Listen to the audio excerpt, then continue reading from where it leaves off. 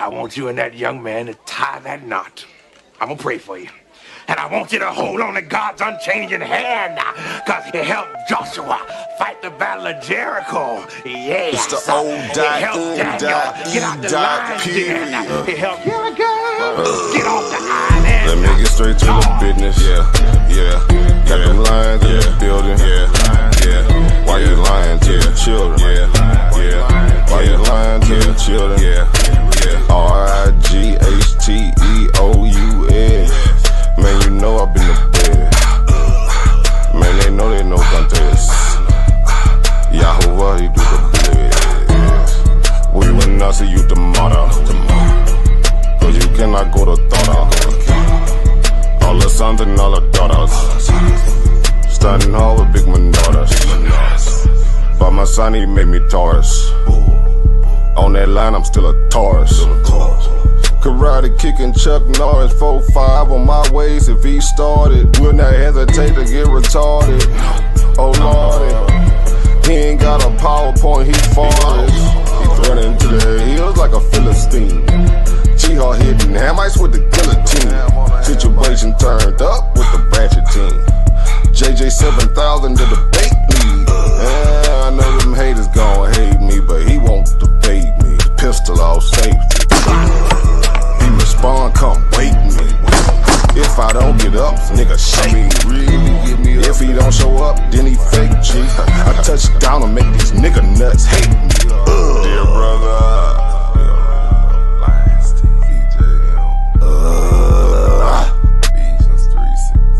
Ballin' and crawling all the way from H-Time. Let me get straight to the business. Man, them lions in the building. Why you lying to them children? Why you lying to them children? You gon' cry, you gon' get it. Me, I'm like a frog, nigga, ribbit. Of course, it's in the spirit. I just got the Porsche, she can steer it.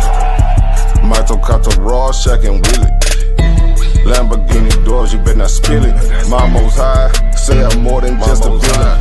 Mama's cry, armed open wide for her children. Suicide, immortalized as the realest, yeah. Death by cop, black suicide.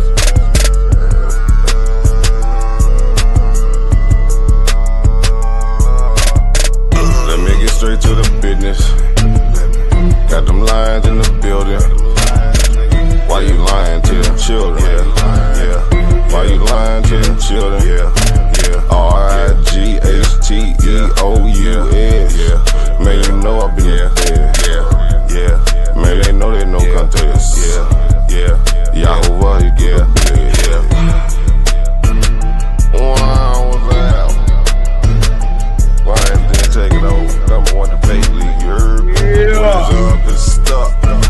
You stepping on everything. Lions in the goddamn building. Y'all hear me? Get out your school. That's right, y'all see the title, man. Y'all see the title. Indigenous Blackman calling out the logical fallacies of Ankh West, Juju, Cedric, all of them. He want all the smoke. You hear me, man? Y'all make sure y'all hit that like, share, and subscribe. See, what we do over here, we get to the information. We don't just sit in no goddamn back chat 8, 9, 10 hours going back and forth, taking pictures and posting them on other people top of their head and their body and all this whole weird shit. Nah, man, we don't do that, man. That's for the bottom feeders. You know, that's for the bottom feeders. You know, the ones in the back chat ain't gonna get in front of nobody, man. But before we get into the meat potatoes, let me go ahead and introduce the Queen of the Lions. Then I'm talking about Sister Karima. Go ahead. Y'all already know what to do. Yeah. Please hit the subscribe button. Like the video if you like it. But yeah, don't be putting me in no back chat with no transgenders, no mans that pretending to be women, no, call girls, none of that. I'm not with none of that. You feel me? So please stop adding me to these chats. Right. I mean, if you ain't learning nothing, you ain't trying to teach nothing to learn, don't put me back there, man. You know, y'all go troll each other for all day, 3-4 days in a row, and just kill your brain cells. You know. So, but Yeah, like I said, man, we got the Lions Den fact checker in the building. I'm gonna go ahead and let him introduce himself. Go ahead, Aki. You got the floor. Uh-oh. Uh-oh. Oh, go ahead, Indigenous.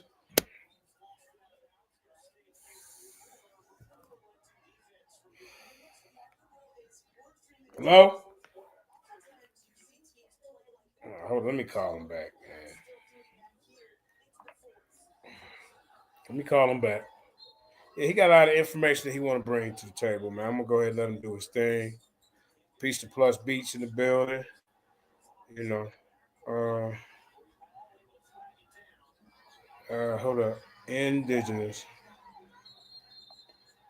All right.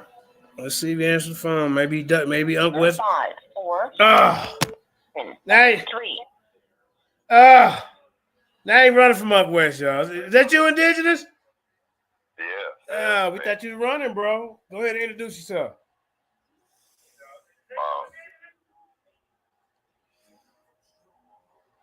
I don't think they can hear me. I'm listening through my TV and I can't hear nothing.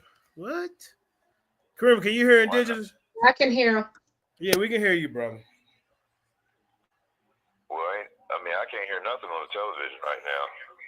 Okay, my bad. I had it paused. My bad, everybody. JJ, make sure I'm turned up so they can hear me because I'm not wasting my time today.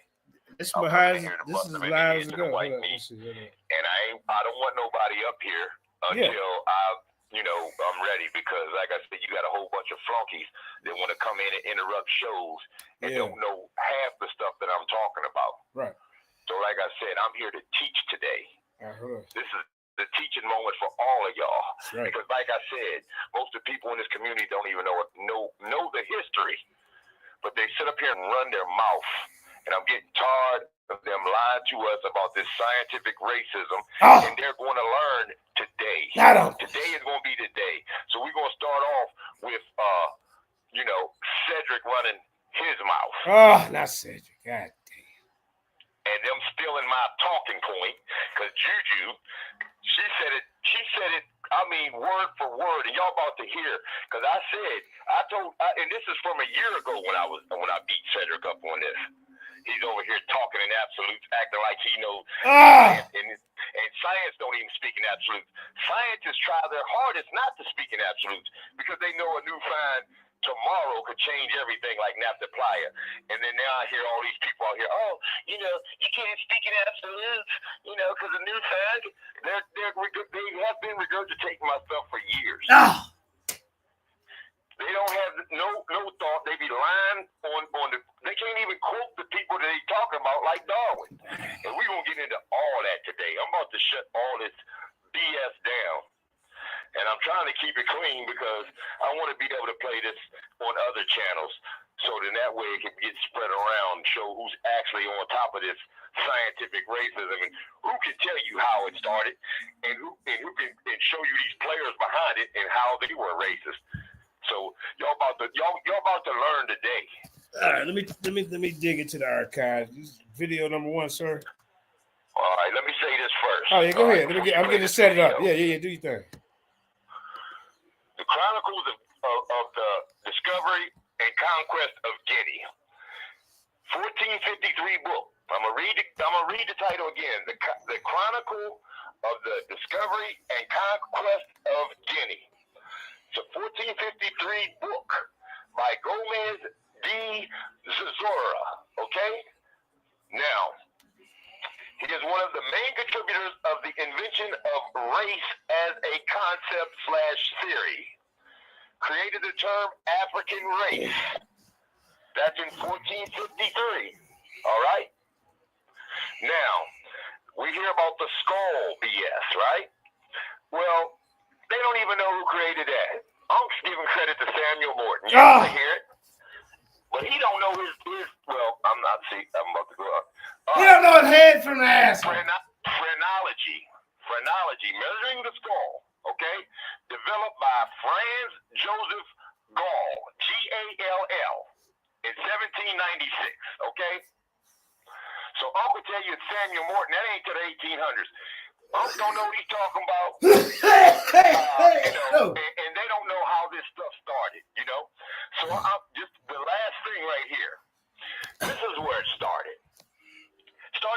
Catholic Church with them, the papal bulls. Okay, that's where it started. Dumb diverses, you know, they're saying that they were going to enslave.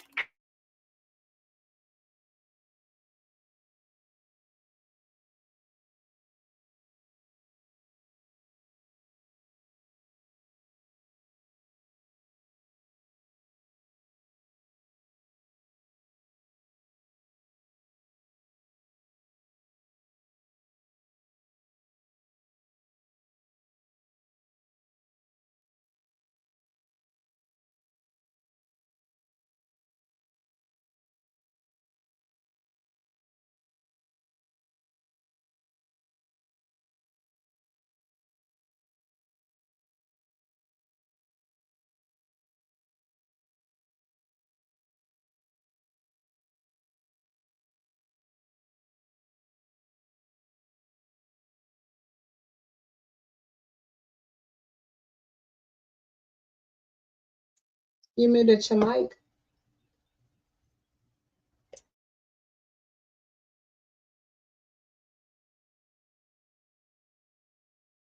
You mute your mic, JJ.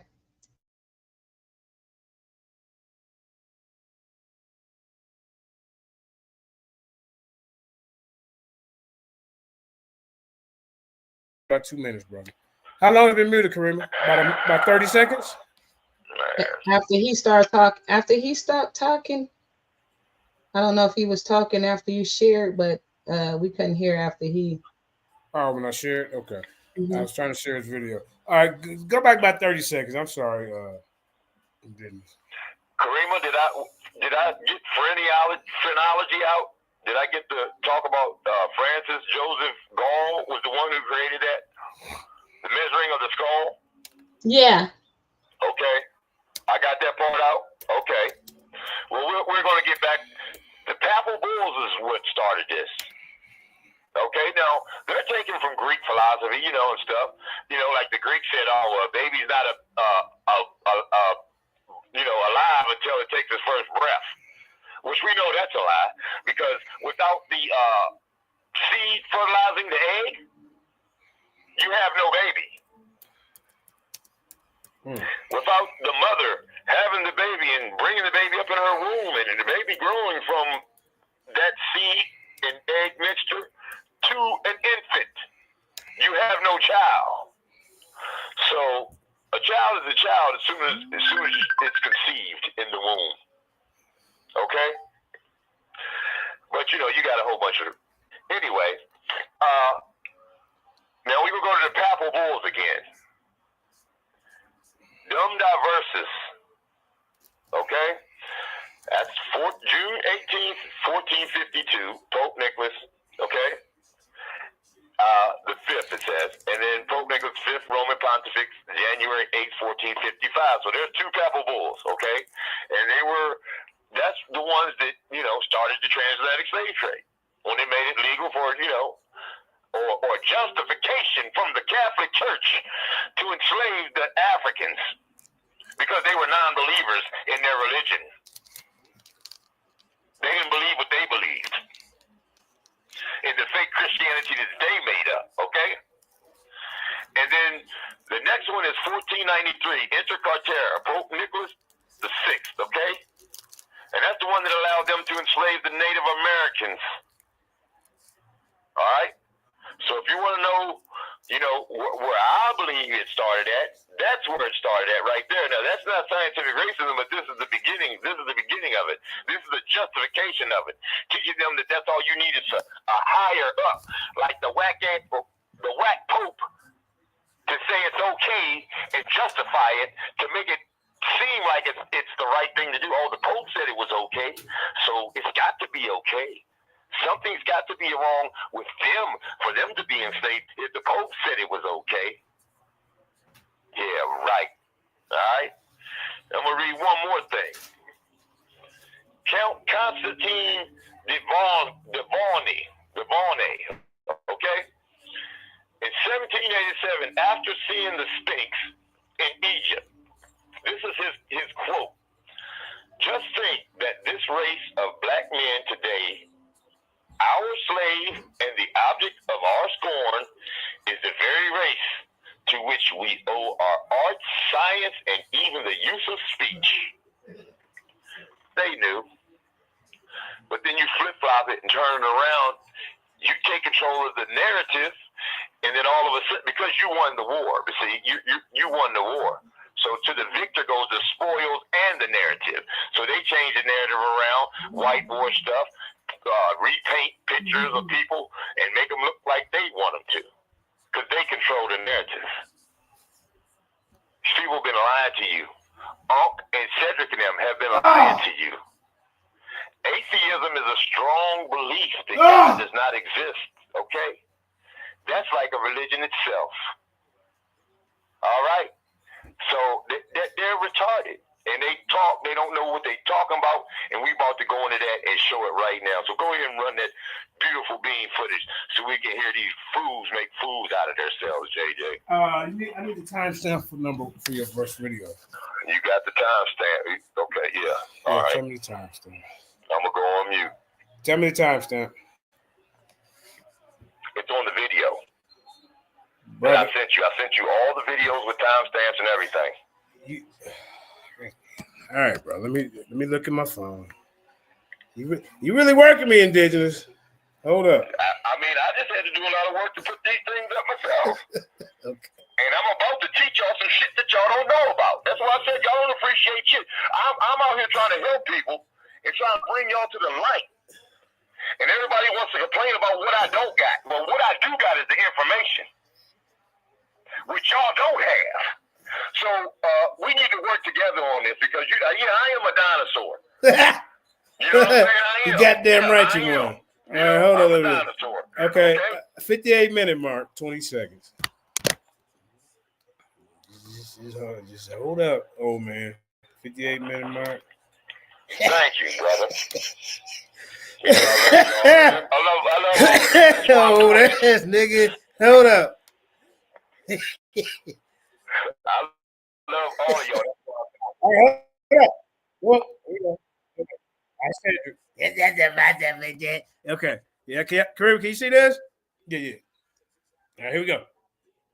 Cedric been getting beat up over here for a long time. Look.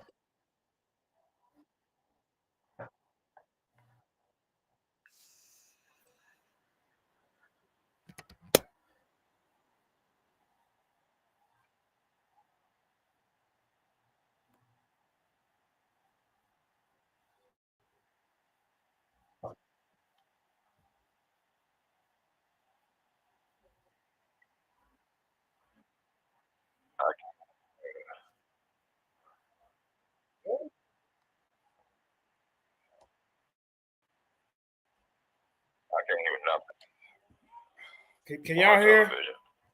Can y'all hear, Kareem? Put a 1 in the chat if y'all can hear. Hold up, bro. Can you? Nobody can hear it. I don't know what the fuck going on, man. I don't know. Can y'all hear that now?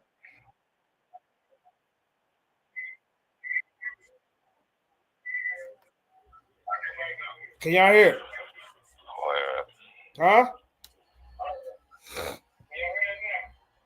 No.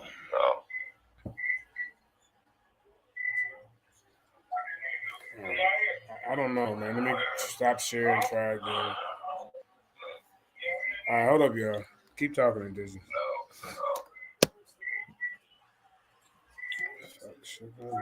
Present, share screen. Share screen. Okay. Yeah. Yeah. I just Hold up. Let me try to share this tab.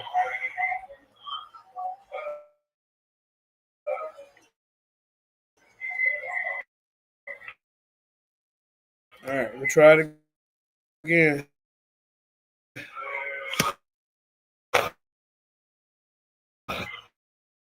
Cream it. All right.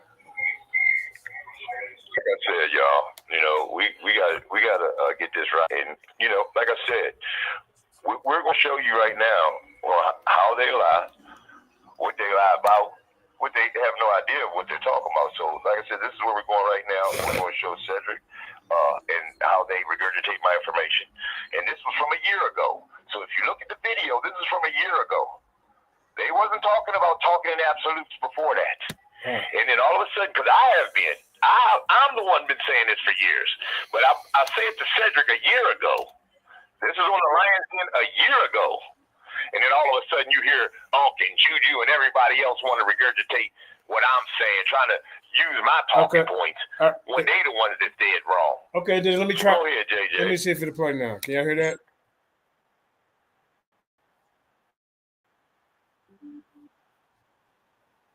Can y'all hear that? Can y'all hear that?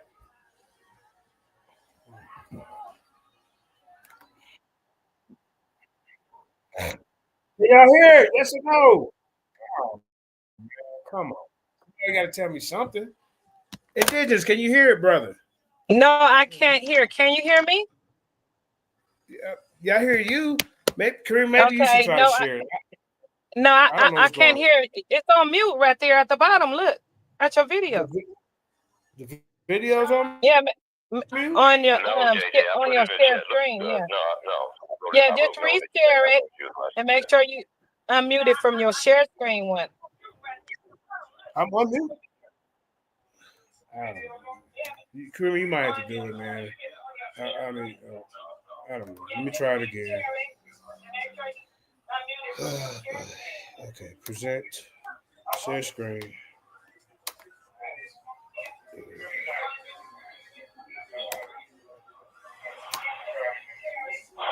I don't know.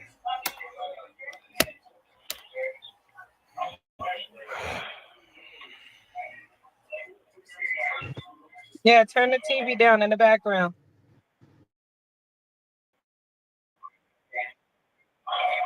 Indigenous mute your mic. And that's Indigenous background. He got to mute his mic. My bad. All right. Can you hear this?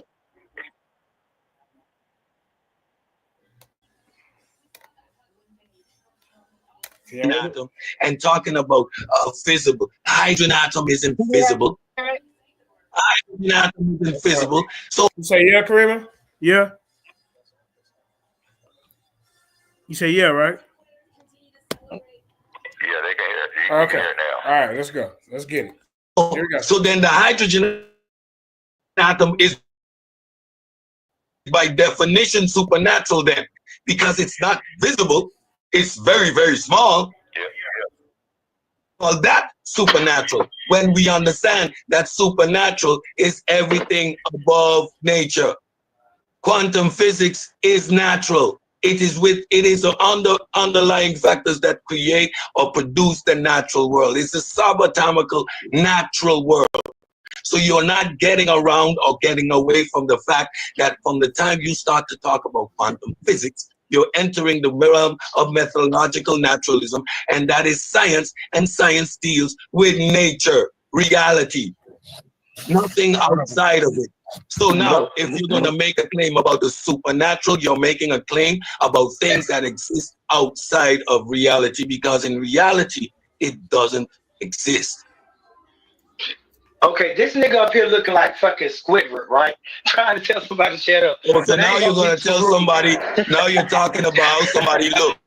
Your mama likes Squidward. Come on. Your mama like probably too old for me.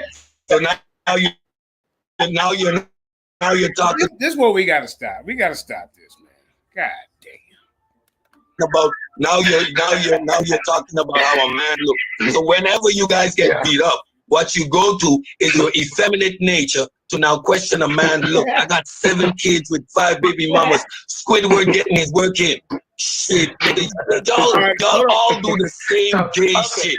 Y'all do the same gay shit. You start a conversation about how a man looks. Well, I don't give a shit how none of you niggas look.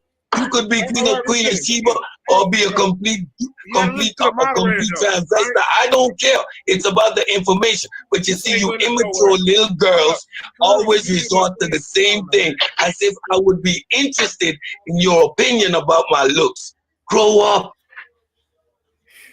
Whatever you Grow got, up. you get your brain. Okay, hold on. I got Indigenous. Hold on. I got somebody on the phone, man. Hold up, man. It's obvious we ain't gonna get no debate up out of this. This nah, y'all not gonna get no debate out of this. Hell. All right, go ahead, Indigenous Black man. Go ahead.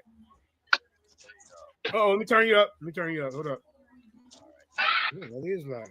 Wait. Can you speak louder? Go ahead. No, we can't hear you, man. Can y'all hear him? No. Say something. I can hear him. I can hear me low, but you can hear him. All right, go ahead, brother. Hey, what's going on? Look, you know. Oh wait, let me get on speaker. I'm tripping. Hey, there you go. Go ahead. You got it. Yeah, I'm tripping. Yeah, yep, you good now. Thank you, JJ. Man, I'm going through a lot over here, man. Shit. Yeah, they wilding out. Look, Cedric. You know, I'm not gonna blame it all on you, but you need to calm down, cause. Go ahead. All right, now see, that's JJ messing with when he wants to hear me, he knows how to hear me, y'all. Come on now, you know what I'm saying? I'm trying to put it out there, and JJ, he's messing with the phone. He don't want him to hear me over here, y'all. No, I'm just kidding. Go ahead, JJ, I'm messing with you. Start it back up. We're trying to have debates here. We're trying to get everybody together, you know what I'm saying? Regardless of who you are, you know what I'm saying? And you talking in absolutes like science. Scientists won't even speak in absolutes. Say something. Okay. And your dumb ass is sitting here just like Ankh and the rest of them, trying to talk in absolutes.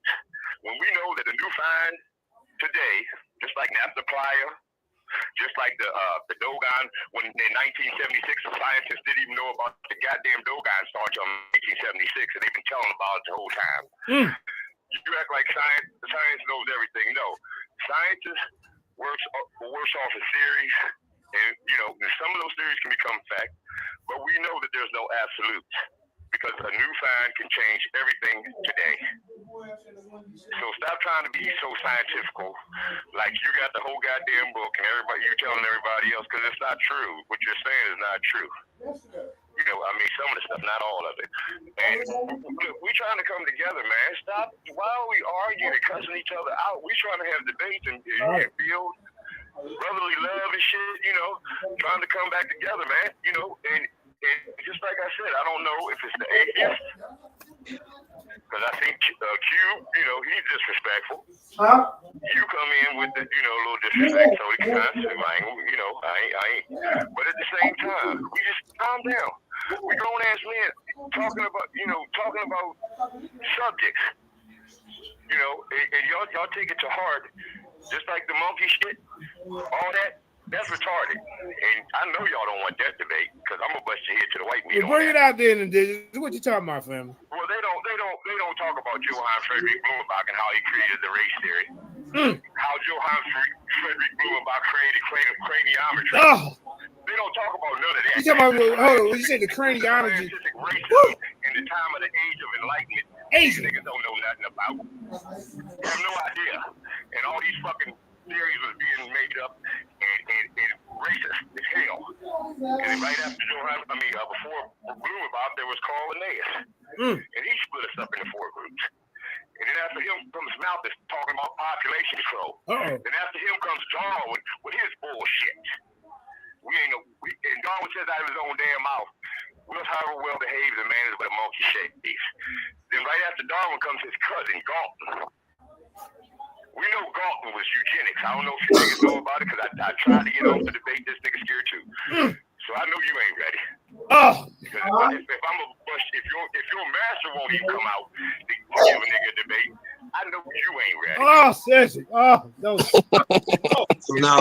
So now he's referring to me having a master. Is that a shot? Is that disrespectful? Do I get to retaliate in kind? wait, real quick.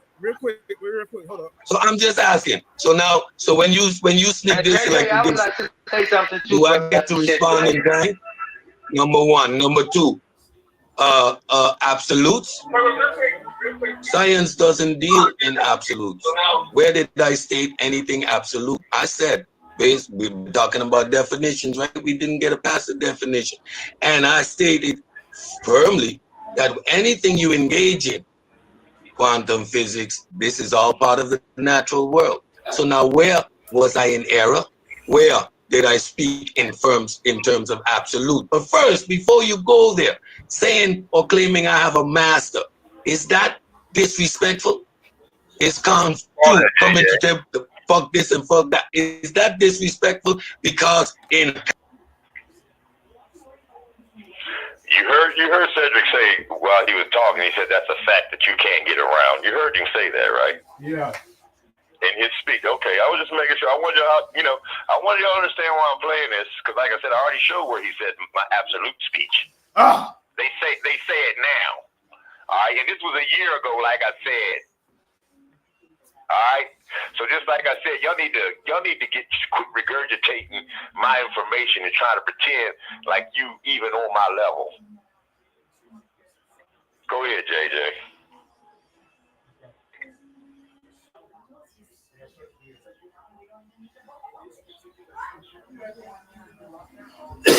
Okay, here I come. Conversation. I say, oh, wait up, you're going too far. You're running a stop sign. You're doing some bullshit. In a conversation, are we that sensitive? I ain't. And I'm going to meet the same energy from the time the disrespect starts. I'm not going to take it. It's that simple. But we can have a civil conversation every day, all day. And if we're discussing science, we're discussing science. If we're discussing social politics, that's a different subject. Y'all need to get your subjects straight. Get your emotions out of these discussions. Oh, the white man did this, the white man did that, and the white man did. I'm sorry, I'm not that sensitive. You know, I ain't that sensitive because I'm scientifically literate. I know where to leave my emotions. And I can understand a simple classification. Doesn't take away or add to what I am as a human being. Now, y'all too sensitive because you call just a simple understanding of how anatomy works and how it's all sequenced. Because your simple mind can't wrap around that concept. You go all over the place. Not a simple. As if science wasn't the instrument used to prove and identify the pseudoscience and the bullshit. All right, Indigenous. Y'all know what scientific racism was. We know what that was. And you know how we know what that was? Science gave us the tools to deal with that. Okay, why are we still staying emotional? You see, I stayed quiet and I listened to the rant. Now I'm talking, I'm getting cut off. If we're going to do that, JJ. You're a little long-winded, Cedric. That's all we're trying to tell you, brother. God damn. You know? You're a little long. Indigenous, you still there? Yeah, he cut me off in mid-sentence, and he's acting like he's trying to act like he wasn't all emotional when he said, "Oh, your mama," you know, all that to the dude. That's emotion. He showed a lot of emotion, you know, cussing, and you heard him. Y'all just heard him. I mean, it ain't no question. I don't need to ask JJ. Y'all just heard what he said. He was talking about the man's mama because he said he looked like Squidward, and it hit a nerve, and then he started talking about the man's mama. And then all of a sudden, he doesn't do that. Like, come on, dude. You're a double-minded man. One minute you're doing it, and then the next minute you're saying you ain't. Go ahead, Jay. Look how he look good on the screen, y'all. Oh, shit. Look how he look on the screen. Feed a child looking at us. For 20 cents. Look at him. All right, let me go back to it. Man, y'all, I don't do it like that over here, man. It's called goddamn respect each other. It's called goddamn order. All this yelling over each other. All right, go, yeah, man. All right, now let the brother speak for a second. Go ahead. I'm gone. Look, y'all see how tough the moderator job is, man. It's rough.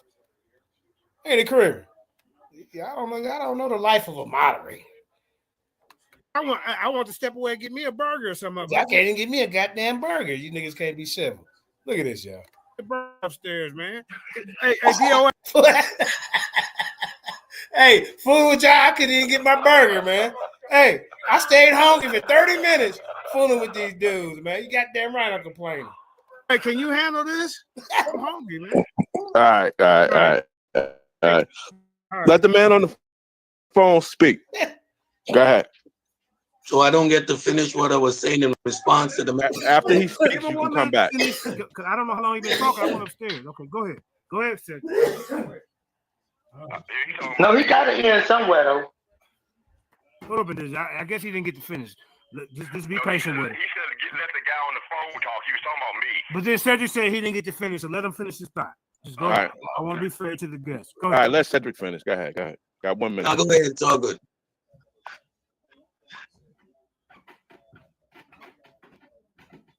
Go ahead. It's all good. I'm good. Yeah, well, can I say something real quick, JJ? Go ahead. You got the clock. You got the clock now. Go ahead. You got 2 minutes. Go ahead. Okay. Y'all can hear me. Good. All right. Look, no, I'm just saying, man. And look, we grown men. We over here trying to enlighten the people. But we're making ourselves in the platform look bad. We can't even get into the build, let alone set up a debate. Only thing we're doing is over here, we trying to, get some information out instead of that same old that we've been dealing with. So if you got something new to bring to the table, bring it. But, the arguing and all that stuff, man, we got to stop that because, like I said, that's what we used to. We got to do better, family. And I love y'all, like I said, and keep your head high. I mean, keep your head high, your grass low, and stop lying to the people. You know what I'm saying?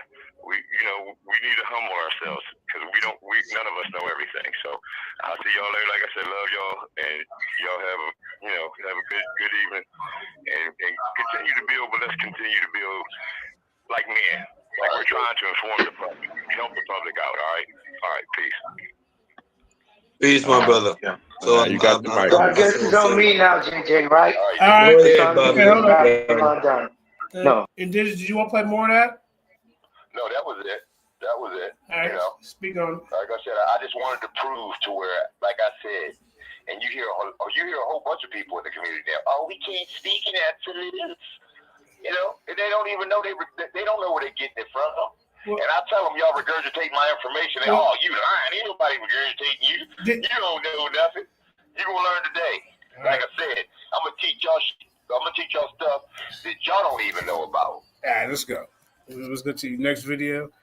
All right, stop sharing.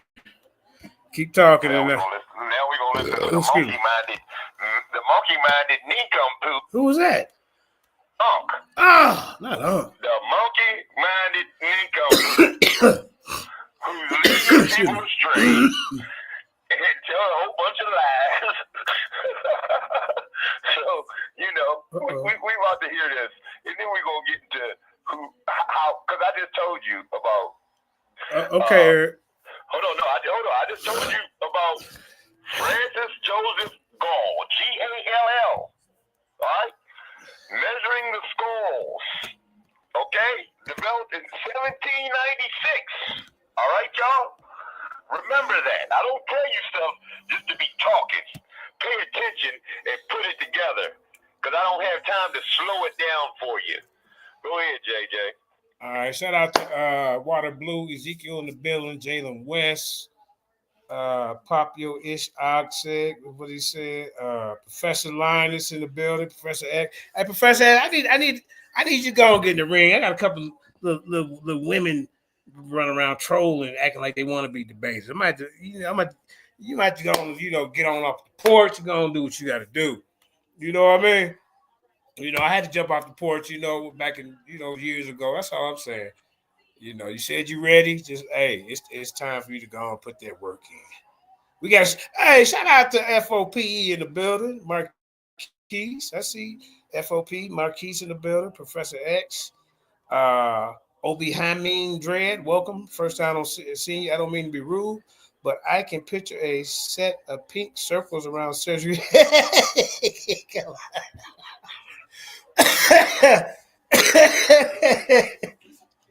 I don't know what's going on with that. You got to holler at them on that one. Garden State Boss in the building. Peace. One Love in the building. Dusty Struggles in the building.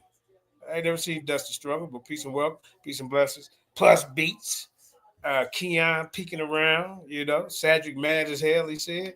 All right, so let's go ahead and anybody I miss, we'll get back to you. All right, so let me get the other video going. Part 2. Let me see.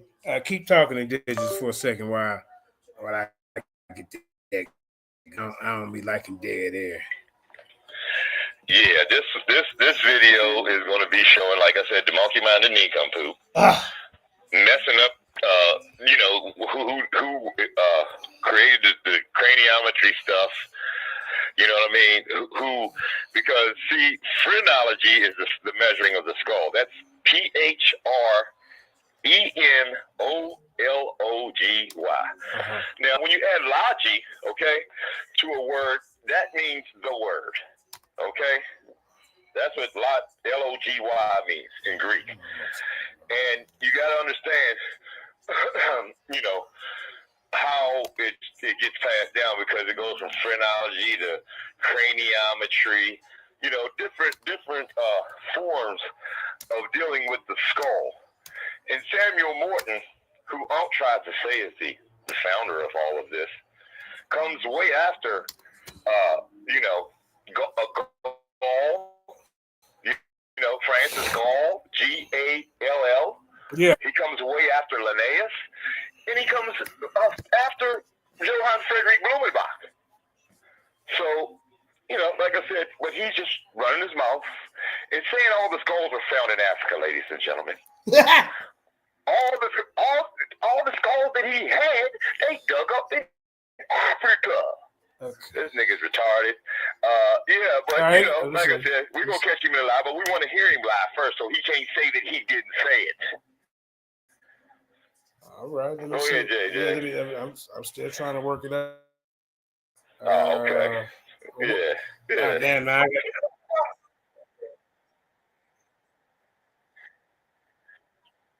I don't hear all that. Okay, skip. Okay, this is Ancient Egypt Revisited. That ain't it, is it? Yeah, Sarnetta. Yeah, okay. Now let me find. Can y'all see that? Can you see it on the TV? You got to work with me. Can you watch your TV too, right? Yeah, I can stop. I got a delay. I got like a 5, 6, 7 second delay. I see Jeremiah Judah. Oh, okay, so they're not here. Share this tag. www.youtube. Yeah, now we can see it. What about now?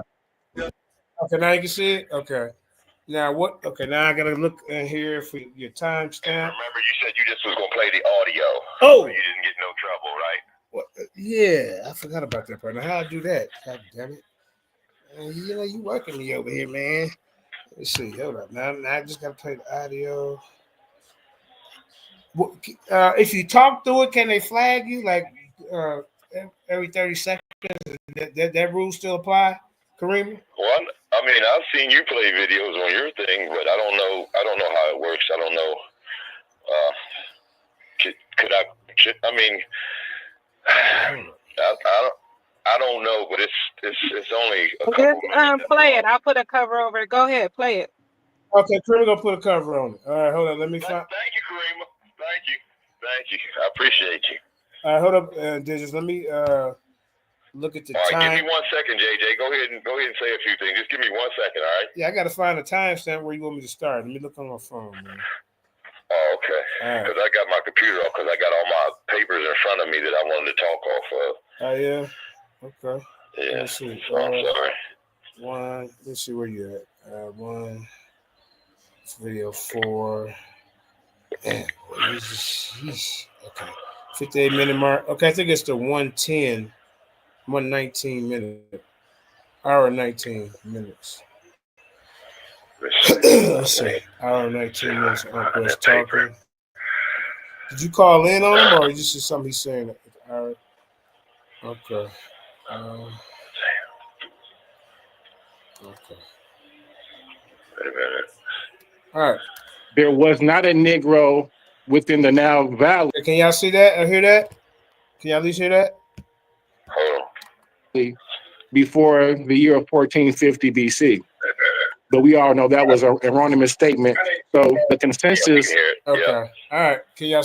Okay. So Karima got it covered up. Right. Okay. Was that the word Nehesi meant Southern Negro? So we know that the Nehesi types are the Negro types that were south of Tuskegee, or so. Would you agree with that word means Negro, and would just be okay? No. I mean, can I ask a question? Have they not been talking about the word Kim means black for the goddamn like 5 years? Every day. Indigenous. I mean, oh shit. No, so it's easy. Mm-hmm. Those people existed coming out of the It's bluefish, nigga. Look it up. Hell no. Yeah. Look at him. Wolfish, bluefish, nigga. Look at him. I'm here. Look it up, y'all. Sahara 10,000 BCE. Wasn't nobody calling nobody a Negro or a nigga or none of that. They wasn't. The Europeans wasn't even around. Right. That thing had not came. Mm-hmm. So they was never calling themselves that. That's Portuguese. Mm-hmm. Right? That's focused on the skin color and all the nonsense to go with it. No, that term didn't mean that. They was what they wanted to do was look at those skulls and say, man, they're numerous. We got the work. We got hold on. Not go do. We got Crania Egyptica. This part right here. He always showed a book. He never go in and read the excerpts about it. You ever notice that Indigenous? The Indigenous hang up? I guess he gone, man. Okay, let's keep going. All right, Crania Egyptica. And then Crania Egyptica. Hold on, let me share my screen. Let me show you. Go ahead and share my screen. I'm going to go to it. I got it on the thing. All right. Is this where they're comparing? Yeah, okay. And the Badarian skull types? All the skulls. That's Morton's work. He said to be the father of scientific. You go Samuel Morton. Yeah. Mm-hmm. Look, he's an MD. So we got a MD coming on in about an hour. How about that? Get your tickets. Right? And then you understand why he's an MD, because now, right, you want to be able to study skeletons and skulls, and medical doctors does that. Anatomists dealing with the anatomy. Mm-hmm. So this MD Samuel Morton is said to be the father of scientific racism. Did you want to say anything, or you? I remember when he said that. All right, so let's keep going. I don't know where Indigenous went, but I keep going. Yeah. There you go. You see, JJ? He right. Samuel Morton. He's the father. Hey, look. When they was doing that, JJ, I was like, man, he is lying through his teeth. Yeah, he is. Talking about it. All right, tell him. Tell him why wrong Indigenous. We about to show all that. We will show Joe how to do it. We will show Carlinaeus. We will show another dude that was in front of him, and then you will see Samuel Morton in fourth place. Fifth place. And they all come after Francis Joseph Gall, or around the state. You know what I mean? Yeah. So that's before Samuel Morton. But he said Samuel Morton is the... Yeah, listen to it. Because he says all the skulls they dug up in Africa. Oh, Lord have mercy. I can't with this guy, man. I can't.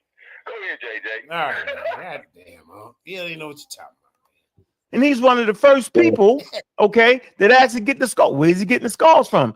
He's getting it from Africa. Where in Africa? In the Nile Valley. Cranometrics, pseudoscience. Would right? these be the Pan graves? All the great. They was digging they was digging in all. Yeah, they first ones getting the skulls in those different areas. And I'm gonna drop this link for you.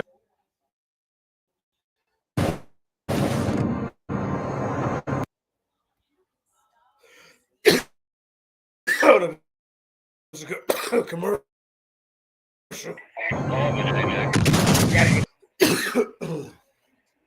All right. You heard him say cranometrics, right? He brought a whole chapter on the Negro. Yeah, go ahead. You heard him say cranometrics, y'all. That's craniometry. Johann Frederick Rulebach started that. Not Samuel Morton. Right. Okay? So there's another lie. He supposed to know this. All right, go ahead, JJ. He supposed to know this. Rose. Look, Nubians, right? Then he got the whole thing on. Look, Negroes, y'all got to read it. What he said was it was millions of Negroes in the Nile Valley. So now we got an issue here, right? You first of all, you name them Negroes because they look familiar to you in the skulls and the record. You're thinking you're knowing something, right? But by omission, what you're really saying is that these are indigenous Africans all in Egypt, right? So you're thinking that an indigenous quote unquote Egyptian would look European because your whole mindset is they come from the Mediterranean, right? And they come from different spots outside of Africa. Indigenous. Okay, so now could you explain to the audience what point he's trying to make right here, so we kind of know what the hell going on? What is he doing? Man, JJ. Filibustering or what? What are you doing?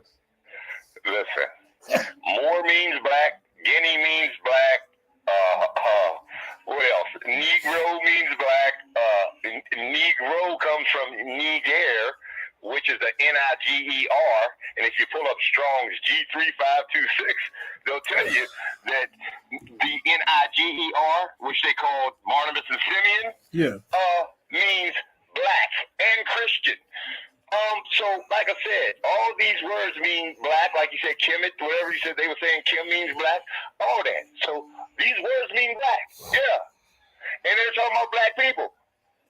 Negro, Niger, like I said, Guinea, Moor. All right, get it together, brother. So what is Unc trying to say? What is he saying? Who knows? He's just lying. He's rambling, saying that they found all the skulls in the Nile Valley. He is lying through his teeth, and we about to expose that. It's gonna hurt his feelings. Dang. Like I said, but today I'm putting all this shit to rest. Ain't none of them up on my level. None of them. You have to regurgitate my stuff to try to sound smart. Whether you're doing it voluntary or involuntary, you might not have heard it directly from me, but you heard it from somebody who heard it from me. Here's who's listening. Why you trying to pretend like you know about this? Spook in the closet. Doing presentations and only know a little bit of the story. I'm giving you the whole goddamn story. I'm going to run it down the list for you, son. So there ain't no more questions on what's going on here. Cone at the front. Go ahead, JJ. All right. But you can't get around skulls that you claim or think to be Negroes because they're there. They're all in a vast influx into. So no, they wasn't. They and they said the people that look like that in our society are slaves. So these people, okay, are Negroes. They didn't want to say they was Egyptians. They want to say they Negroes, and they were slaves in Egypt, like we have our slaves today. The wildest thing ever, bro. How you know if it was an Egyptian or not? You wouldn't have known it by looking at a skull. So you can't look at a skull and say that person is an Egyptian. Right. You can't look at that skull and say that person ain't an Egyptian. That person a Mediterranean. So being Egyptian has nothing to do with your skull. At all. Right. It just doesn't, bro. So I'm gonna drop this for everybody so y'all can have this. I want y'all to look at it and read it. Okay. And Samuel Morton. Here you go. Samuel Morton. All right. Is said to be the father son. Here you go. Samuel Morton, Philadelphia. Early life. Okay. American ethnology. All right, here you go. All right, here. Scientific racism. Speaks about him say is seen by some as the origin of scientific racism. So his work, is seen to be, the origin of scientific racism. So scientific racism started with people digging up African skulls, bro. So I'm not trying to use nothing. That's all we needed. Okay. I gotta take a phone call real quick. So let me play just about 2 minutes of this, and then we're gonna get back. I gotta take a phone call and do this. Can I say something real quick? My mama calling, man. Okay, all right. Go ahead, brother. Man. My bad. I'll hang up. The mama call. All right, hold on. All right, so y'all can play this for a second. None of that. Anthropology no longer does that. Anthropology used to go in, Europeans go in and say, yeah, they didn't have no God, they had a God. Like how? So you don't even understand what the water meant to them. You understand how important the river was to these societies. So let me ask you this in a different way. So would you agree if I said that most of those sapots or gnomes were all autonomous and meaning each one was sovereign? All right. Yeah. Starting out. Yeah, they had their own. Okay. Let me call Indigenous back, y'all. All right. Look it up. Look at it. What something else, man? I don't blame you for not taking that debate with me, man. You felt the wrath, like the fury, like Cedric did. You see, he ain't been all right since the damn debate. Right. I talked to him earlier this morning, checked on him, see if he was okay. Hold on, let me get Indigenous back on here. Indigenous, yeah, man. Hold up, y'all. Let me get him on here. HIJK. Not do no group chat, y'all. We out front. All this back chat shit. You niggas need to get in the front. Teach this information. Y'all back there arguing, calling each other names and shit. I got drug into it for a minute. I'm like, man, I ain't got time for this shit, man. All right, bro. All right. Yes, sir. So stop this one. Yeah, that's good. That's good. You heard him. So once again, Samuel Morton found he's the father of the skulls, yeah. And he found all the skulls in the Nile Valley, and he is the founder of scientific racism. Okay, wait a minute. All right. Slower than gas, and I want to say something about these what they doing, JJ? They replacing true wisdom with the BS-isms, all right? And I've been skeptical about the Jamaicans ever since they made cops in reggaeton. If you don't know what I mean, look up the song Cops. It starts off, bad boys, what you gonna do? What you gonna do when they come for you? And that last you is telling, because it seems like they know something that we don't. It's like they ain't gonna get put in jail, it's gonna be us. At the end when they say, when they come for you. You know what I'm talking about, JJ? Yeah, brother. You know what I'm saying? I'm trying to tell you, I've been skeptical of these guys. Why Keith Hardfoot having, you know what I'm saying? Can play hacky sack with a brick hard foot, play a whole game of soccer barefooted with a cinder block out there. Yeah, y'all hard-foot hooligans over there from the islands. They talking about nothing is going on with y'all. Nothing. Lisa, not a thing. You come over here proselytizing to us. Why are you talking about goddamn with your hard Cedric? Leave stupids alone, man. With your hard foot having. Hey, leave Google Scholars, stupid. And Cedric alone, man. I had to get on them feet. He can shave sharp edges off diamonds with them things. You ain't know that? Let me call. You want me to call Cedric? Let me call. One day I was over on Garfield, I was messing with him about their feet so bad. They was like, oh, why are you talking about my feet? The coconut feet. Years old. Hey, nigga can peel a goddamn.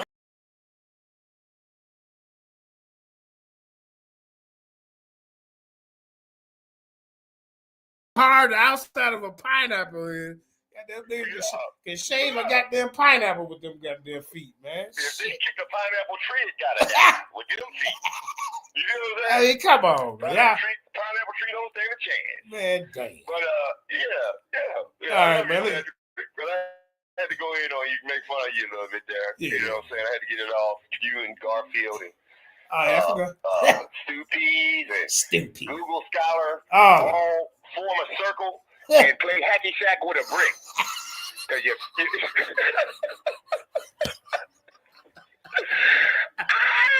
All right, JJ. Oh shit! A hacky sack with a brick. These hard foot. Yeah. You can play a whole man. game. You can play a whole game Come with on, soccer with a man. cinder block. Style them. Play a whole game with soccer with a cinder block. Style them out, bro. All right, come on. They kick you, you gotta die. All right. Go ahead, man. All right. Okay. Now your next video is Dr. Joy. Somebody named Dr. Joy, right? Let me see. Number 3. Yes, Dr. Joy DeGrasse. Okay. I've done this presentation on Apostle a year ago. I've been talking. This is where I get my voice. Hold on, man. Hold on, bro. I got. You said play hacky sack with a goddamn cinder block. God damn. No, I said play footed with a cinder block, or they can play hacky sack barefooted with a brick. Oh. Cedric, Google Scholar, Garfield, Stoopies. Yeah. The pseudo Hey, class. why did Garfield has created his own army. Hold on, Garfield has created his own army. I call him the pseudo class. See, Garfield's the leader, right? And Cedric is he's general. He's general. He is the pseudo class number 1, right? Stoopies, pseudo class number 2. It goes down the list. Google Scholar. All right, can y'all? That's Garfield's pseudo class army. He's building them up to take over the HOK. He wants to take over the HOK. Usurp them.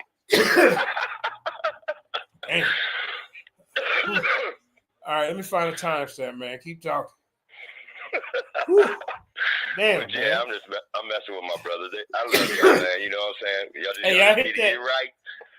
Y'all hit that like, share, subscribe. Indigenous Blackman versus everybody. Y'all see the title, goddammit. Listen, I beat Garfield up. Garfield, I told Garfield, I said, Garfield, Egypt was ruled, Egypt ruled Greece and Egypt. You know what I'm saying? Right. And he was like, and he put my comment up on the screen. Oh, look at this. See, that's why I don't listen to guys like this, because you know how he gets to talking.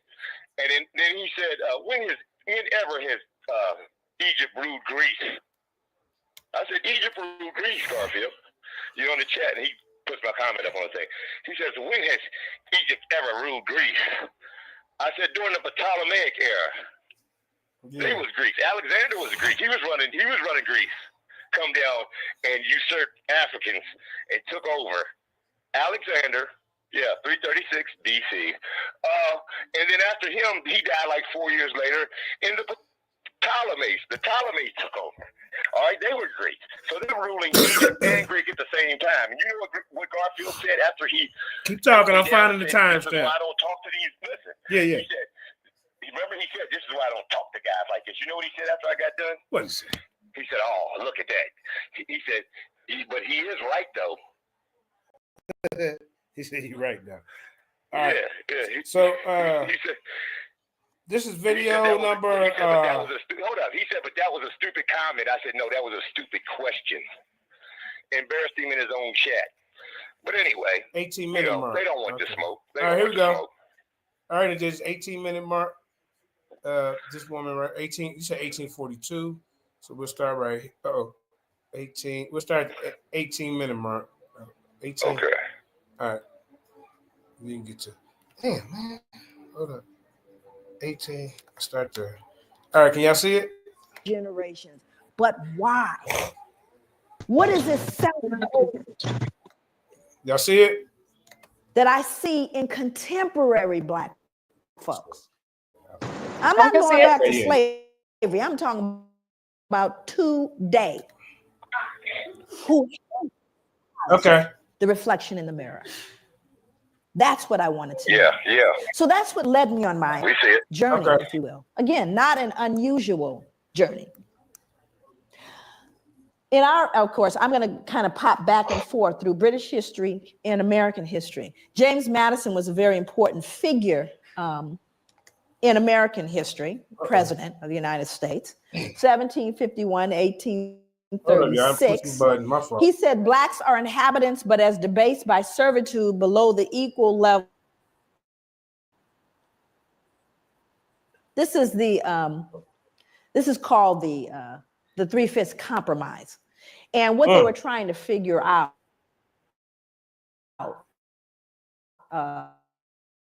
is what are we going to do? How are we going to count these black folks?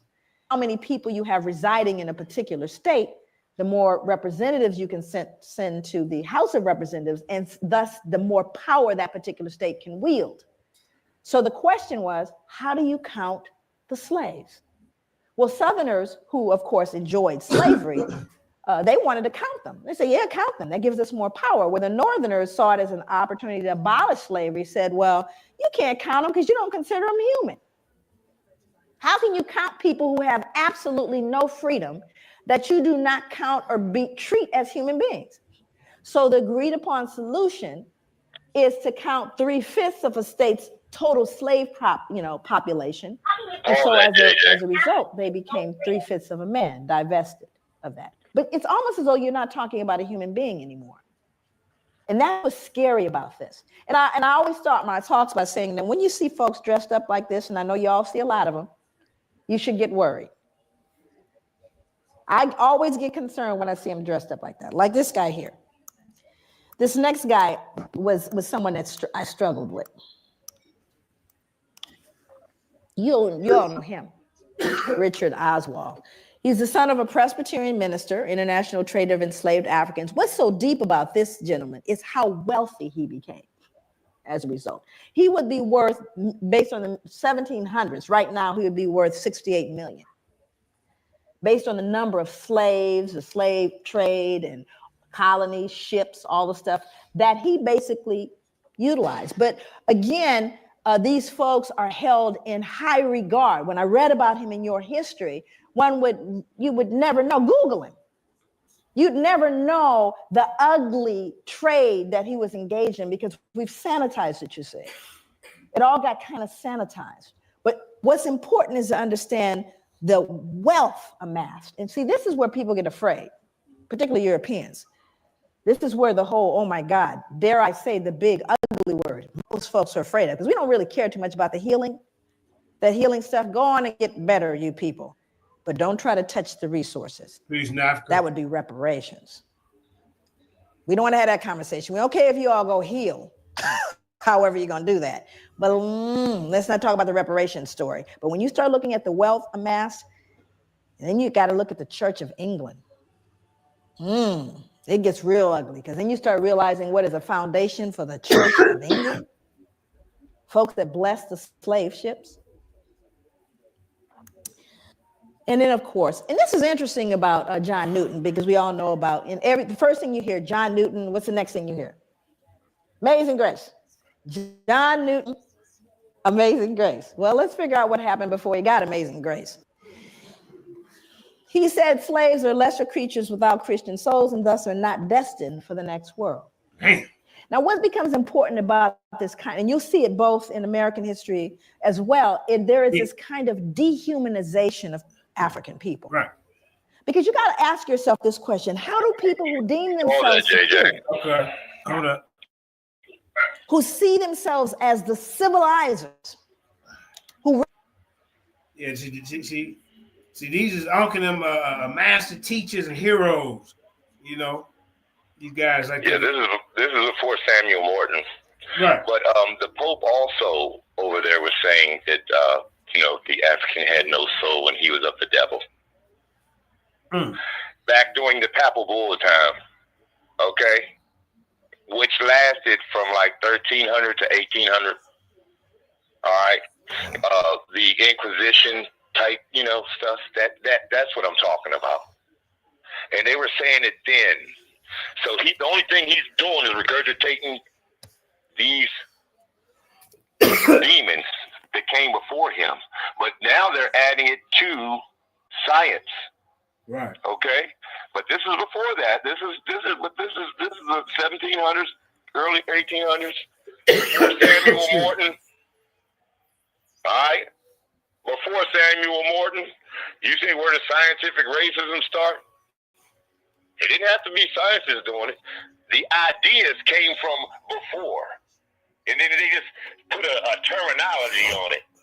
They classified it. And the classification, just like I said, classifying was Carl Linnaeus. That's when he split us up into 4 different groups and classified us. And you're about to learn about it right now. So just like I said, pay attention and learn, young man. Oh, hey, Indigenous. I forgot we even did that show last year with you, Cedric, and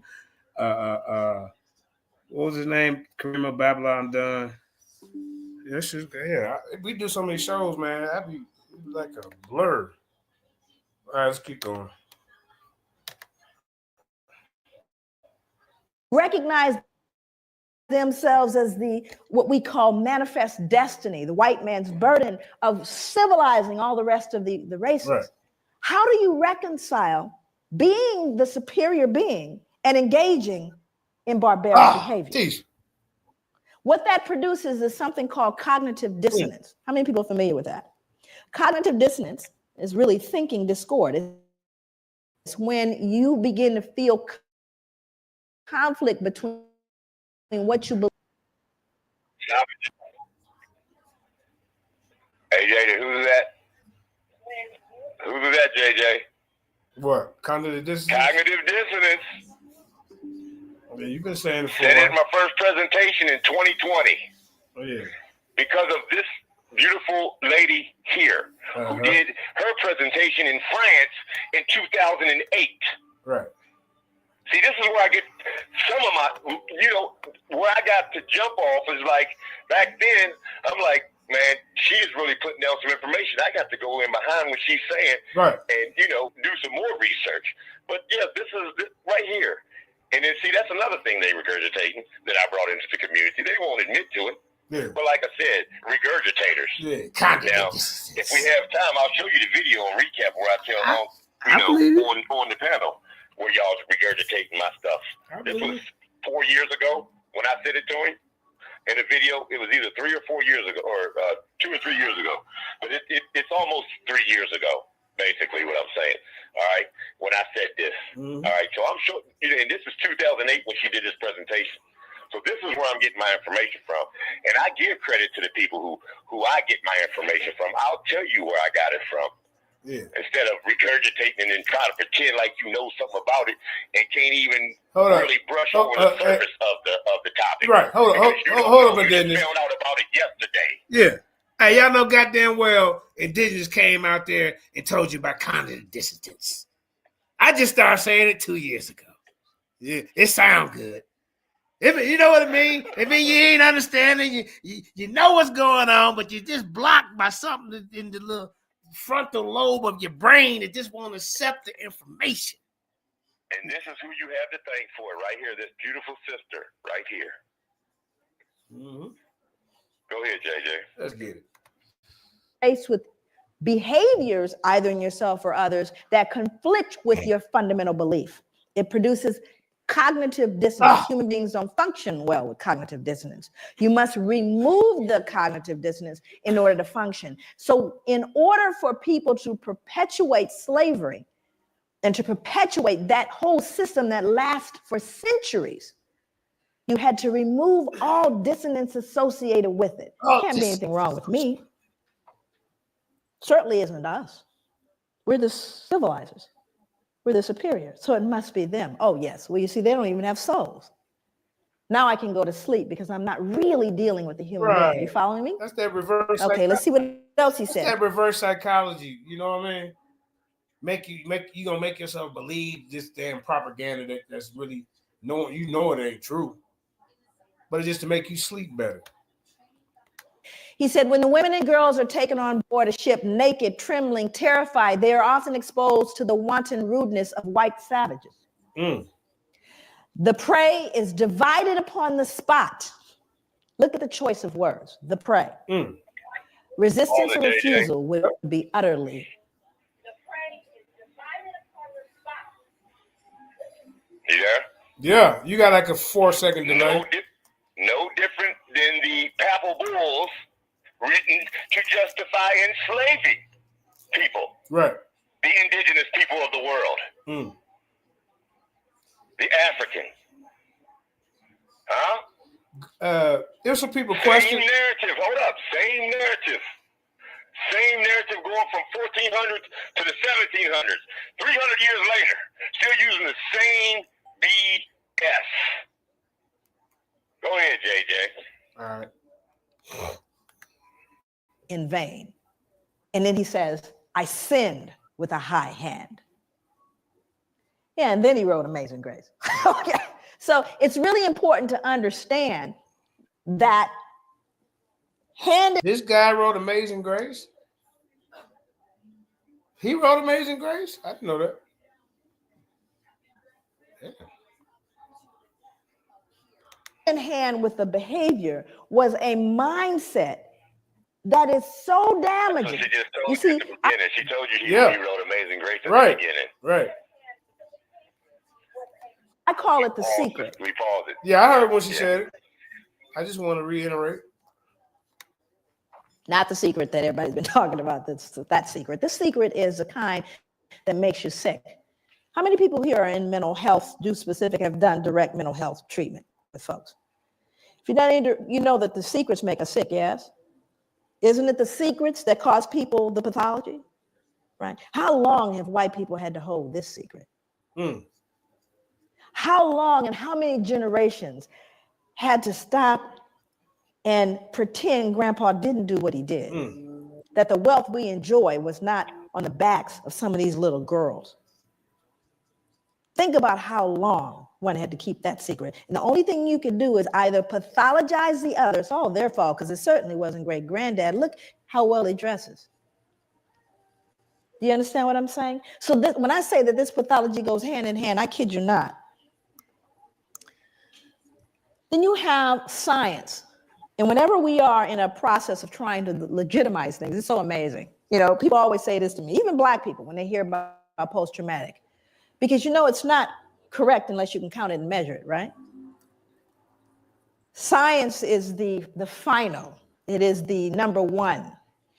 If you can say it's scientific, then you basically trump everything else, right? Science determines reality. So if we can scientifically assert a thing to be true, then in fact it is true because it's scientifically proven.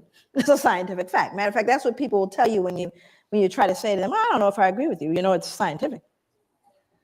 It's a scientific fact, what I'm saying here, right? Which somehow makes it what? True.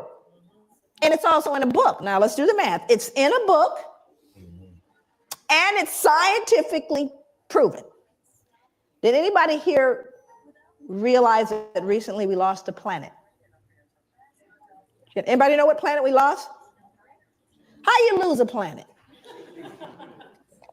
You know, I became fond of the little picture with the. Indigenous, keep going, or you got something else, or you want to keep going? Because we got to kind of talk with her. You know what I mean? Yeah. Said keep going. But you got. Listen. You're not paying attention, JJ. That's Carl and Nance right there. She hasn't even told you what he did yet. Okay. And she hasn't got the Juju and Cedric Ortega yet either. Okay, but listen, I'm paying attention. What I'm telling you is you have to, tap in here and there because we don't want to get flagged for just playing her whole video. Okay, that's I'm here. Okay. Right. You know, you've been stopping it. You've been doing a good job at that. I think we're doing a good job at that. All right, well, I'm telling you, this Indigenous guy, man. We're cutting off the knowledge right in the middle of the knowledge, and it's kind of But I'll cut in. You know what I'm saying? I'm cutting in. You know, like I said, this is Carl and Nance right here. Okay, speak on. I don't got time. Listen, this is what I'm talking about right here, and this is why I can tell that the community can't even understand what I'm talking about. Because when I tell you directly, this man is one of the founders. This is where it starts in science. Yeah. Keep telling you. Right. All right, let's get back to it. All right, say some of that for the 30 seconds or something. We got it. Yeah. All right, let's go. All right. We lost the planet. We didn't lose a planet. You know what it means? Science was wrong. Now, have they ever said, we were wrong about that planet thing? No. It's called a paradigm shift. So let's go to science. And I think it's important that we do. So we go to someone named Carl von Linnaeus. Now, Carl von Linnaeus becomes an important character in this whole conspiracy of silence. I knew you'd like that. And legitimacy and removing the dissonance. Yeah. Carl von Linnaeus, development of skin color, and laid the basis for 19th racial classification. So here we have the Look at that. There you go, y'all. father of anthropology. Although color classification of races dated back to the ancient Egyptians, anthropologists refer to Linnaeus's Systema Naturae of 1735 as the first modern study of man. While Linnaeus, what's he say? System Naturae. Was that Latin? Basically, his systematic setup of all these races or whatever. advanced classification with his use of a color criterion, he also fixed on his 4 families of man certain moral and intellectual peculiarities that continued into the 19th. System natural. Yeah, system natural. Natural. Yeah. See, now, this is another thing that you're going to learn as you're going down through here. All of these guys are naturalists. JJ might not remember, but once I start talking about it, he will. I showed what the word natural is. JJ's going to show it for you tonight, if he will. I mean, you got it on the list, right? We've already showed what natural means. Yeah, I remember. Didn't we, JJ? Yeah. Remember all the it's antonyms and synonyms. A synonym is a word that can define or describe another word. So you know, just that word. See what I'm saying? And we should look at the synonyms of natural and see what they are. Tell them a few. But, you know, like I said, we don't have to. Tell them We've a few. already done that. I've been there, done that. I don't have to do it. You know, if JJ feels like doing it, because he wants y'all to see it, then that's fine. But it's on your list, Max. We can keep moving, but you're dealing with a bunch of naturalists. Remember, just listen when they're giving you the people's credentials, okay? When they're telling you what they are and what study that they was in, pay attention. I don't have a lot of time, so I ain't got a lot of time to slow it down so you can keep up. Just remember, I've already told you about Carl von Linnaeus, Johann Friedrich Blumenbach, okay? But Indigenous, listen. And how Unc lied on Samuel Morton. Indigenous, but listen, there's people in the audience that was on the audience when we did it on JJ7K TV. I don't know if we did it over here or on Lions Den or JJ, but there's newer people over here, so we can't assume that everybody's seen it. It's in the audience now, so just keep that in mind. Exactly. That's why I said. That's why I said if JJ wants to do it, so y'all can see, because it's very important. You know what I'm saying? But I'm trying to get through this presentation. All right, let's go through this one, and we'll do that one. Of this stuff that Unc and them promote, right? And they keep on promoting it Facts. to us, to our people, right? Trying to make it sound smart, and just you see the sister is just. I mean, she's smooth with this craziness. Hey, she's smooth with her how she present her information. That's what I'm trying to tell you. This is where I got it from. That's why, and I give her praise every chance I get. And I've done Dr. Joy D. Gray Leary. I'm gonna start checking her out. All right, let's go. Let's go. All right, 19th century anthropological vocabulary. He described Homo americanus. Who might that be? Cedric. Oh, go ahead. That would be Native American. American Indians. Homo americanus. And what did he say about them? He said they were reddish, choleric, obstinate, contented, and regulated by custom. Okay. Homo europaeus. Meaning they got a custom. What's wrong with that? Carl, who just cat? Carl von Linnaeus. So what they got? They regulated by custom, nigga. as white, fickle, sanguine, blue-eyed, gentle, and governed by laws. Homo Asiaticus, that'd be Asians, as sallow, grave, dignified, avaricious, and ruled by opinion. Hold up. What did he say about the Homo Europeans? Look at them. Look how they get a nice one. Look at this, y'all. And Homo Afro, as black, phlegmatic, cunning, Homo Asiaticus, that'd be Asians, as sallow, grave, Homo Asiaticus, that'd be Asians, anthropological. I'm sorry, I missed the part where she said about the Homo Europeans. So I'm sorry, I went back a little too far. Hold up, this guy tripping. Oh, Choleric, obstinate, contented, and regulated by custom. Okay, watch this. Homo Europaeus, as white, fickle, sanguine, blue-eyed, gentle, and governed by law. Gentle and governed by law.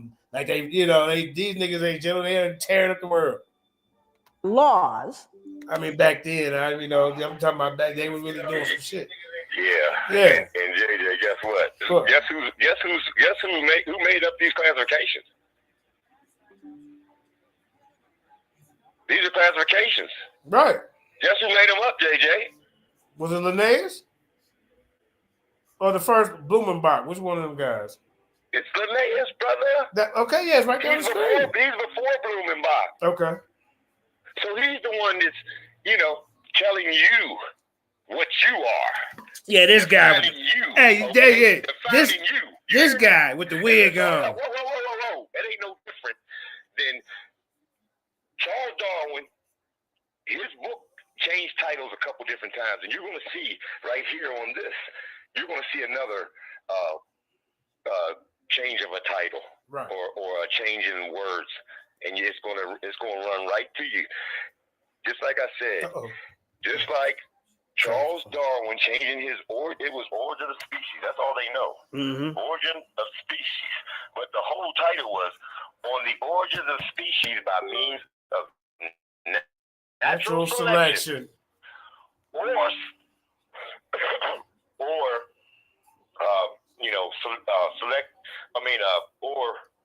the origin of species by means of natural selection, or preservation of favored races. For the struggle for life.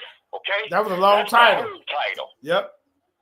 So when you say for the preservation of favored races, who's the one choosing? Damn, man. And you got the nerve. Hey, you got the nerve. Hold up, man. This done pissed me off. And we've been telling you this shit for years, bro. Why are you so infatuated with Charles Darwin? Do you see how he even feel about people like you and I? You might as well go ahead and I'm gonna read some quotes. We'll find out. You want to be a Homo Eurocanus? Put you on one of them goddamn white wigs and be labeled as gentle nigga? Oh, what the hell going on? You ain't got down to us yet. Look, let's keep going. That's really gonna make you mad. He mad because the white dude. Brother. He mad because the white dude got a white wig on, and he want to feel fitted. He want to fit in. Man, come on, man. Look at this dude. It's telling us who we supposed to be. Look at this dude, man. Look at this dude. Homo Asiaticus, that'd be Asians, as sallow, grave, dignified, avaricious, and ruled by opinions. Look at this dude. And this is one of the pseudo killers. You know how Bible believers, they got Matthew, Mark, Luke, and John, and Isaiah, and Ezekiel, Jesus. You know what I'm saying? This some of they see this they guys right here. You hear me? That's right. There you go. That's right. Get your T-shirt. When I read these quotes, it's gonna bust them in the head, JJ. Get you one of them wigs like he got on with the little fluffy feathers at the top of your shirt, nigga. Come on, man. And Homo Afro, as black, phlegmatic, cunning, lazy, phlegmatic. Now, the cunning means you can't trust them, nigga. You gotta watch them. You see? I mean, cunning can be a positive or negative, but yeah, lazy. Did you hear the lazy? What type of shit is this? They done built kingdoms. All right. Everything she said. All right, hold on, man. This done pissed me off. All right, hold on. This about to hey, watch me, brothers. This about bad as what's the damn Newberg, whatever the hell, John Newberg, man. See, this shit got to stop, man. Yeah, I mean, I know y'all over there quiet, man, but y'all over there still teaching that madness too, man. I love you. There's a brother, and that we just here for correction. That's what we do at the Lions Den Academy of Education and Information. We bring it out. Character, personality traits, behavior, intelligence, language, and a host of other related categories were transmitted into subsequent character, personality, choleric, obstinate, contented, and regulated by custom.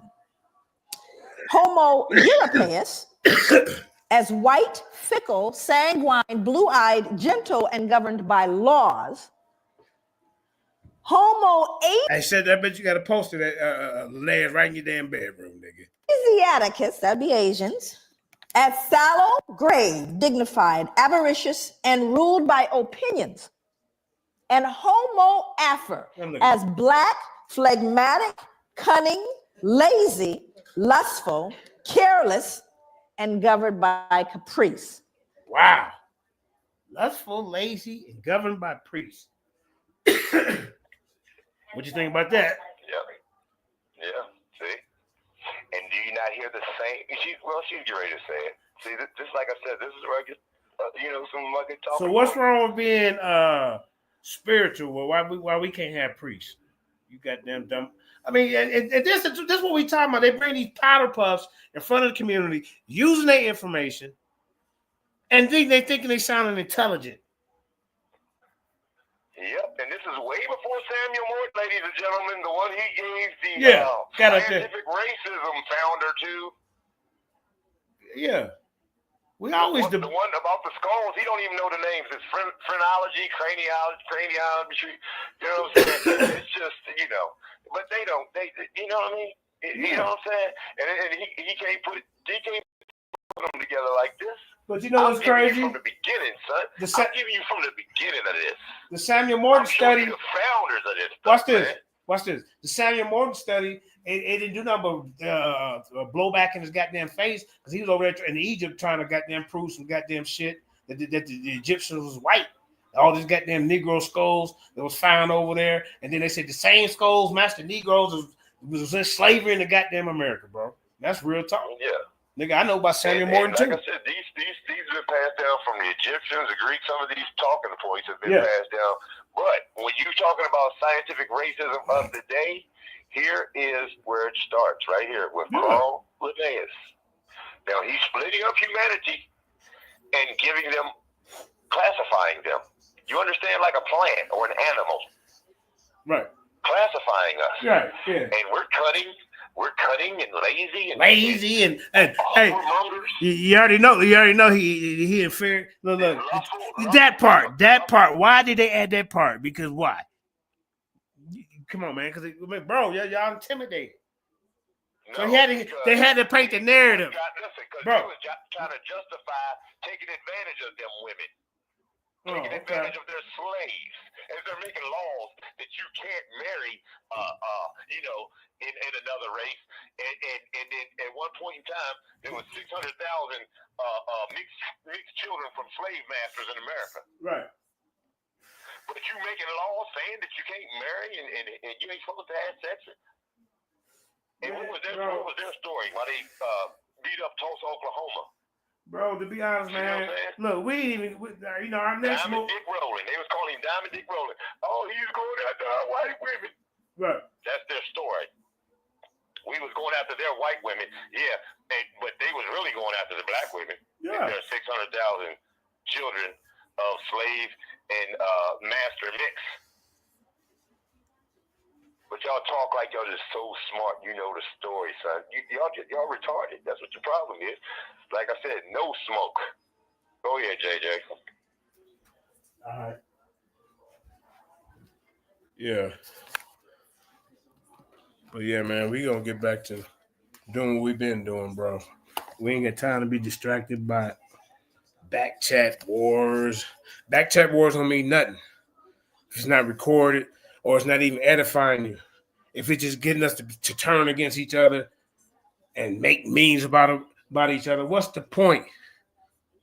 So some of these back chats, don't if we not talking about information, setting up debates, setting up presentations, discussions, don't add me to that. And then when I leave, you keep adding me back to it with your little memes. I mean, grow the fuck up.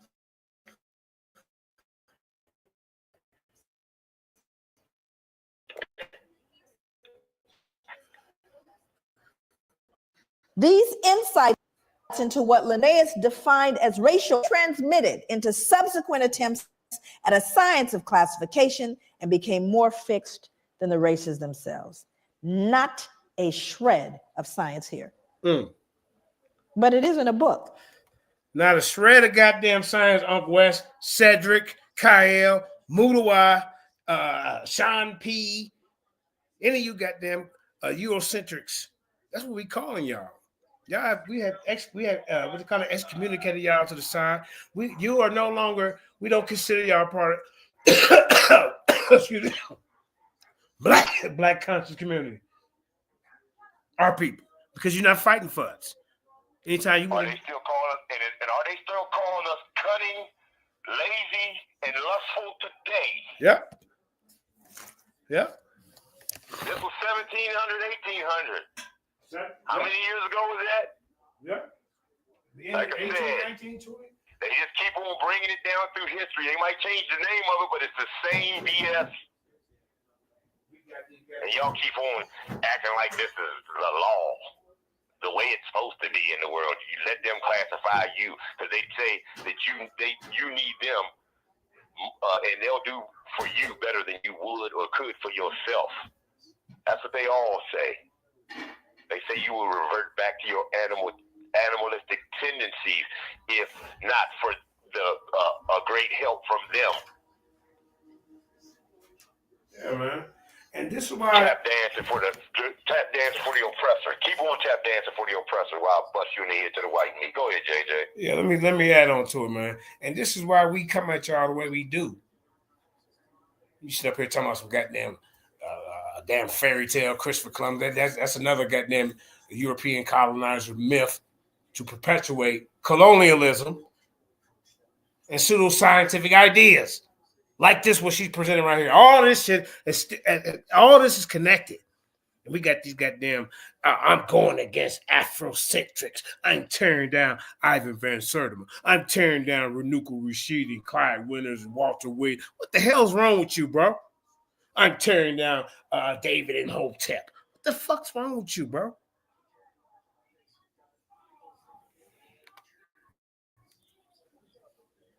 And it's touted as for this guy.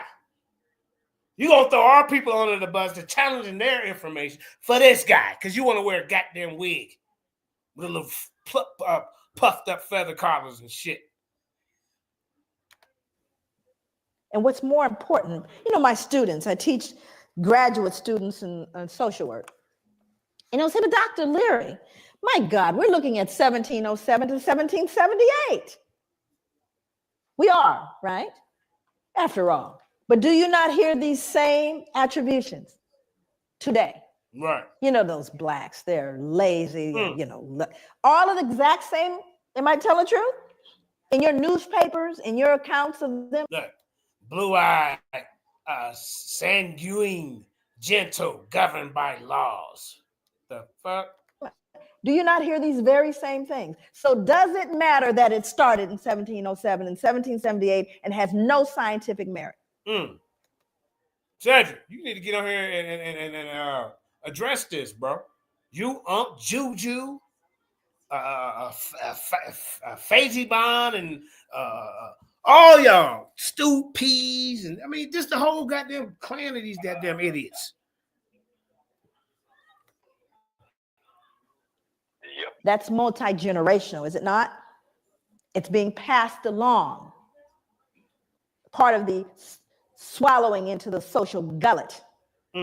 Those are the beliefs, you see. So it doesn't matter whether it's true or not. And thank you, Carl von Linnaeus. See, these are the more type of sisters we need in the community. We don't need you banging up, trolling and making memes and pictures and digging up. Just too goddamn busy, man. No, I'm hold up, bro. I'm addressing the goddamn ops as well, man. Shit. Go ahead, man. You heard her say swallowed? Yeah.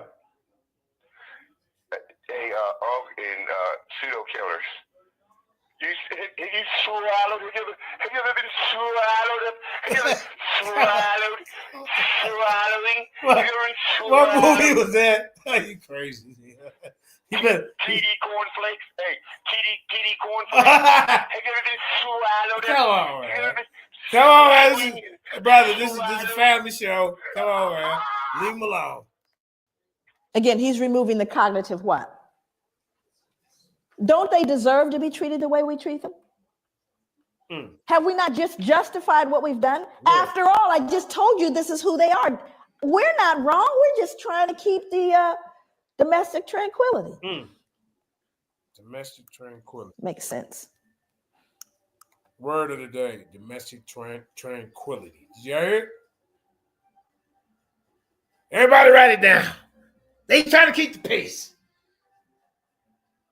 They trying to make an excuse for the things that is our fault for being lustful and get. Hey, you see what I'm saying?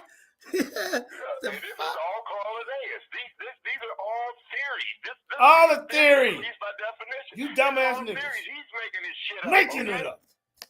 And now today you back here saying this. In 2025. Yeah, Chief X over there blaming us for if Yeah. it wasn't for the parents, the kids wouldn't be acting like it. It ain't got nothing to do with society and how they made up ghettos. Ghettos was in Rome. Right. I guess they didn't know that.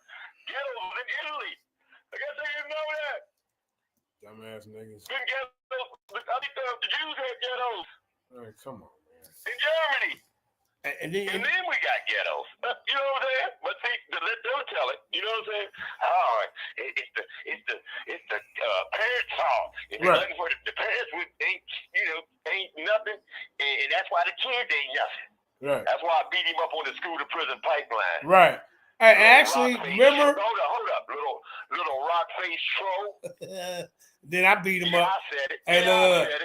And then I beat the crap out of him. And then I beat the crap out of him. He talking about some goddamn the ancient Egyptians were white.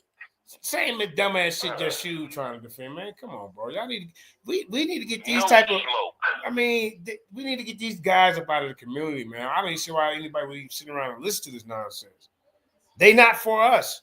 Anytime they're trying to take everything away from us and give it the credit to everybody else and going by these laws right here, you're a homo Asiaticus and you're a homo Afroranicus and we're the homo whatever the fuck they what they call it Europeanists. We blue-eyed and gentle and governed by law and you this and you that. You dumb, man. Sound like an LGBT guy with man, with right. a stiffy, JJ. God, with a stiffy. God. An LGBTQ guy with a stiffy. That's what it sounds like. Homo erectus. Yeah, speaking of LGBTQ. I told him, I said, y'all can be all the homos y'all want. Hold up. Y'all a whole different bag full of homos. That's what you want to be. You can be that. All right, we can't. Whoa! I'm not homo, but whoa! We can't do too much of that now. We can get a little punches, bro. Listen, listen. You get, bro. Listen. I know you getting, bro. We can't do too much of it now. Just chill out, man. Now you made your point, but yeah, man. Yeah. I get it. I know the fire. I'm sorry, YouTube. I'm sorry, everybody. Yeah, man. Please forgive me. All right. Now, we was on the street corner debating. You can say all that, you know. Hey, speaking of, Israelite United in Christ. You know, I heard the breaking news, man. God damn, we're a quick commercial break. You went over there to Kenya, them purple outfits out there talking about, you know, believing this 12 tribe shot. Hey, I heard it damn stoned you like in the Bible, nigga. Hey, they just had them niggas scatter around like goddamn purple roaches. He throwing smoke screen bombs. And, nigga, this is a third world country. Nigga, get your ass up out of here. Hey, well, come on, man. Y'all gotta cut this. Hey, man, y'all making Israel look bad, bro. All y'all, man. A lot of y'all, man. God damn. I'm talking about these ones that so-called in front of the people and supposed to be the leaders and the justifiers and you do this and charging people for Passover. I mean, where's in the Bible Jesus Christ charged anybody for Passover and Last Supper, nigga? I want to see the ticket. I need to see the ticket. So we need to start holding these camps accountable for charging these people all this money to come for a damn Passover, and you don't even get a little big plate of nothing. Come on, man. Where's it? I'm calling out any camp, any Hebrew Israelite right now. They're paying to go. We need to see the Bible scriptures where they say Christ charged everybody for the Last Supper. He knew, like Michael Jackson. His last concert. This is it. The ticket prices went up. I need to see historical records of that. Let's get back to the record schedule program. Let's go. Okay. I'm having a clicker thing. All right, no. Yeah, like, what you doing, man? She busting it down. Yeah, we still gotta get Bloom about. Yeah, what you doing, man? My bad.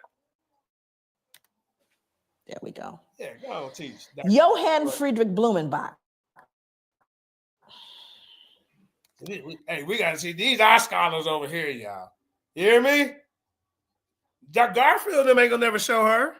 Ankh West ain't gonna never show her. Dr. Joey DeGray Leary. This is my first time hearing about it. I like it. You better not say nothing about him. You better not say one bad word about it. We coming for your neck. We dare you. Just look at him. He's not right. We could tell already. But he had to contribute his part as well. He says, now this man, Johann Friedrich Blumenbach, he was an individual. How many of you are familiar with the term Caucasian? Yeah, she said he ain't even white.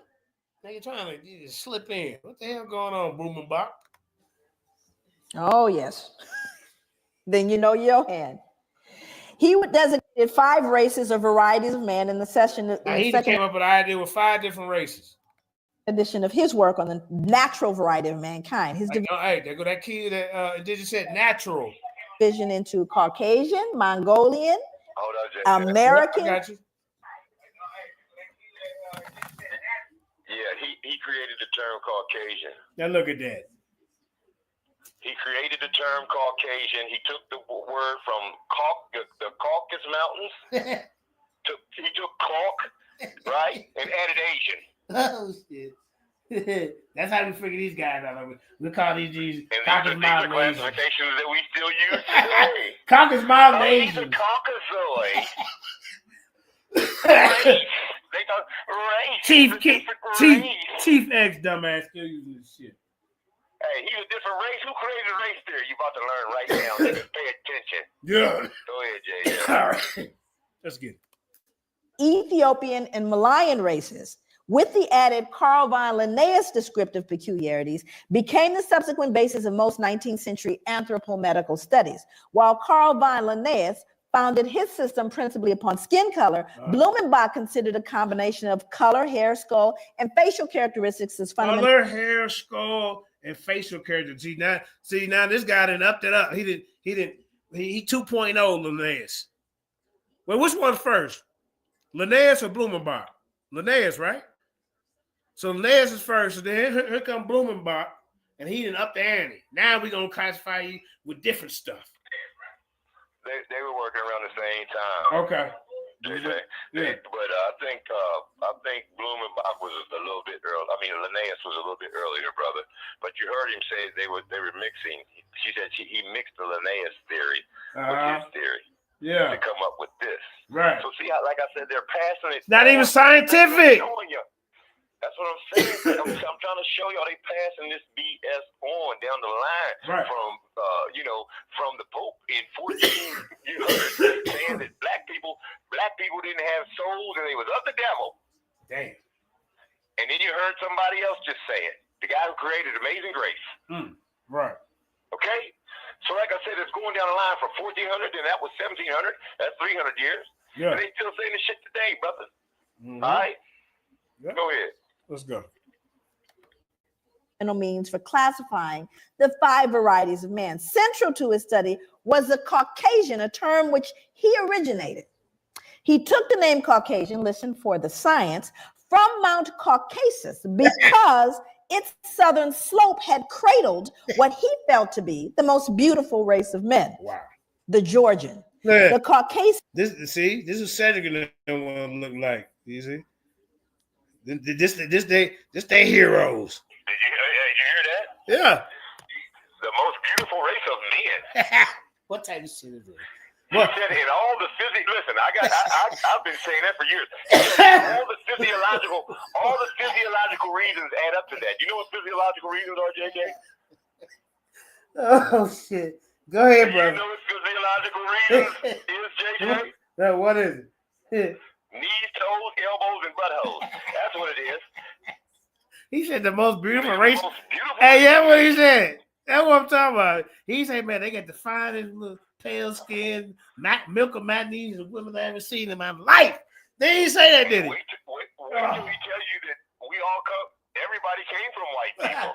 Oh, no. Not Joanne Freddie Bloomberg said that, man. Come on. Yes. Hey, see, that's what I'm talking about. Now, look. Zulu, not scientific at all. Shaka Zulu and his wife, you know, two Africans, two of the darkest Africans can have all the colors on the planet. Right. If you put two white people together, guess what's going to happen? You will have another white person. That's all you going to have. So he's lying out his teeth. Shit. But go ahead, JJ. Oh, man. Yeah, let it play. All right, ladies and gentlemen, these are some of Uncle them major heroes in their scientific, journey. You got Johann Frederick Blumenbach. Look at this. Near Mount Ararat, upon which the biblical ark came to rest after the flood, seemed the appropriate source for the original race of man. Wait a minute, man. Your guys, they even got some Bible stuff in there, huh? What the hell going on? No science yet. Not none. Now I'm going to quote him. These are his words. For in the first place, the stock displays, as we have seen, the most beautiful form of the skull, from which is a mean and primeval type. The others diverge by most easy gradations on both sides to two ultimate extremes. That is, on the one side, the Mongolian, on the other, the Ethiopian. Besides, it is white in color. Anybody here ever met a skull that wasn't? Besides, it is white in JJ, is that before Samuel Morton? Way before him. Way. Is that before Samuel Morton? That's craniometry right there. That's the vendor craniometry right here. Damn. I thought it was Samuel Morton. He got skulls from Africa. They're in the Nile Valley. Hey, let's call one of No. You don't call an Uncle Light? What they're gonna do is come in here and ramble, and you know how you remember the song "The Gambler." Got to know when to hold them, know when to fold them. You got to know when to hold them. Know when to walk away. We need to do a song for these niggas. We need to do a remix called "The Ramblers." The Ramblers. They steadily running their mouth and don't know nothing. Ain't saying nothing. Yeah, that's them guys. Go ahead, JJ. Let's beat them up some more. All right. Color, which we may fairly assume to have been the primitive color of mankind. Zippity doo dah, no science, nothing to found this whole thing. He figured white skull, humanity began white. It's scary. Whoa. But it's in the book. White skull, humanity became white. And these are some of the scientific giants that these guys look up to. I say that with my hands quoted. Look. And it's touted as science. And we swallowed it without question. Oh. But race is a concept of society that insists there is genetic significance. You see her? She about to cry, the lady. Look at this. The biology of race, James King, contemporary science. Significance behind human variations in skin color that transcends outward appearance. However, race has no scientific merit outside of sociological classifications. There are no significant genetic variations within the human species to justify the division of races. Oh. Mankind is one. Oh. We are one humanity. Isn't it a shame that we are still debating that in 2008? But the reason why we continue to debate it is we still try to reconcile the ugly stuff that we've never dealt with. We still want to say they deserved it, so no one has to feel bad about all of those little babies dying and ignoring the ravages of Africa and killing young Black males in urban cities, and disproportionate imprisonment and disproportionate disparities in health. Oh, it must be their fault. How do you reconcile it? You see, rather than deal with it, we just continue to try to justify the behavior.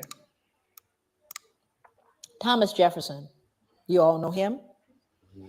Yes, he's one of my favorite people, actually. I close out my book with a soliloquy from Thomas Jefferson. I actually end my book with it.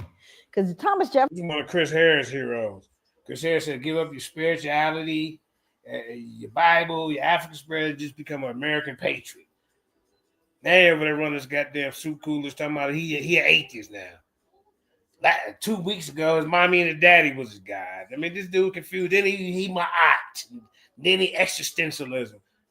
I mean, bro. A double-minded man is unstable in all his ways. You got the nerve. You can't critique nobody's work, bro.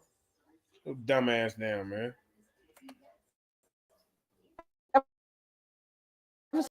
Made a statement. Here's a man highly regarded in the United States. I mean, there are more statues of him than probably anybody.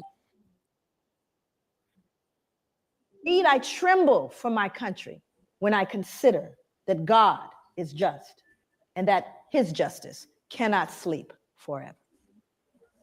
You see, it haunted him to his grave because Thomas Jefferson knew. He knew what would happen. Matter of fact, he predicted exactly what we're dealing with today. What happened between people of African descent and those of European descent. Predicted it. He was a bright man. How do you reconcile behaving in such a barbaric way? Well, let's see what he said. He said Blacks smelled bad and were physically unattractive. Well, this was inconsistent with his behavior because, you know, he fathered slaves. Yeah, Sally Hemings. He was sleeping So with they them didn't smell that bad, huh? He must not have smelled that bad. Hold up, man. Stop the. Now here's a more. Come on, bro. Come on. Yeah, right. They did a whole.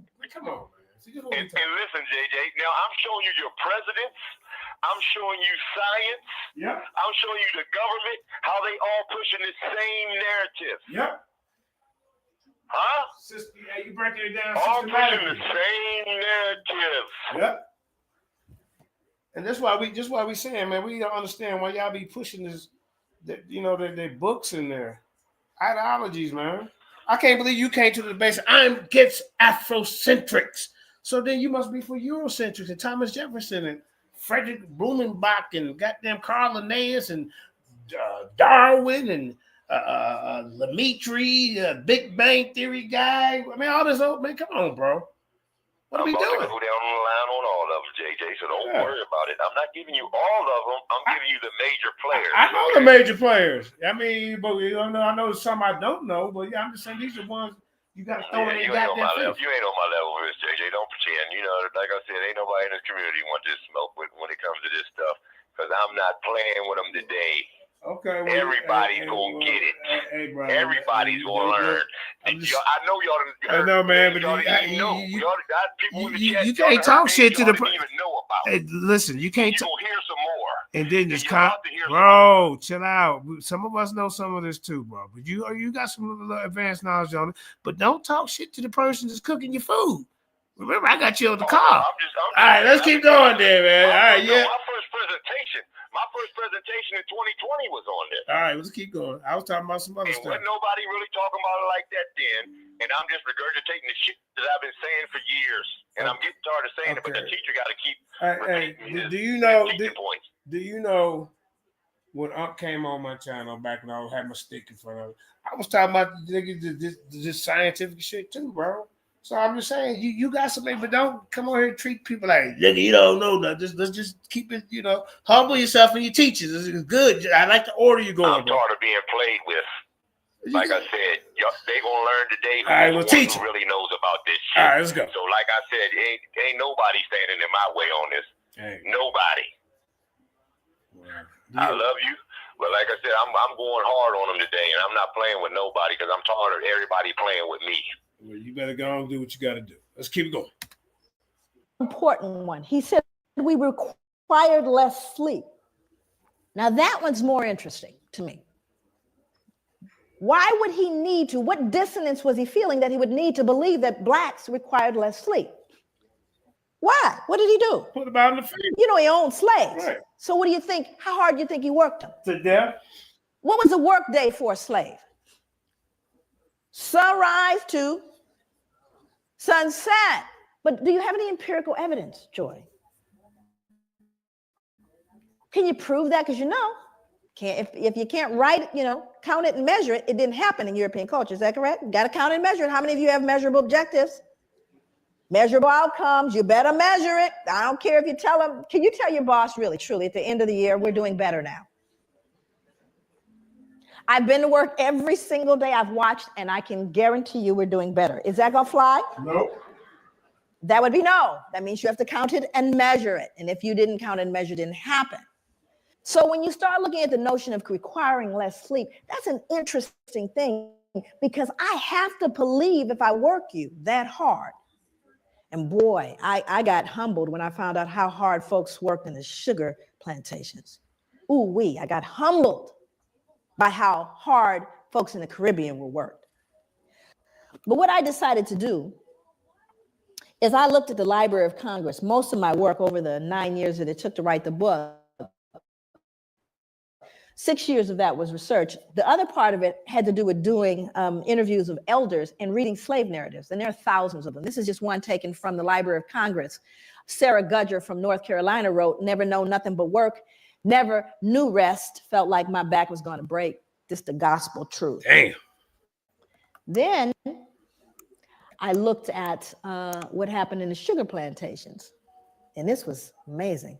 One final set of grim numbers underlines the way slaves on sugar plantations like Codrington, was a plantation in Barbados, were systematically worked to an early death. When slavery ended in the United States, slaves imported over the centuries had grown to a population of nearly 4 million. When it ended in the British West Indies, total slave imports of well over 2 million left a surviving slave population of only about 670,000. More than twice as many slaves were shipped to the island of Jamaica alone than all 13 North American colonies combined. The Caribbean was a slaughterhouse.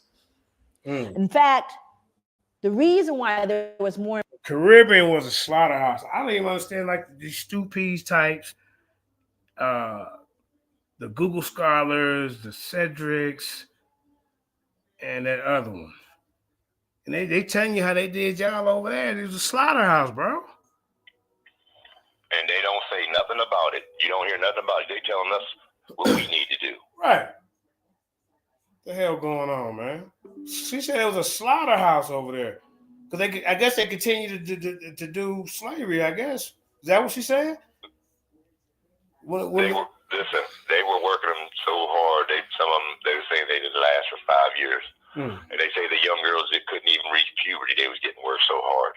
That's fucked up. You see what I'm saying? And they was killing them. Much like the indentured servants, the white indentured servants that came over here to America from Europe. Or it could have been white, could have been mixed, you know what I'm saying? Because they'll lie to you about that too, you know what I'm saying? Because I'm sure there was black Europeans that came over here, but they were indentured servants. Well, the Moors, the Moors had like white slaves, you know? Yeah, well, slavery's been around, you know what I'm saying? It's been in existence since the beginning of time, I would say, you know, almost the beginning of time. Different types of slavery, though. After they left the Garden of Eden. You hear me? That's just different types of slavery. I mean, like in in the Congo, man, they had you working and they cut your goddamn hand off. If you pick rubber plants or some shit, man, it's all kind of wicked shit going on, man. So, yeah. Yes. And we're seeing importation of slaves. That's right. Go ahead.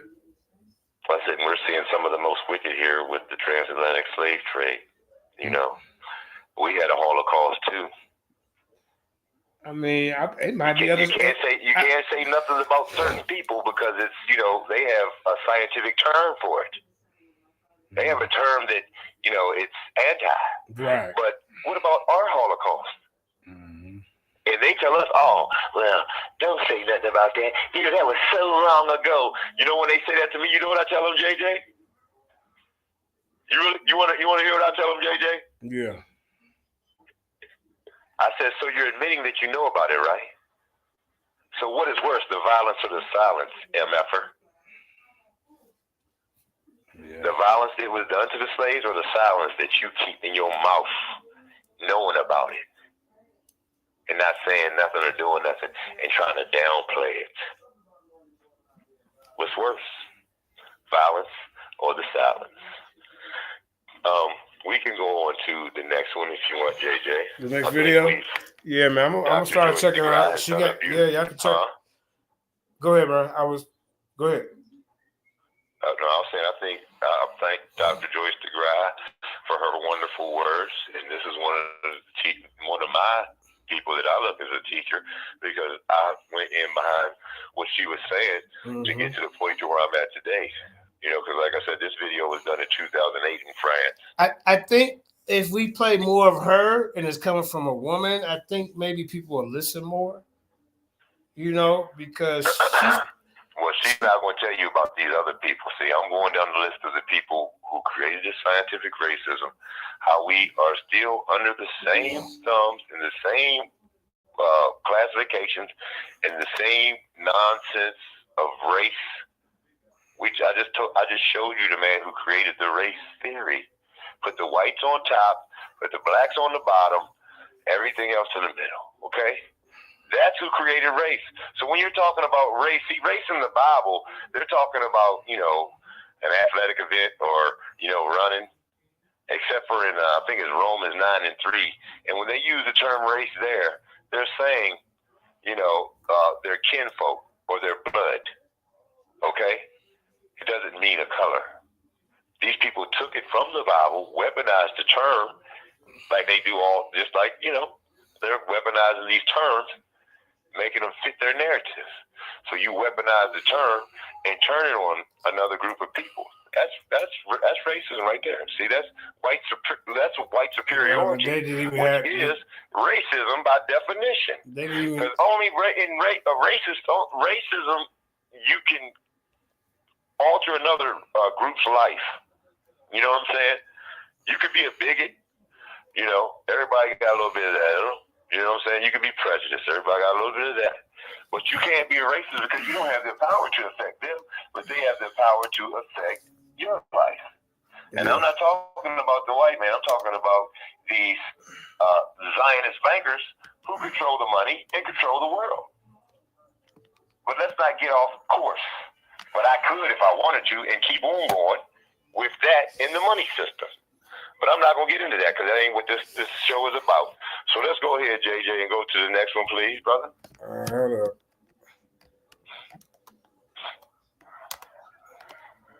Got to go down the list on the people who started this. So when we talking about these situations, y'all can revert back to this video and say, hey, I remember Indigenous did this. And this person was here at this time, and y'all can even on the timeline. See, that gives you a timeline. You look up their dates when they was born and when they died, so that gives you a timeline on when they was doing their BS. And you can put them in timelines. If somebody says, well, 1700, you know, 1750, oh, Blumenbach was around it then. And I think Linnaeus Linnaeus was around then. And I think Blumenbach might even have been around then. You know what I'm saying? So you can put things on timelines. When it started, with the papal bulls and the Catholic Church, and them saying that black people didn't have no souls, and then like 300 years later, they're still saying it, and they're adding to it, you know, and they're classifying and making it scientific with no science behind it. Yeah. All right. So, like I said, we showing them. We got to keep on showing them the origins, how we get to the day. All right. How we get to Darwin. That's where I'm going to. Okay. And then I'm gonna show eugenics too, because they don't know. You know, people really don't understand how all that was passed around. But that word was weaponized. Evolution was weaponized. You know, the term evolution was weaponized. You know what I'm saying? So that's what we're dealing with. All right, they're making the words say what they want them to say, and adding a science stamp on it. And remember, if it's science and it comes out of a book, It has to be true. Ain't that what she said? Ain't no signs behind it. None. Hold on, man. I gotta put my charge in my computer. Yeah. All right, listen, I appreciate y'all coming out, everybody in the chat. Thanks. Appreciate y'all. Love y'all. But like I said, you know, this is need to been said, and it took me, you know, I've been showing you bits and pieces, you know. On this one, I'm going to take you from, you know, the origins to the, you know, the person who created this evolution theory, and they got us out here thinking that unaliving babies is cool, to where the government passed it through there and made it legal, and then everybody's crying over Roe v. Wade and all this. Like, this is, you know, hypersexuality and sexual deviancy that doesn't come into question. What? That's supposed to happen, I guess. But, you know, when, you know, genocide, that's a whole other time.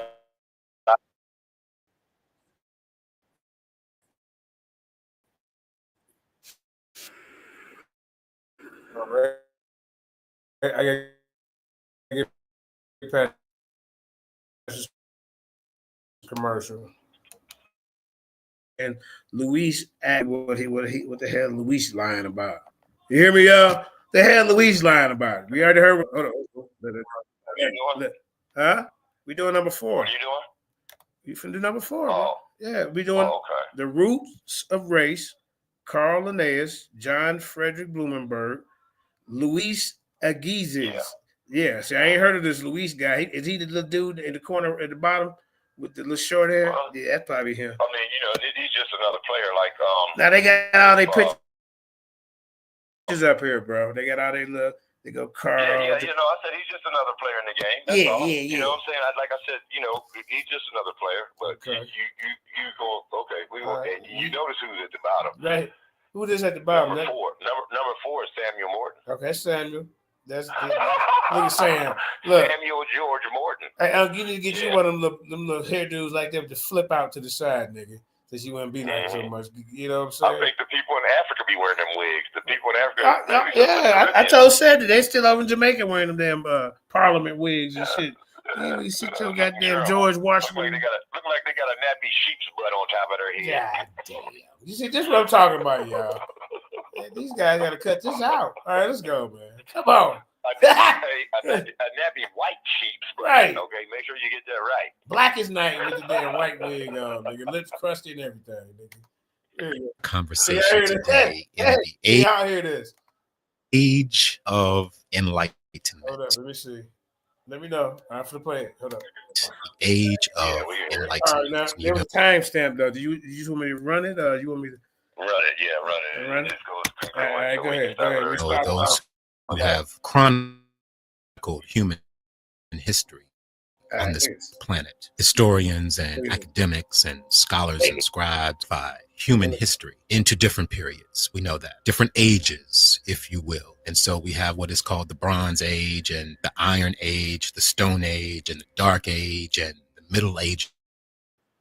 We have what is characterized, that's a key word, as prehistory and classical history, modern history, and contemporary history. So I want us to focus now in on the early modern period of human history. And this is roughly, loosely considered to be the years between 15 and 1800, those 300 or so years. And focusing even further, I want to pitch a tent and camp out for a bit in what is called the Age of Enlightenment, which is, I would say, roughly the 100 years between 17 and 1800. Some call this 100 or so years the Age of Reason, and it is widely regarded as the century of philosophy. And so, brothers and sisters, let us travel back to the world of ideas in 18th century Europe.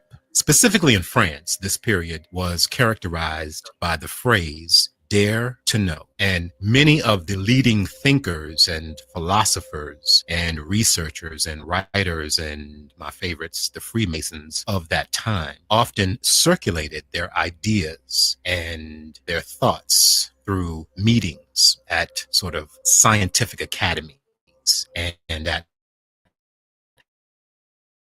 Masonic lodges and what they called wow, what is this?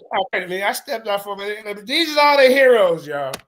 Fight you the tooth and nail to defend their legacy. You know, look how they looking, man. Come on. He called them the Freemasons. Right. Look at this one in the front. Look at this one right here. These ain't leaders. Come on, man. Little Lord Fauntleroy. Look at him. Little too sweet from Dr. Pepper. Look at him. Coffee houses. Come on. Hey, Unc, man, you gotta get up here and explain this, bro. Let me say this. You know I gotta slip this in there. Come on. I gotta slip this one in there. Philo is two terms also. You know how he says Linnaeus made it to where you have to have like, you know, two different names like Homo sapien, okay? So philosophy is two Greek words. Philo meaning love. P-H-I-L-O meaning love. All right. And then the S-O-P-H-Y means Sophia. Love wisdom. So it's the love of Sophia. I love her wisdom. A Greek goddess, a Greek goddess who they call wisdom. Right. Who they say it means wisdom. Right. Nah, it means you love Sophia, the Greek goddess. Hey, y'all see? That's your guy. The Baal worshiper. The Luciferian, the moon worshiper, the Saturn worshiper. Not idol watch. Huh? Worshiping the sun. Coming from the Greek goddesses, what is it? Ashereth and like that, you know. Ashereth. I showed that in my video. I've done that too. I did it in my presentation.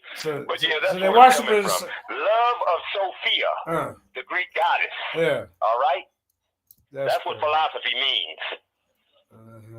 Here's a little fun fact real quick for him if you out there peeking around. You talking about your little Trinity, man. That comes from sun worship too, man. You worship the three phases of the sun: the morning sun, the midday sun, and when the sun go down. God damn it. That shit comes from sun worship. I'll teach you about it one day, son. And through, of course, printed books and pamphlets. And what is key and significant about this emerging world of ideas, these developing thoughts and philosophies, is that they often undermined the authority of the ruling monarchy at that time. And in many cases, many times, this world of ideas was often at odds with and totally contrary to the established teachings of the Catholic Church. So many of those leading thinkers and philosophers that I was telling you about, and the researchers and the writers and the Freemasons at that time, the ones that were circulating those ideas in those meetings at the scientific academies and at the Masonic lodges and the literary salons and coffee houses, a lot of them had backgrounds in science and mathematics and physics and astronomy and biology and chemistry. So among them, there emerged this hunger, this thirst for recovering some of the lost knowledge of the ancients. And thus we got some of the new discoveries of that era by Copernicus and Galileo and Isaac Newton. And it was also around this time that some of those researchers began to advance scientific ideas and theories under headings, these were new headings at that time, of natural philosophy and natural. You said natural, right? Naturalist. History, looking more closely at the origins of man's chemical and biological and geological and anatomical nature. So these men began to examine the nature of mankind. And that now brings us, brothers and sisters, to Sweden and to one of its native-born sons, botanist, physician, and zoologist, Mr. Carl Linnaeus. First, he formalized the modern system of naming organisms using both their genus and species name. And that system we know today as binomial nomenclature. Binomial, bi meaning two, and nomial meaning name. So two names to characterize and classify plants and animals. So what does that look like? That's how we got Homo sapiens. Two names. Man, come on, man. This guy. From this guy, and Uncle in the morning, yeah, we Homo sapien great apes, nigga. What you mean? One genus. We ain't monkeys, we great apes. One species. That's how we got Homo erectus. Two names. Two. Oh, man. Go ahead and do this. You got something to say? Keep going. You keep going. Yeah, go ahead. Go ahead. All right. Categorize and classify. These are examples of binomial nomenclature. So that's one thing. The second thing Brother Carl Linnaeus is known for, in 1735, he published the book Systema Naturae, Systema Naturae, or The System of Nature. And in that book, Carl Linnaeus classified thousands of species of animals and plants. And what he How is he to classify anything? also did was he described human beings just as he described any other plant or animal. And he did this by examining several monkeys and noting the similarity. Hey, what was that one that one that Kamisha said, Kareem, the troglodyte or whatever? I forgot what it was. We was talking about it. Also, this what y'all coming from right here? These creatures. That troglodyte. I can't remember the name. You remember that? Yeah. Yeah, I remember that. Yeah. You got damn troglodyte, nigga. Look, y'all. The black man is getting in front of us and trying to say this is where we come from, y'all. No science. No science. Just little pictures made up, you know. Come on, man. Just from these guys' theories. Yeah. And they think we come and look, you know, you remember Caesar from the Planet of the Apes? Yeah. The monkey? Remember the monkey, Caesar? Yeah. And he was getting ready to hit him with that cow prod. Yeah. That's what Unc and them need to say. See, Caesar was in there and he said, no. Remember? And they was all shocked. They was all shocked. Yeah. They said, no. The monkey didn't talk. He didn't talk. His vocal cords are his vocal cords. He can speak anything now. Go ahead, yo. Just say no, no. Just say like Caesar did. This is sad. This is sad.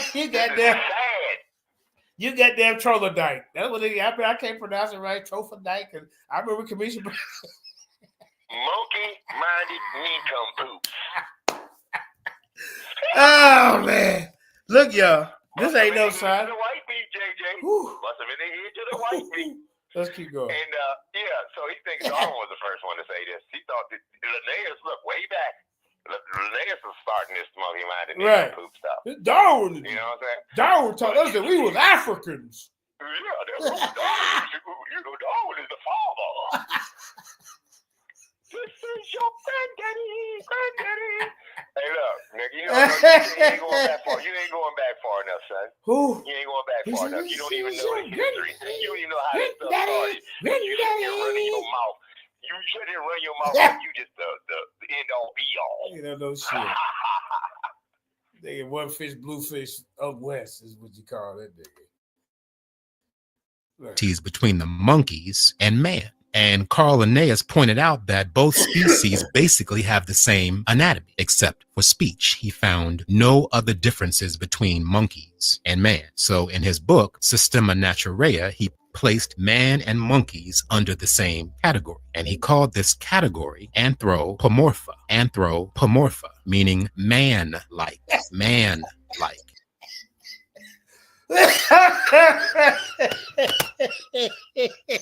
What the fuck?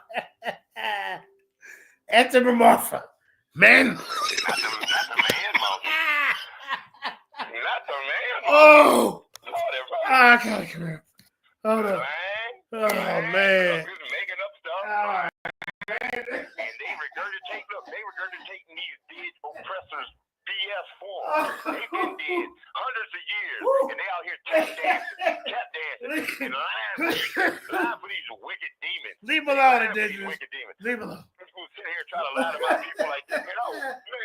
Like I said, I'm hurting your feelings right now. I'm hurting your feelings right now. I already showed you lying, and I'm showing you lying again. You don't even know the history, son. I mean, you don't even know the history. I had to stop the video. He said, man, what is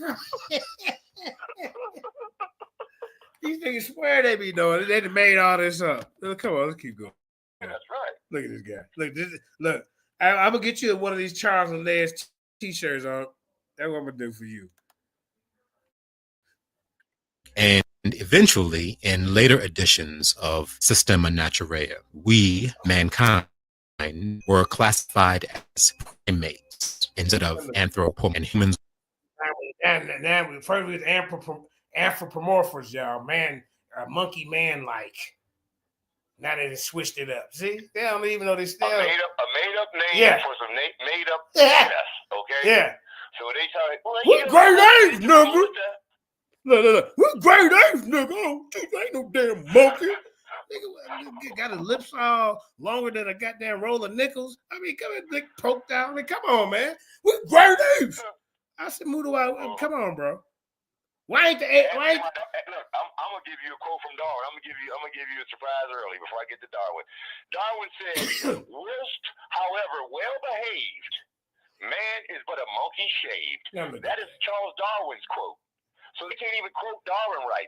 These guys are just off the chain with all the lies. Yeah, man, Charles calling you a monkey shaved, nigga. Wait a minute, Charles. Hold on, you gotta slow that down for him. Charles, your leader is calling you a monkey. Say them bars again by Darwin. Go ahead. Whilst, however well behaved, man is but a monkey shaved. Monkey shaved. Let's see that. What great apes, nigga? Charles Darwin told me that. Stuff like that. About the Corey boys. We're primates. They try to sound smart. We're primates. Yeah, right. And see, this is the type of stupidity that we have in the community, ladies and gentlemen. And this is why we got to go in and show y'all. Because they've been regurgitating this madness for years in front of the camera and thinking they done found something new and innovative and, want you to throw away your creator and, your spiritual system, however you're doing, to deal with this. Men in wigs making up goddamn classifications as they go. What was the anthropomorphia, ape-like man? Then they had the troglodyte, that little picture we just seen a minute ago. I remember Kamisha brought and Kamisha got a video that's on Ankh West and them neck too. So I'm about to find that one. Like I said, we've been stumping y'all out for years. We got a catalog. I forgot about the video you had, the one you just showed me. See what I'm saying? Man, we've been stomping these dudes out, man. Let's keep going. We're given the full binomial of Homo sapiens. So that's how we got there. Now, here's where it gets really interesting, brothers and sisters. In the first edition of Systema Naturae, and that would be the 1735 publishing of the book, Carl Linnaeus subdivided the human species, switched it up, y'all, into 4 varieties based on continent and skin color. This is like Uncle said, well-organized lie. 1735. Carl Linnaeus, of Swedish birth, a European man, subdivided the human species into 4 varieties. Number 1, Europaeus albus. Europaeus albus, also known as white European. Number 2, Americanus rubescens. Europaeus, what was that? Europaeus albus. You see, he making up stuff. This is nothing scientific about this, Ankh West. Juju, Juju and Cedric, Gooffield Reed, Kyle with your slow ass, Sean P. Who else over there? Goof, Fabian, whatever the hell your name, E. Sabio. Oh, there's a whole bunch of goof troops over there, man. Pushing this madness. Chief X. Dr. Two Dosage. Dr. Tudo Shanae, Funk Master, whatever the hell her name, all these old atheist types, they all gravitate to these guys and their leaders. All these atheist types, these ones, evolution, there's no creator, nothing greater than yourself. These are their leaders. These are the idol worshippers, these guys' philosophies and ideas that ain't even scientific. Let this sink in. Look at this. Made up. Okay, hold up. We got the Homo variant over here. We gonna call them. Well, how about European albus? Nah, man. How about America's Rubicana phenomenon? Look at this. Come on, man. These niggas drunk. Now look at this, man. Look. How about Africanus nigger? I mean, come on, bro. Hey, let him read it. Let him read it. All right. That's where I was gonna stop you at. Right. Look at this, man. Anthropomorphia, dentist, primates. Then they scratched it out right here and made up another word right here. Look at this, y'all. And look. They just scratched this part out and then added another word because they couldn't make up their goddamn mind. Listen. Come on, man.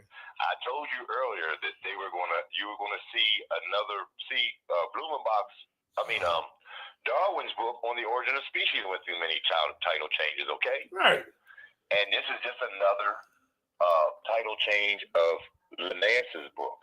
Because remember when Dr. Joyce DeGrasse showed it, it said Afro-Afeer, A-F-E-R. Afro-Afeer, okay? Right. This is another changing of the book. And at the bottom, what did it say? Hold on, let them say it first, JJ, and then we'll stop it after they say it. All right. Americanus rubescens, also known as the Red American. Americanus rubescens, the Red American. No. Americanus rubescens. This is what they call Native Americans, y'all. Top cat, now y'all are Americanus rubaticus. Well, how you say it? Come on, man. We made that up. Number 3, Asiaticus fuscus. What the fuck is an Asiaticus fuscus? If we don't, they was calling them Indios Barbaros when they came over here, JJ. Barbarians, yeah. They call Indios Barbaros, meaning Indian barbarians. Look at that. I would y'all could have kept me at if I was a Native American. Well, keep me at Afro-America's Rubabonifica instead of Barbaricus. Oh, come on, man. Why y'all switch it up?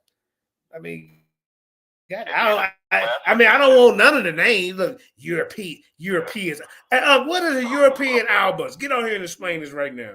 You want me to call? Let me call this nigga. How could he explain what another man is saying? Listen, that is foolishness. You cannot talk for another man. And like I said, it's telling you what the man said, and we ain't got down to the bottom yet. JJ, call, and don't you call him?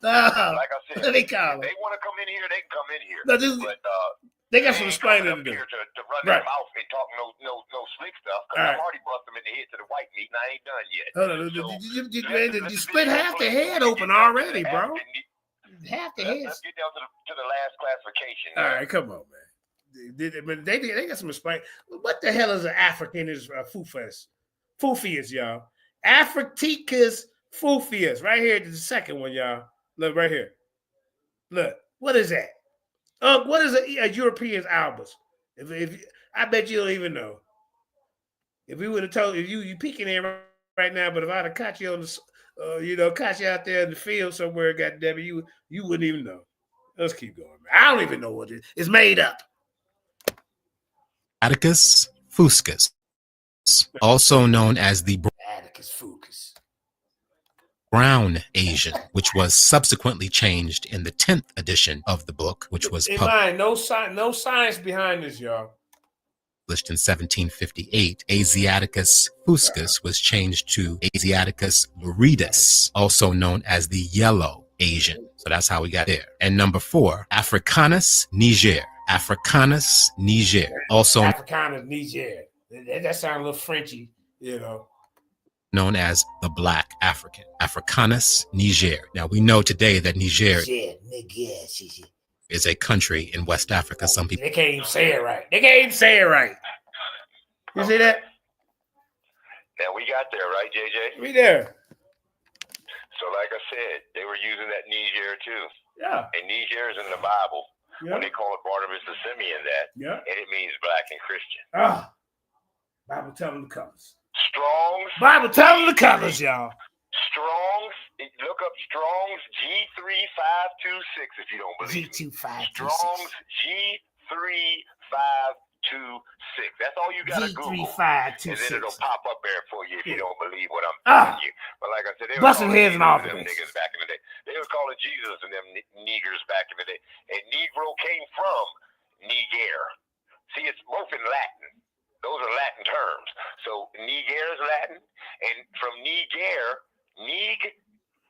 okay? Niger to Negro. All right? There you go. Yeah. Go ahead, JJ. People say Niger, and the history of that country dates way back into what is known as prehistory. So the first publication of Systema Naturae by Carl Linnaeus was in 1735, as I've said, and in the 10th edition of the book, which again was published in 1758, Carl Linnaeus went even further by detailing stereotypical characteristics for each of those four varieties of the species of man. All of those characteristics based on the concept of the four temperaments from classical Greco-Roman antiquity. Loosely, they are sanguine, which means enthusiastic, active, and social. Number 2 of the four temperaments. Choleric, which means short-tempered, fast, or irritable. Number 3, melancholic, which means analytical, wise, and quiet. And the 4th of the four temperaments, phlegmatic, which means relaxed and peaceful. And so here's how he added those four varieties. Let me guess. The phlegmatic don't describe us. I guarantee you, ladies and gentlemen, before we even go any further, this probably ain't describing us, right? I could be wrong. We showed it in the other video. Yeah, I know. Yeah. Yeah, but this is just going over in more detail. So in that way, y'all can't say that y'all didn't. Well, I didn't really get it with Dr. Joyce DeGrasse. I'm doubling down on this. There you go. These two people are very important because this is where your scientific racism of the day comes from. Yep. Okay. And Uncle and them couldn't explain it. They don't know how to tell you history. They don't even know the history. They just throwing stuff up there and making up their own stuff, just like these people throwing stuff up there and making up their own stuff. Well-organized lie. Yeah. Well, it ain't that organized because I'm busting that lie head to the white meat. Right. I've already proven that Darwin wasn't the one who started the monkey madness. Right. That was Carl Linnaeus, my friend.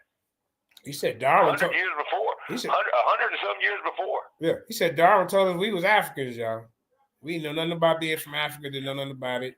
Like, you know. He said Darwin was the one who told us that we came from the motherland. Yeah.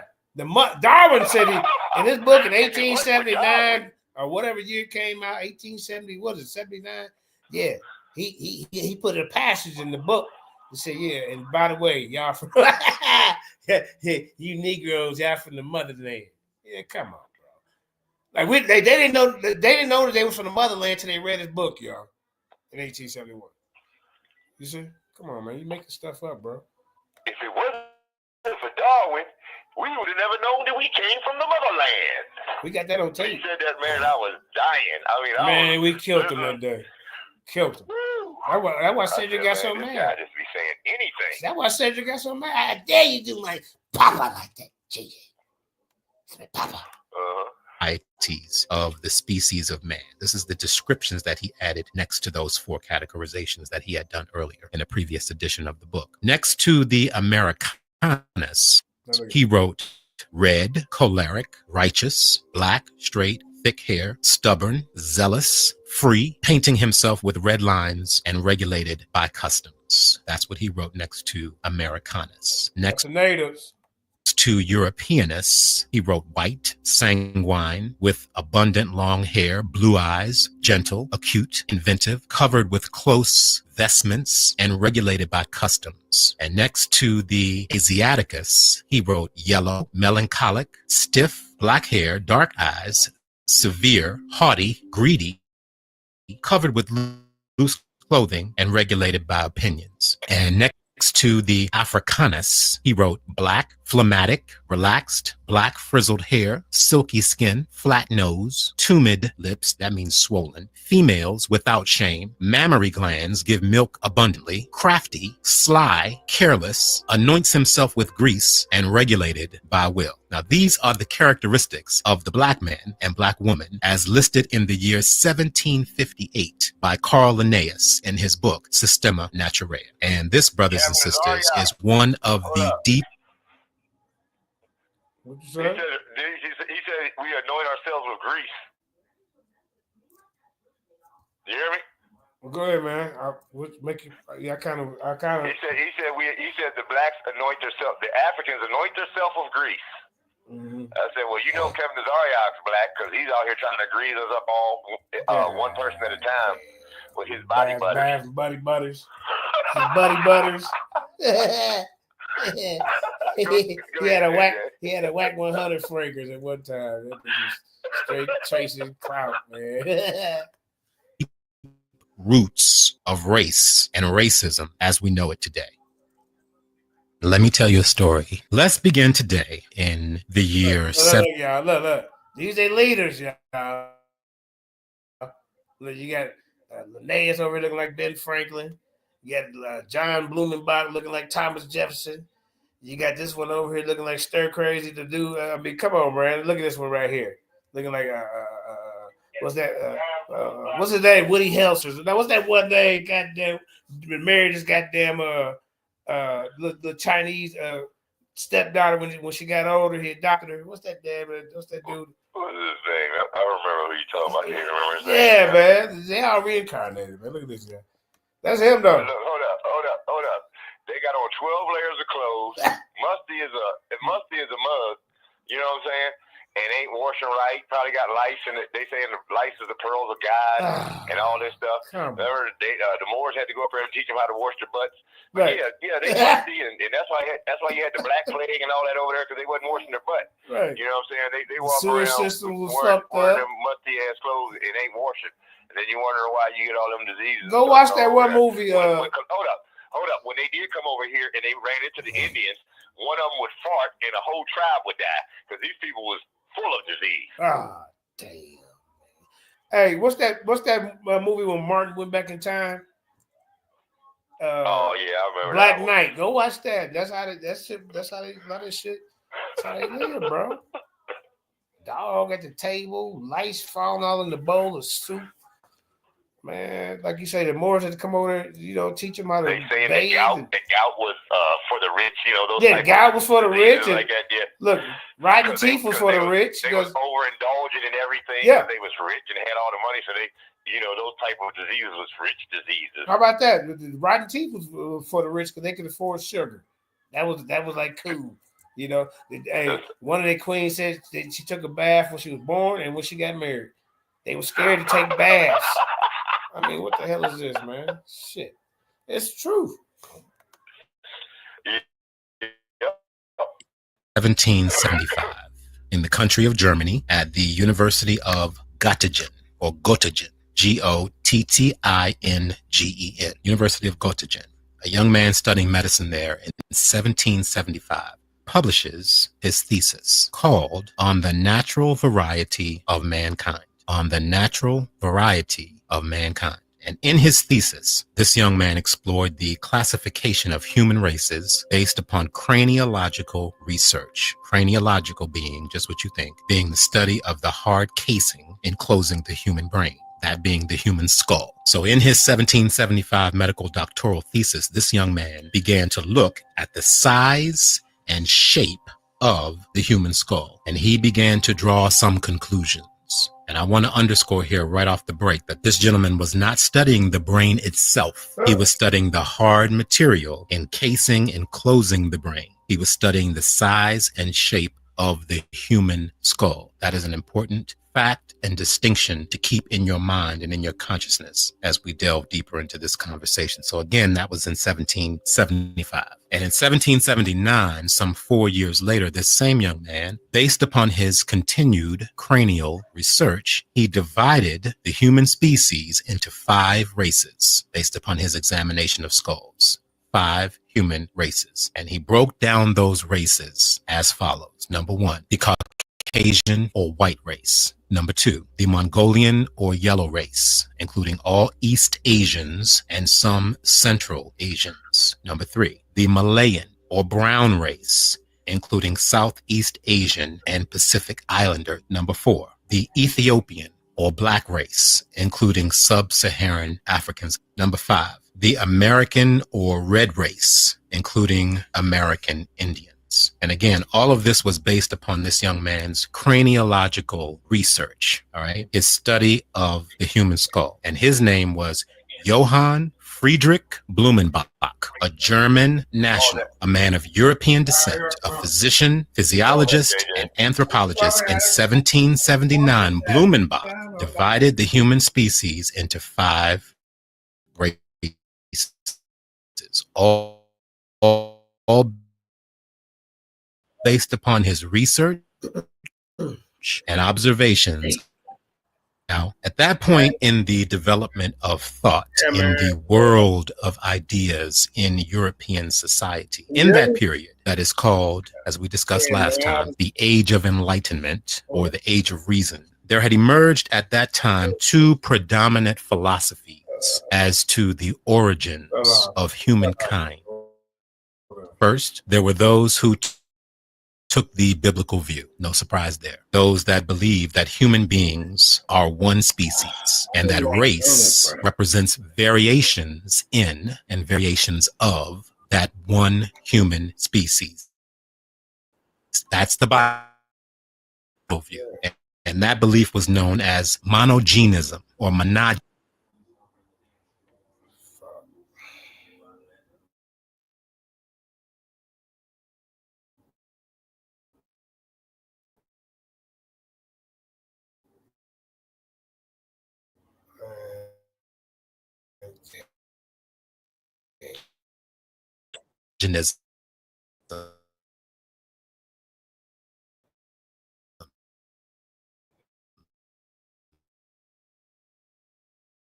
Mono being one and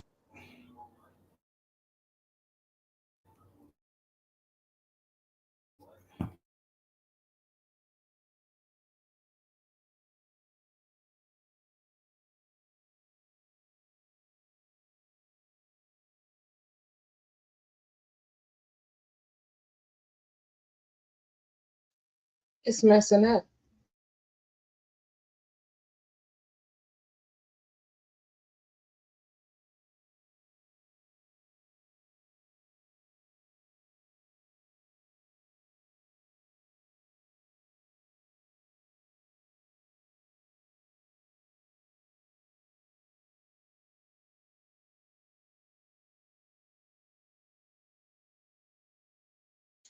I can't hear nothing.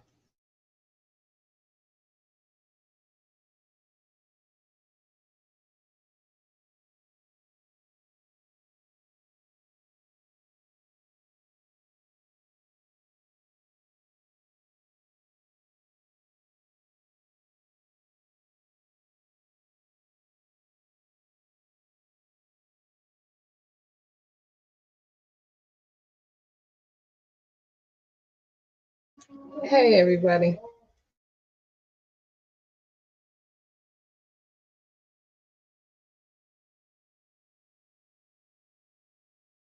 Got no problem with that. All right, we back. All right, sir. Uh-oh. Wait. Hold on. Oh. Okay. All right, sorry about that, y'all. Shout out to Sakina Ra. Let's see. See, over here, Sakina Ra, you're going to learn. You're not saying you ain't learning somewhere else. We bring out the information. Hold on. Uncle them pseudos there. You hear me? Uncle them pseudos there. Now, what was the name of that one? That was your number 4 video, right? The Russo race. Now, here it is right here. I got it. Okay. Share. You know if y'all can see that on the screen. I'm going to rewind it a little bit. When you say you want me to stop, probably. Just a little bit, you don't have to go back that far. Not that far. In and variations of Can y'all see it? that one human species. That's the Bible view. Okay. Yeah, I can see And it that in here. belief was known as monogenism or monogenism. Mono being one, and Genesis meaning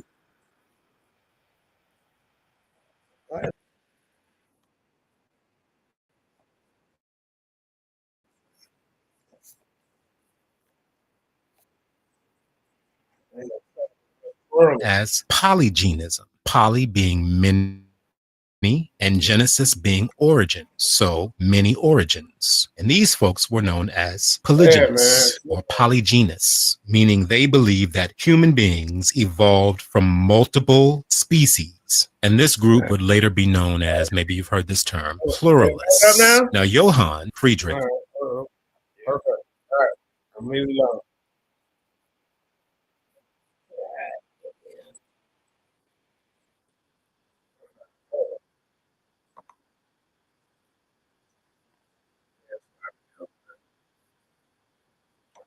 Yeah, I gotta stop it, man. Yeah, man. All right, hold up, y'all. They don't want us to get this information out here. That's all it is. All right. We gonna get it out.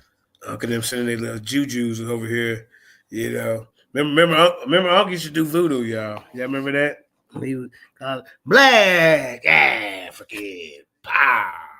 Never heard that one. You ain't heard Uncle ever say that?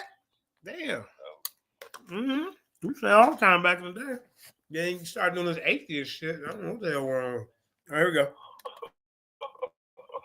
You gotta believe in a deity in order to have voodoo, though. Right. It doesn't have to be a religion, but you definitely have to believe in the deity. All right, can y'all see the screen now? Or do I? What, I mean, because I can't. Can you see Yeah, it? I can see it.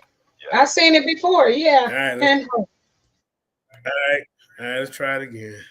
All right, here we go. Hold up. All right, here we go.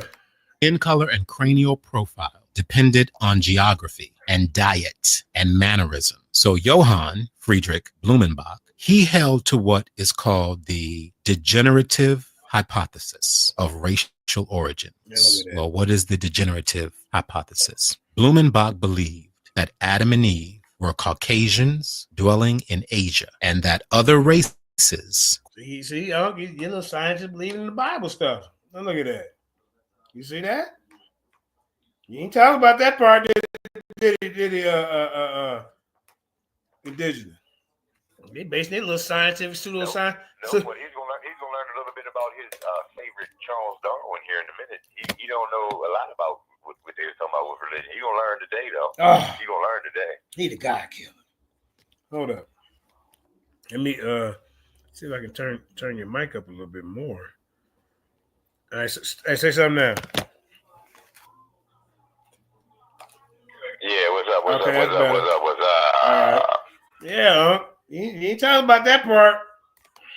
Quote unquote, degenerated from this original white stock as a result of environmental factors like geography and the cold of the wind in Europe and the heat of the sun in sub-Saharan Africa and the varying quality of available food sources, let's say in North, Central, and South Americas. All these factors would help and contribute to the degeneration of the races from this original Caucasian white stock. Now, get this. Blumenbach also believed that.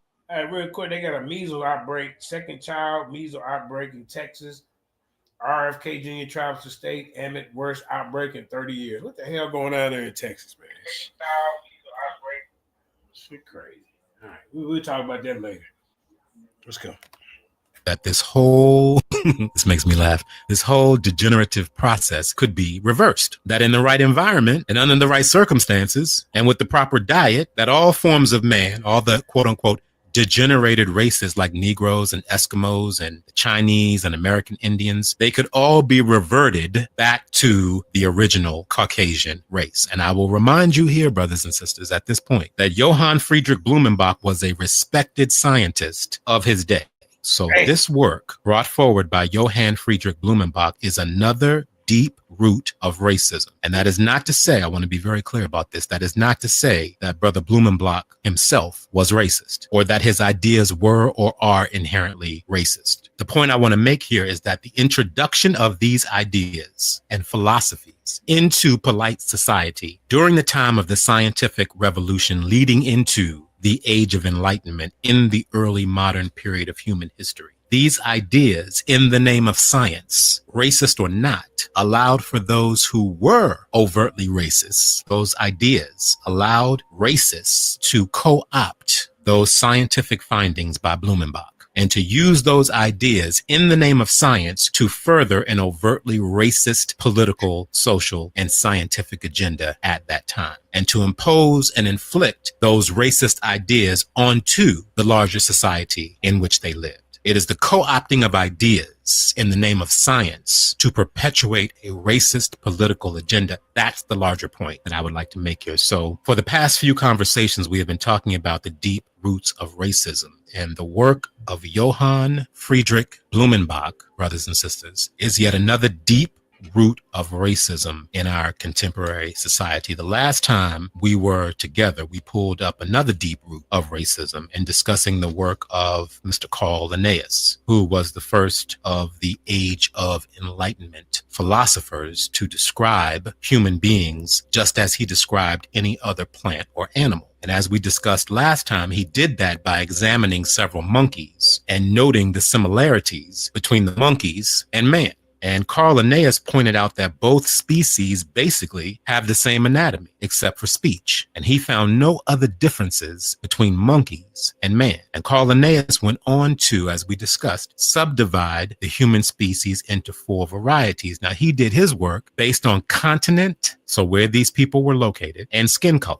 And he later further detailed what he saw as the stereotypical characteristics for each of those 4 varieties of the species of man. And Carl Linnaeus did all of that. He did his work around the time of 1758. He is the first deep root of racism that we have discussed and dug up. And today we add the work of Johann Friedrich Blumenbach, who, as we have stated, divided humankind into 4 races based upon his craniological research, the study of human skulls.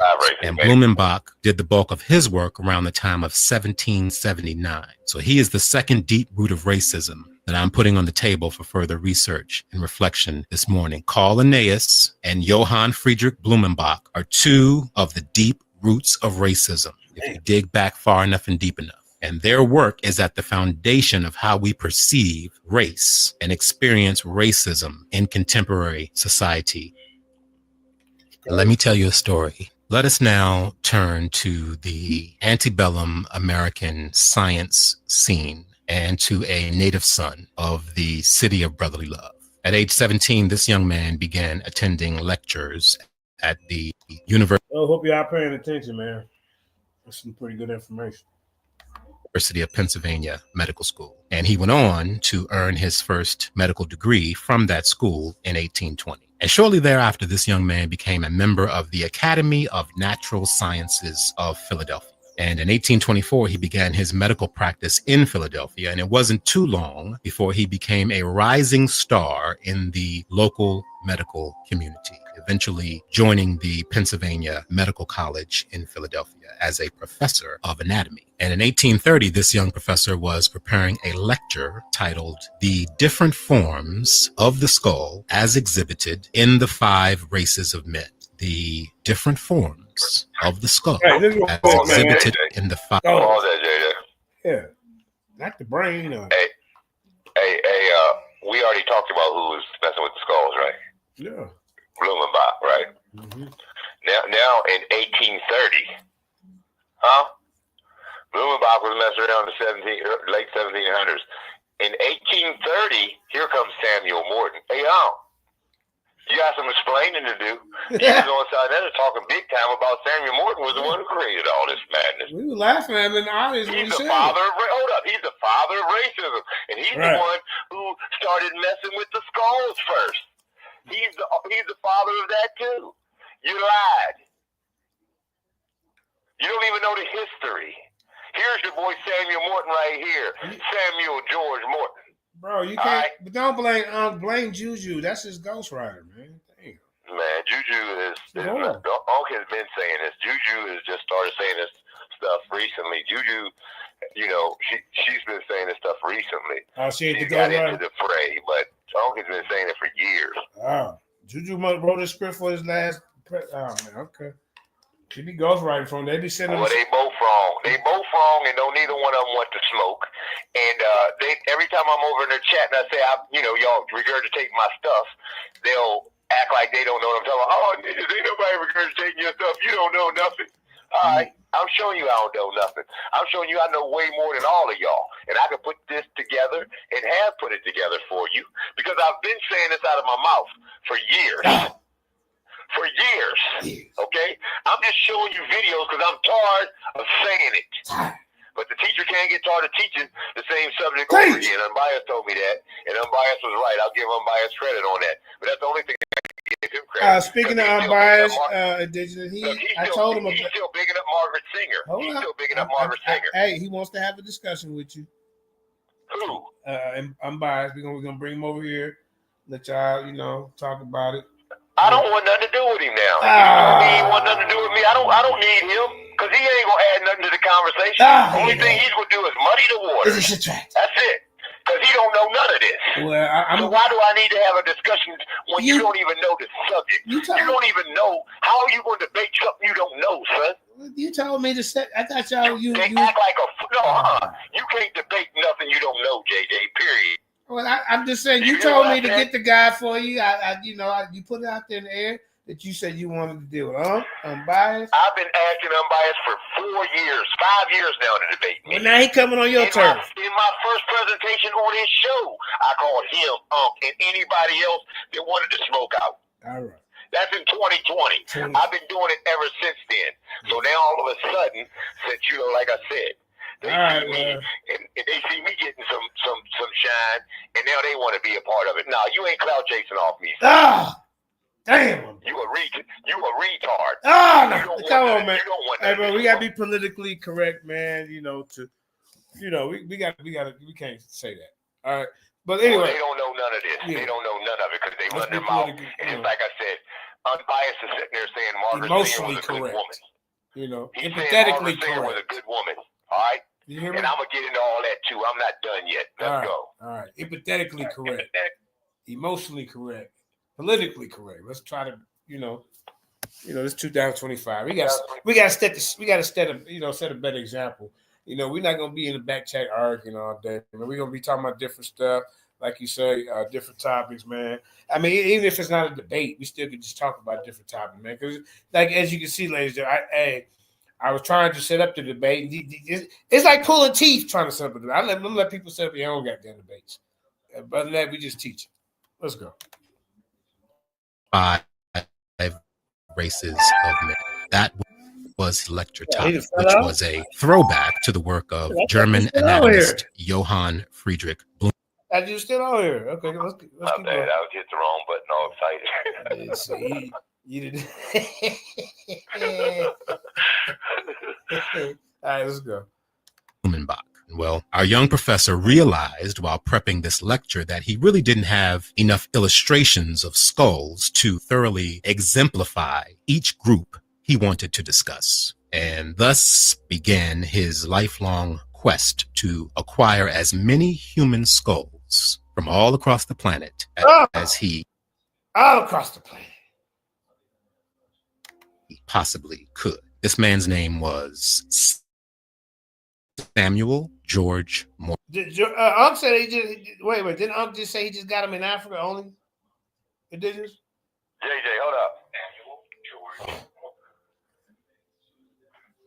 Did you stop it? Yeah. Hey, I thought it was the Nile Valley. Right. That's where I stopped it. I thought he got all his skulls from Africa. Lying, don't know nothing. Look, don't even know the man, don't know what Don't the even man know his word. Yeah, he got him out to the night. He's the father of all this shit, and there's plenty of people for him. You know, like I said, it's just slow. Hey, we catch y'all every time. We catch y'all every goddamn time. Whether it's you, Juju, Cedric. I mean, we catch y'all every goddamn time lying. All over the world. No, they got them from the Nile Valley. They dug them up. And that's exactly why I stopped it. Let's go. And in the year 1839, in pre-Civil War America, Samuel George Morton published a book called Crania Americana, also known as a comparative view of the skulls of various Aboriginal nations of North and South America. This book was largely a study of Native American or American Indian skulls. And this work was widely praised as revolutionary, in large part because of the 71 beautiful, in fact, quite stunning lithograph illustrations contained in the book. So for the first time, the pictures to make it right, world could actually see in minute detail the unique characteristics of human skull formations from a vast array of skull samples that Samuel George Morton had by that time begun to collect from people all over the world. Now, all over the world, huh? You got up here talking about he the father. he lied on two ways, didn't he?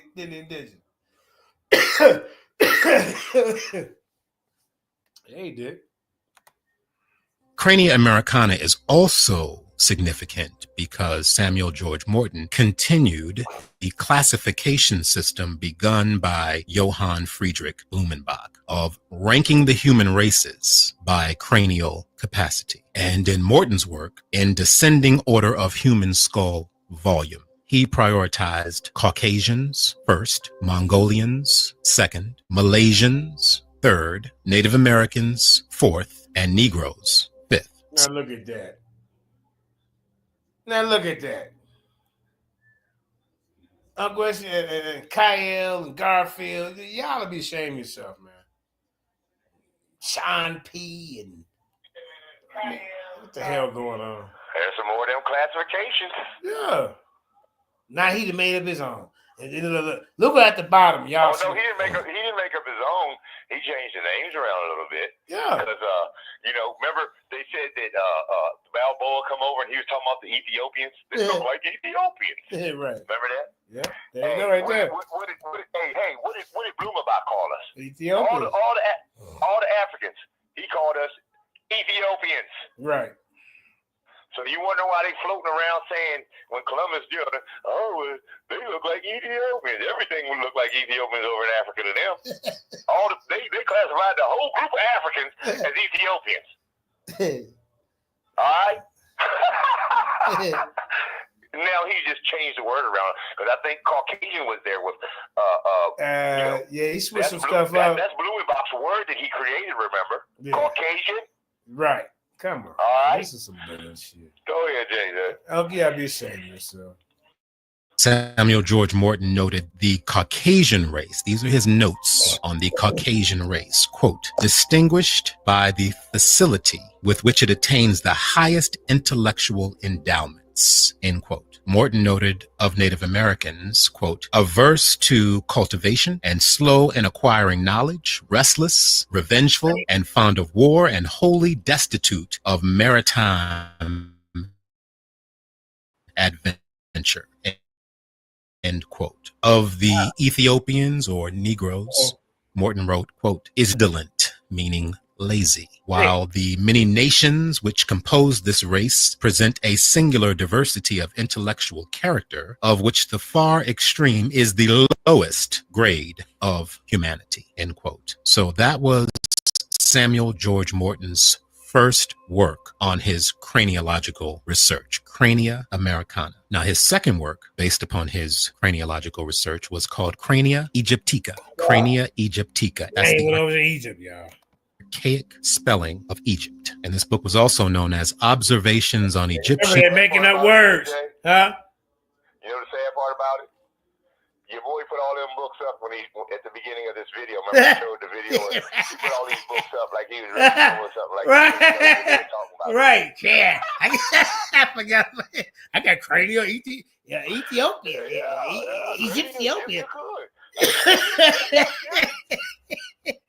bet you do. I bet you do.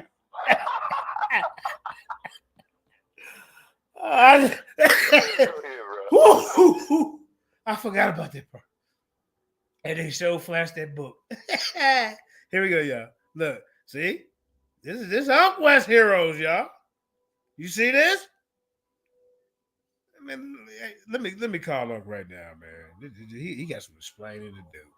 Nigga probably ain't gonna answer the phone. Let's keep going. Ethnography derived from anatomy, history, and the monuments. Observations on Egyptian ethnography derived from anatomy, history, and the monuments. But its most popular. Well, this study, y'all, he was trying to prove really that people over there were not. Their main point was, how could they have built all this stuff? No way. They were trying to disprove that. And he took his ass over to Egypt. Then he found out all these Negro skulls. And then, like I say, them skulls over in America, they match up. So he was just basically killing his own self. Popular name was Crania Egypt. I brought this out in my debate with Jeremiah, please say y'all. I got it from Yehuda. Yehuda, I forget it. Yehuda Israel sent me that information. Oh, okay. So, about Samuel Moore. Maybe we need to get that brother back on here. He knows a little bit. He's with FOPE. Shout out. Well, he used to be with FOP. I don't know. He might be still affiliate or associated with the channel. But yeah. Yeah. Yep. Let's keep going.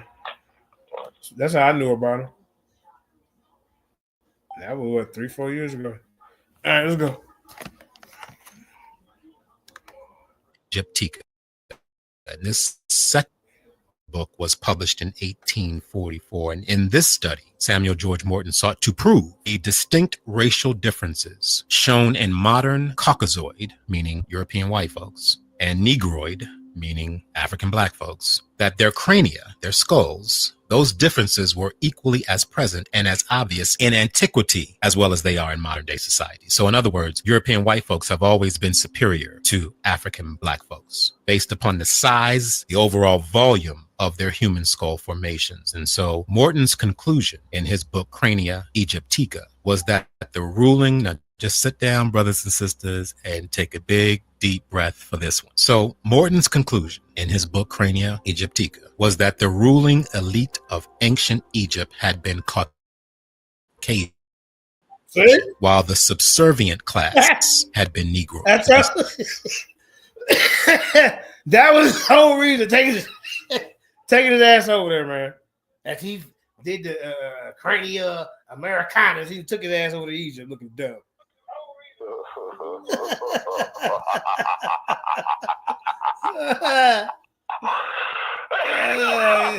Hey, the more he dug, the more blacker it got. God damn it! What the hell going on? Man, I'm trying to tell you something, man. They should have. They regurgitating straight from these racist mouths. These Euros. There you go. These Eurocentrics, man. They've been dead for hundreds of years. You out here tap dancing, Bojangling around, man. Yashabasing and stuff. You know. Terrible. Hey, I'm the one that get your hands off me. Remember what Denzel do? That's me. Get your hands off me, you damn dirty ape. No, hey. Now I'm talking about what he was doing. He tried to grab Denzel. Denzel pushed him up off of him. That part of the movie. Yeah. Yeah, man.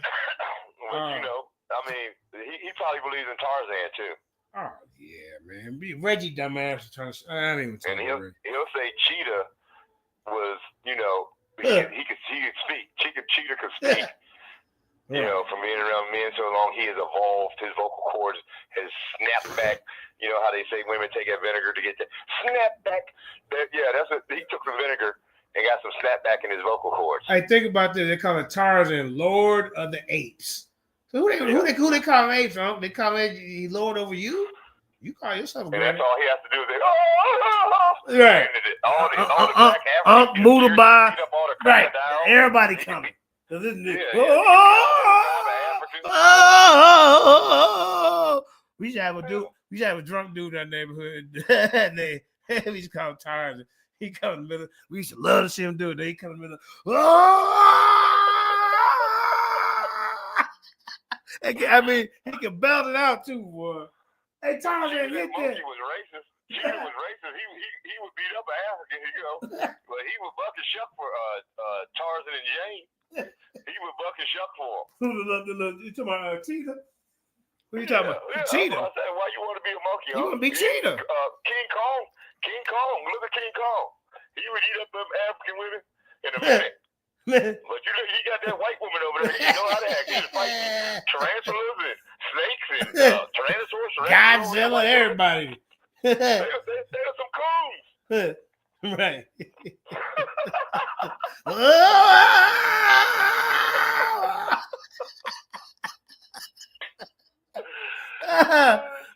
Tarzan, Lord of the Apes. That's your God, nigga. Tarzan. Nigga, they telling you subliminally. Nigga, you gonna call yourself a goddamn ape, nigga?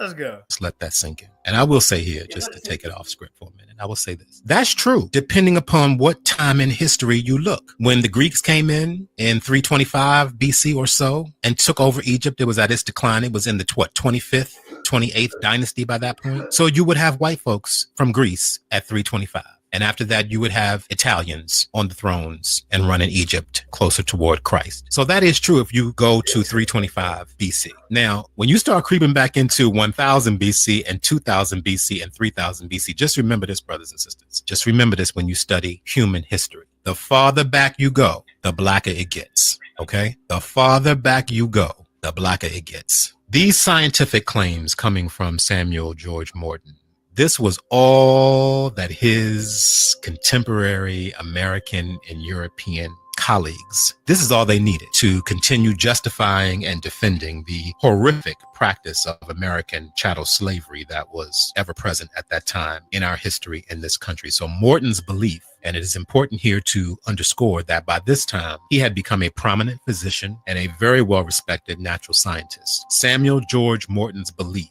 that enslavement of blacks by whites had roots in antiquity. This belief system fueled a larger political argument for a natural order of racial hierarchy. That's important. And I will wrap this all up, brothers and sisters, with this little bow right here. When Samuel George Morton died in 1851 at age 52, the Charleston, South Carolina Medical Journal published a memoir. And here's what they said, quote, "We can only say that we of the South should consider him as our benefactor for aiding most materially in giving to the Negro his true position as an inferior race," end quote. We can only say that we of the South should consider him as our benefactor for aiding most materially in giving to the Negro his true position as an inferior race. We have been digging up the historical roots of race as we perceive it today, and racism as we experience it in this contemporary matrix. And brothers and sisters, the work of Samuel George Morton is yet another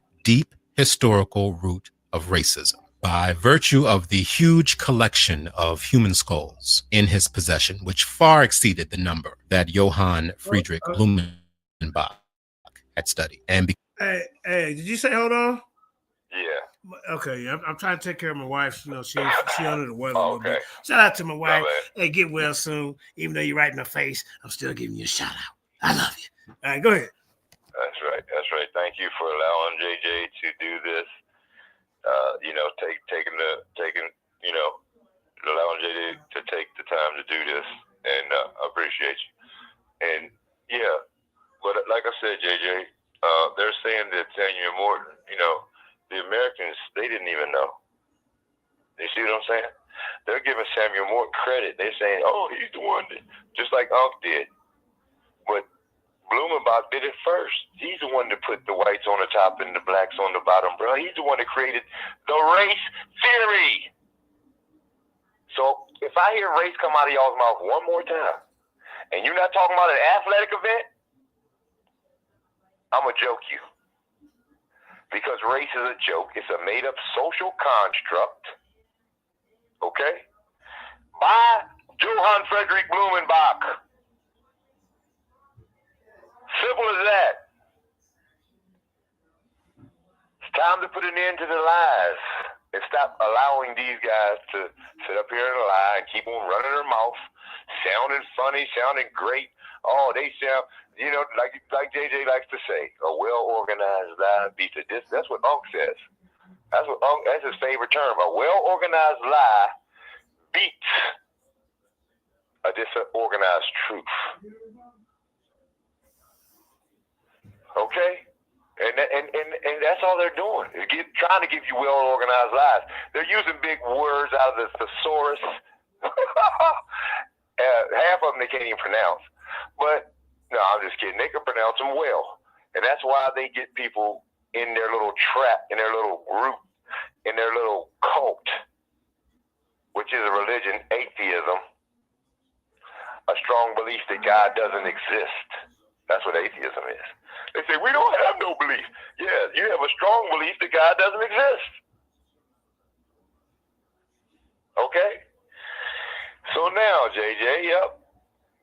I mean, you know, the next guy, if y'all want to see him, this is a pretty sad tale of Odabanga, the man that they had in the human zoo with the monkeys. They put him in the zoo, y'all. 10 years after they released him, he killed himself. If this is too rough for you, or if you can't stomach it, don't watch it, because there's no graphic violence or anything, or graphic scenes, but it's just the point of what they did to this young man in the name of science and in the name of these theories and beliefs. This is how far we went with it. And it's disgusting, okay? So I just want y'all to know that I'm just giving a disclaimer and a warning. All right? Go ahead, JJ.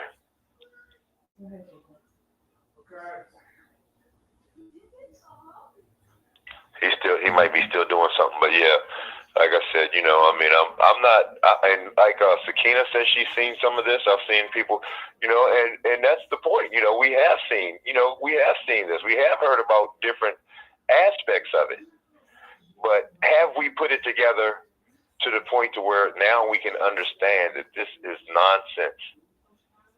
They're controlling us. They are telling us who we are, how to live, and where we come from. And these theories and beliefs are being passed down from teacher to teacher, from generation to generation, and are still in effect today.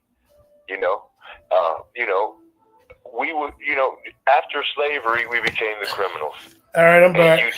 And eugenics said that criminality and alcoholism and mischievousness was hereditary, so you need to be sterilized. So that's what's coming next. But we ain't gonna jump that far yet, because we got to go to Malthus, because this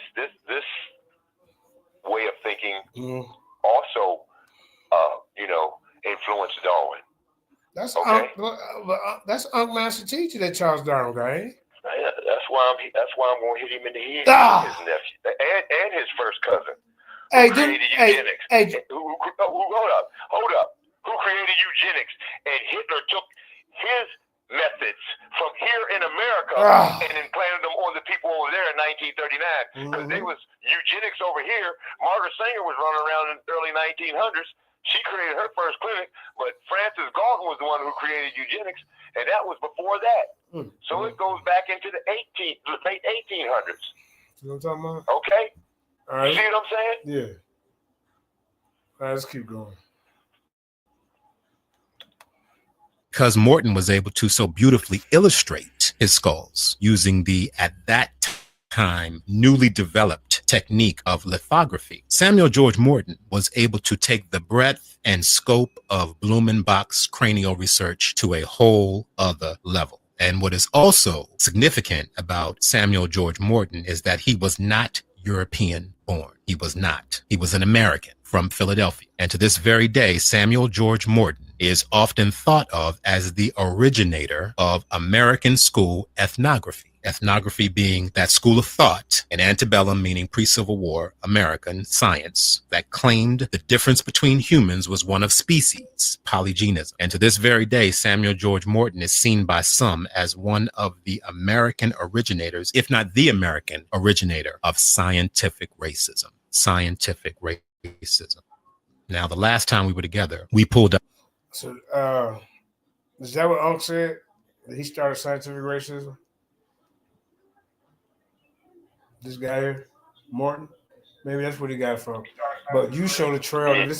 Yeah, okay. So that's where he got. So he heard that, but we showing the trail way before him.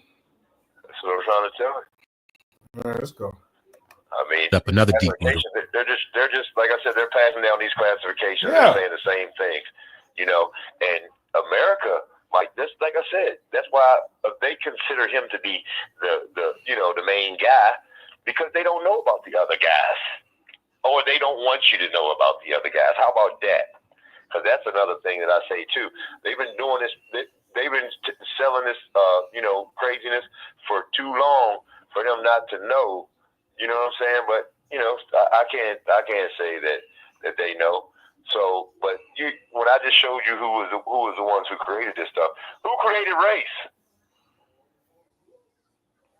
JJ, you there? Yeah, I'm listening. I said, who created race?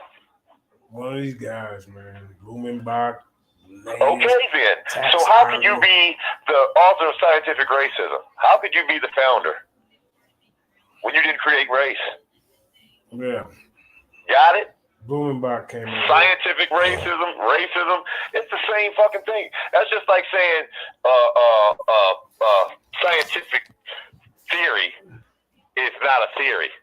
But the noun in that term is theory. Scientific is just using something to describe it. Okay? The noun is theory, and a theory is a belief by definition. And it brings you to these isms that these people like to run back through, like I said earlier. You're replacing true wisdom with your BS isms, like racism, socialism, nationalism. The list goes on. Yeah. There's many of them, many isms. And it all goes back to jingoism and collectivism. We're jingoism, that's where, but collectivism is where it all goes back to. And that's saying that the group is more important than the individual, and the individual should, be killed if need be for the betterment of the group. Yeah. They don't want you to be an individual. They want you to be a part of the collective. So then that way the collective is way more important than you, and you can be off if need be. And they start offing us, calling us unfit, imbeciles, idiots, and morons. Killing their own first, though. They start with their own first. You got to remember that. They were doing this over in Europe. They were doing their own things over there. French Revolution and, Napoleon and all of them. They're the warlike peoples. So you got to remember.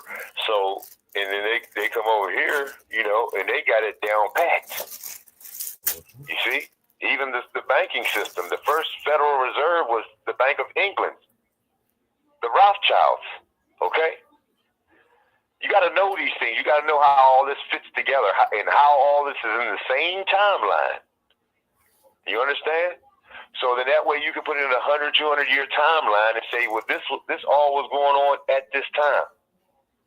And this is when they were making up their stuff in the age of enlightenment, where they said they were making up stuff in theory and ideas. Right. An idea ain't a fact. All these words that they use is telling you it's an idea. Right. And then they start saying we come off some space rocks. Oh, damn. Because they got to keep up with the lie. The Big Bang happened when God said, let there be light. Get that through your head. Because you can't start nothing from nothing. Nothing from nothing means nothing.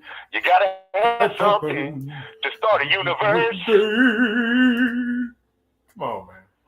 It's got to be something that starts that universe and makes things to work the way they are.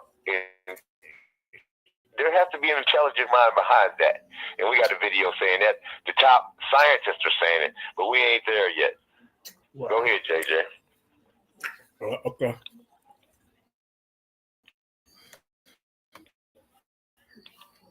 Go on.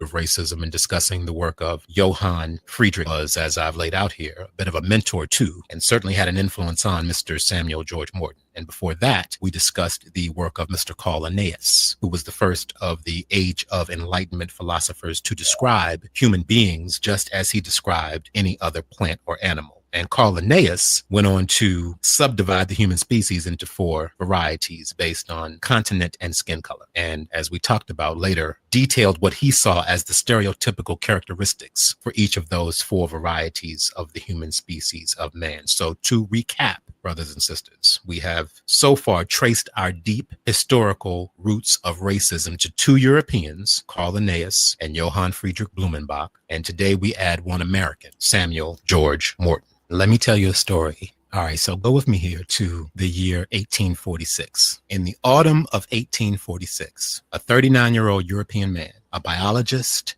and geologist by trade, he crossed the Atlantic by request and with some grant money in his pockets. He crossed the Atlantic to give a series of 12 lectures on the plan of creation as shown in the animal kingdom. That was his lecture title, The Plan of Creation as Shown in the Animal Kingdom. And he was to give this lecture at the Lowell Institute in Boston, Massachusetts. And during his first few months in America, this 39-year-old European man traveled to, among other places, the city of Philadelphia. And there in Philadelphia, he met and came to admire Mr. Samuel George Morton. Now, at that time in 1846, our 39-year-old European man, having been raised in the old world and now making his first visit to America.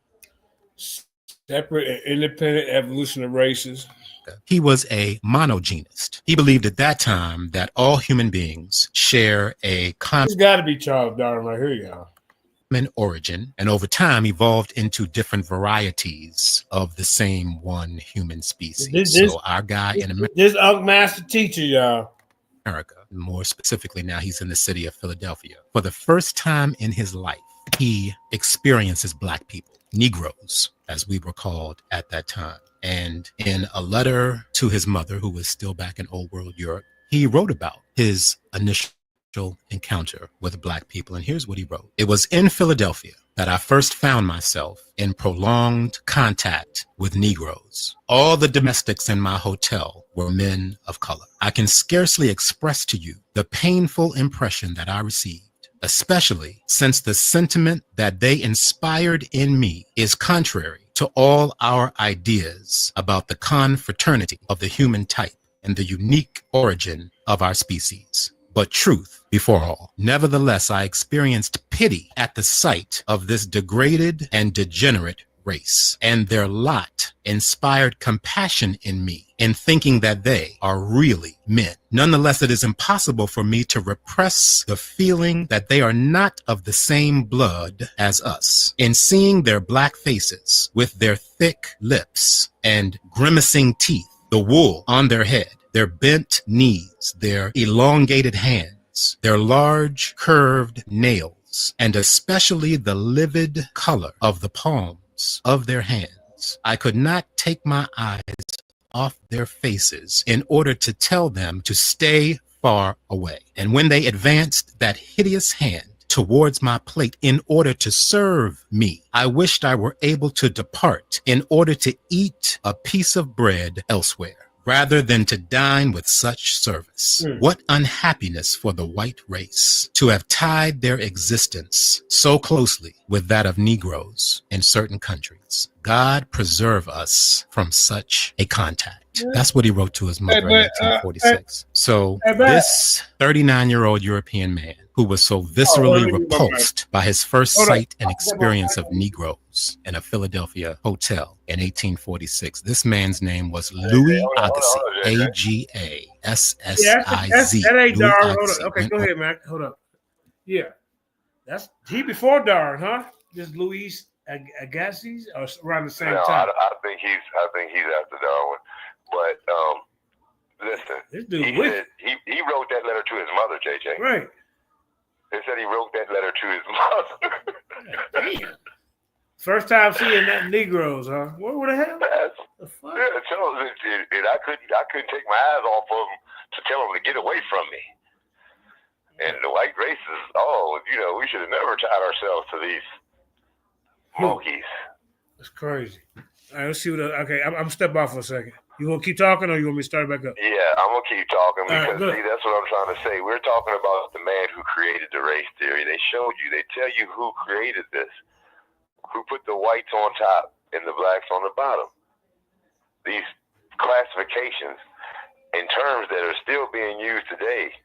We're lazy, we're shiftless, we're of the devil. You know what I'm saying? We don't have souls. All of that has been said in this video. So if you didn't see it at the beginning, you need to go back and watch the beginning because, Dr. Joyce DeGraw does a very good job at showing. I tell you about the Papal Bulls that put us in this situation, and people around the world, indigenous people and the Africans. They justified it through the Papal Bulls, saying the same thing in 1452, in 1498, in 1455, when they created those 3 Papal Bulls. They were saying that we didn't have souls and we were of the devil, and it was okay to enslave us because we didn't believe what they believed, and King got 10 Africans, and he's like, "Oh, we're gonna make these people our slaves." And then once 1492, when Columbus was supposed to sail the ocean blue, 1493, they created a Papal Bull that's saying that you can enslave the Native Americans. This is the origins of your slave trade. This is the origins of this transatlantic slave trade. This is the origins of the scientific racism and the ideas that were being pushed generation after generation after generation for hundreds of years to this day, like Deontay Wilder says. The next person that I'm going into is going to be Malthus, and he's the one that started the population control talks. Okay? Now, there were, like I said, the Greeks, they had their talks and things, but this is putting it into science, putting terms behind it and making it right, justifying it, like Dr. Joyce DeGraw said. That's why they had, you got to erase all your, they have cognitive dissonance, because I'm back. And what is worse, the violence or the silence? Oh, the pharmacy. They know a lot of it. If you do know about this, then you should be telling your people about it. You should be telling everybody about it. Because it wasn't just your people who was suffering through this, Because like I said, when they started that, Margaret Singer with the Planned Parenthood in her clinics in Brownsville was in 1916, and then Planned Parenthood came along 1942, right after the Negro Project failed, and this is right about the time when they were sterilizing Americans because they deemed them imbeciles, idiots, and morons and things, and all the black people were to be exterminated.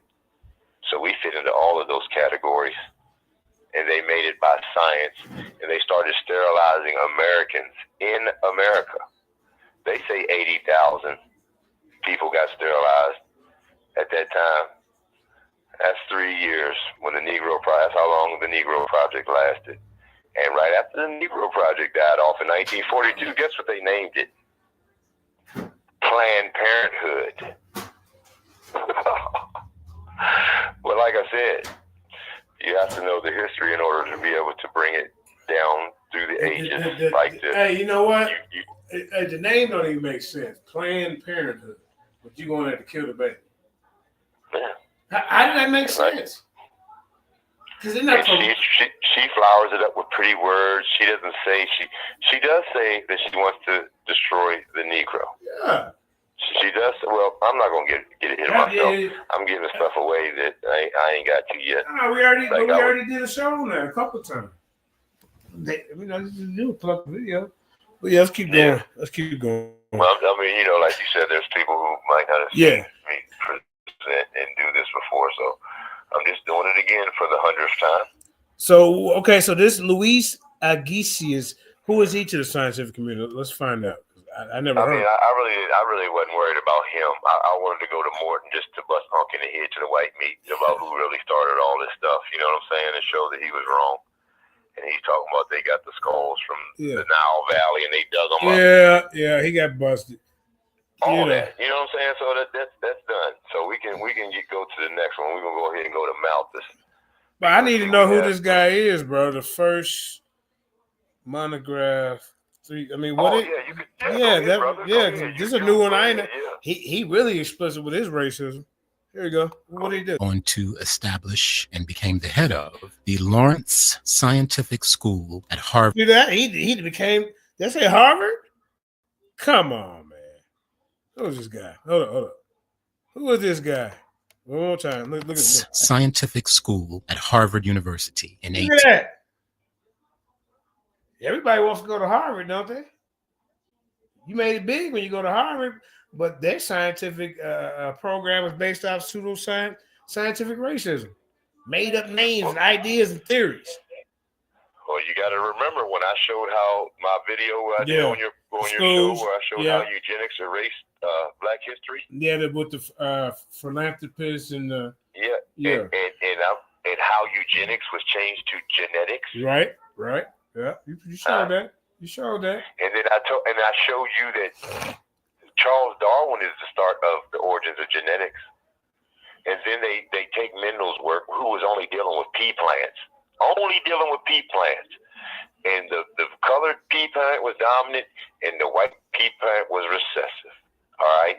And they took and flipped it and made the white pea plant dominant and the purple. Because you hear them saying, oh, we came from white people. Oh, the humanity started off white. If humanity started off white, you'd have a whole planet full of white people because that's all white people can have unless God bless their private parts. But if we're talking science, here, ladies and gentlemen, guess what? We know scientifically that white people can only have white kids. Black people can have all colors. All shades. The darkest black people can have all colors of all people. Any color. Only the white people are the recessive. They're the ones who can only make themselves. See? Scientifically, ladies and gentlemen. Go ahead, JJ. 1847, and it was during that same year, 1847, that Agassiz visited the American South for the first time, and he traveled there to give a series of lectures in Charleston, South Carolina.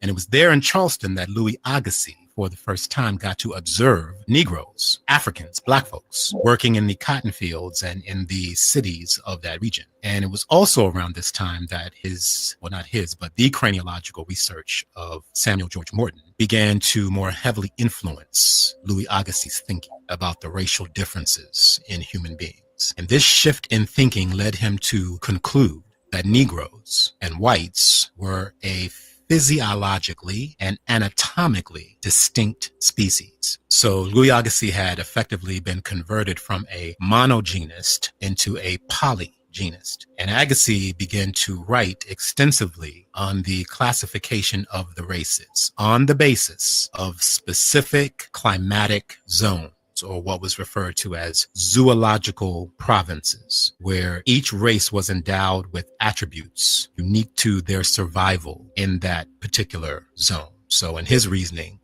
he just making stuff up, bro.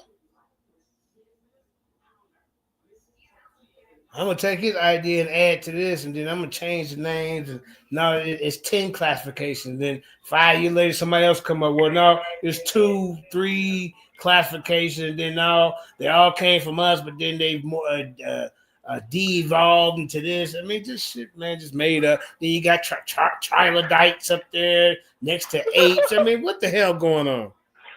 Hey, look, like, didn't I tell you that it's progressing? And their lie is what is the only evolution that's going on here? Right. Right. The only evolution. But see, JJ. Yep. There you go. That's why I bust them in here. That's why they don't want no smoke, JJ. Because see, I can joke them and teach them at the same time. But you know, the big lie, right? The big lie is a movie.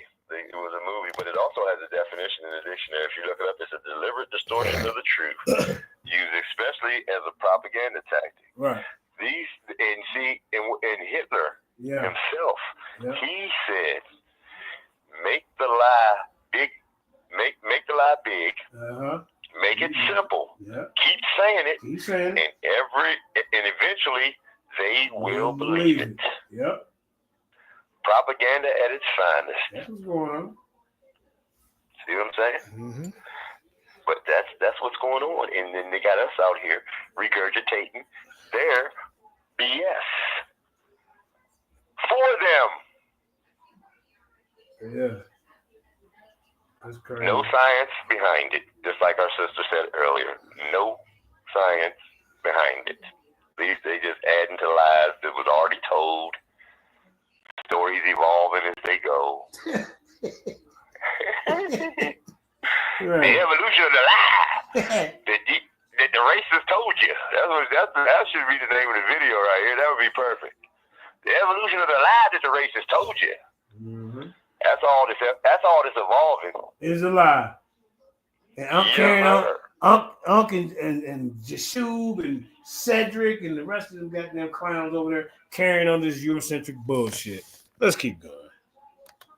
Analysis. Negroes were peculiar to the hot and dry zone, Caucasians to the temperate zone, and Eskimos to the Arctic zone. And the attributes of each of these races was unequal. Caucasians were superior to Negroes, to Black folks. So in 1848, during the annual meeting of the National Academy of Sciences in Philadelphia, Samuel George Morton examined a South African Khoisan, meaning being a member of the Xhosa people or the Xhosa tribe in South Africa. Some of you will know the Xhosas by the clicking that they do in their speech pattern. So Samuel George Morton examined a Xhosa youth named Henry in 1848.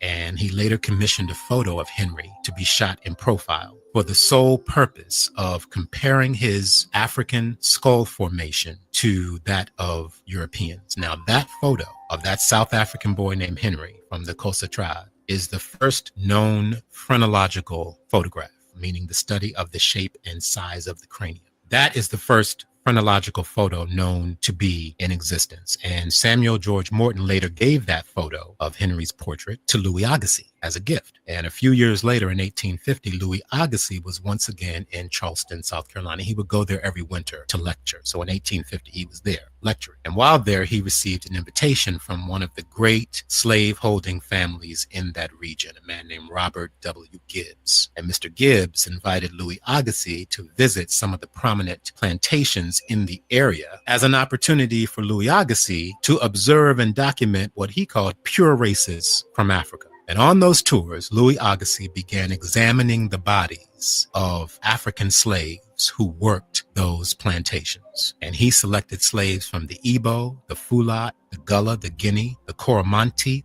the Mandrigo, and from the Congo. Those were some of the tribes and regions in Africa from which these slaves had originated. And Agassiz commissioned a professional photographer named Joseph T. Zealy, who had a studio in that area. Agassiz hired Joseph T. Zealy to photograph these slaves that he had selected from these plantations that he had been visiting. Now, this was around the same time of the development of the photographic technique called the daguerreotype.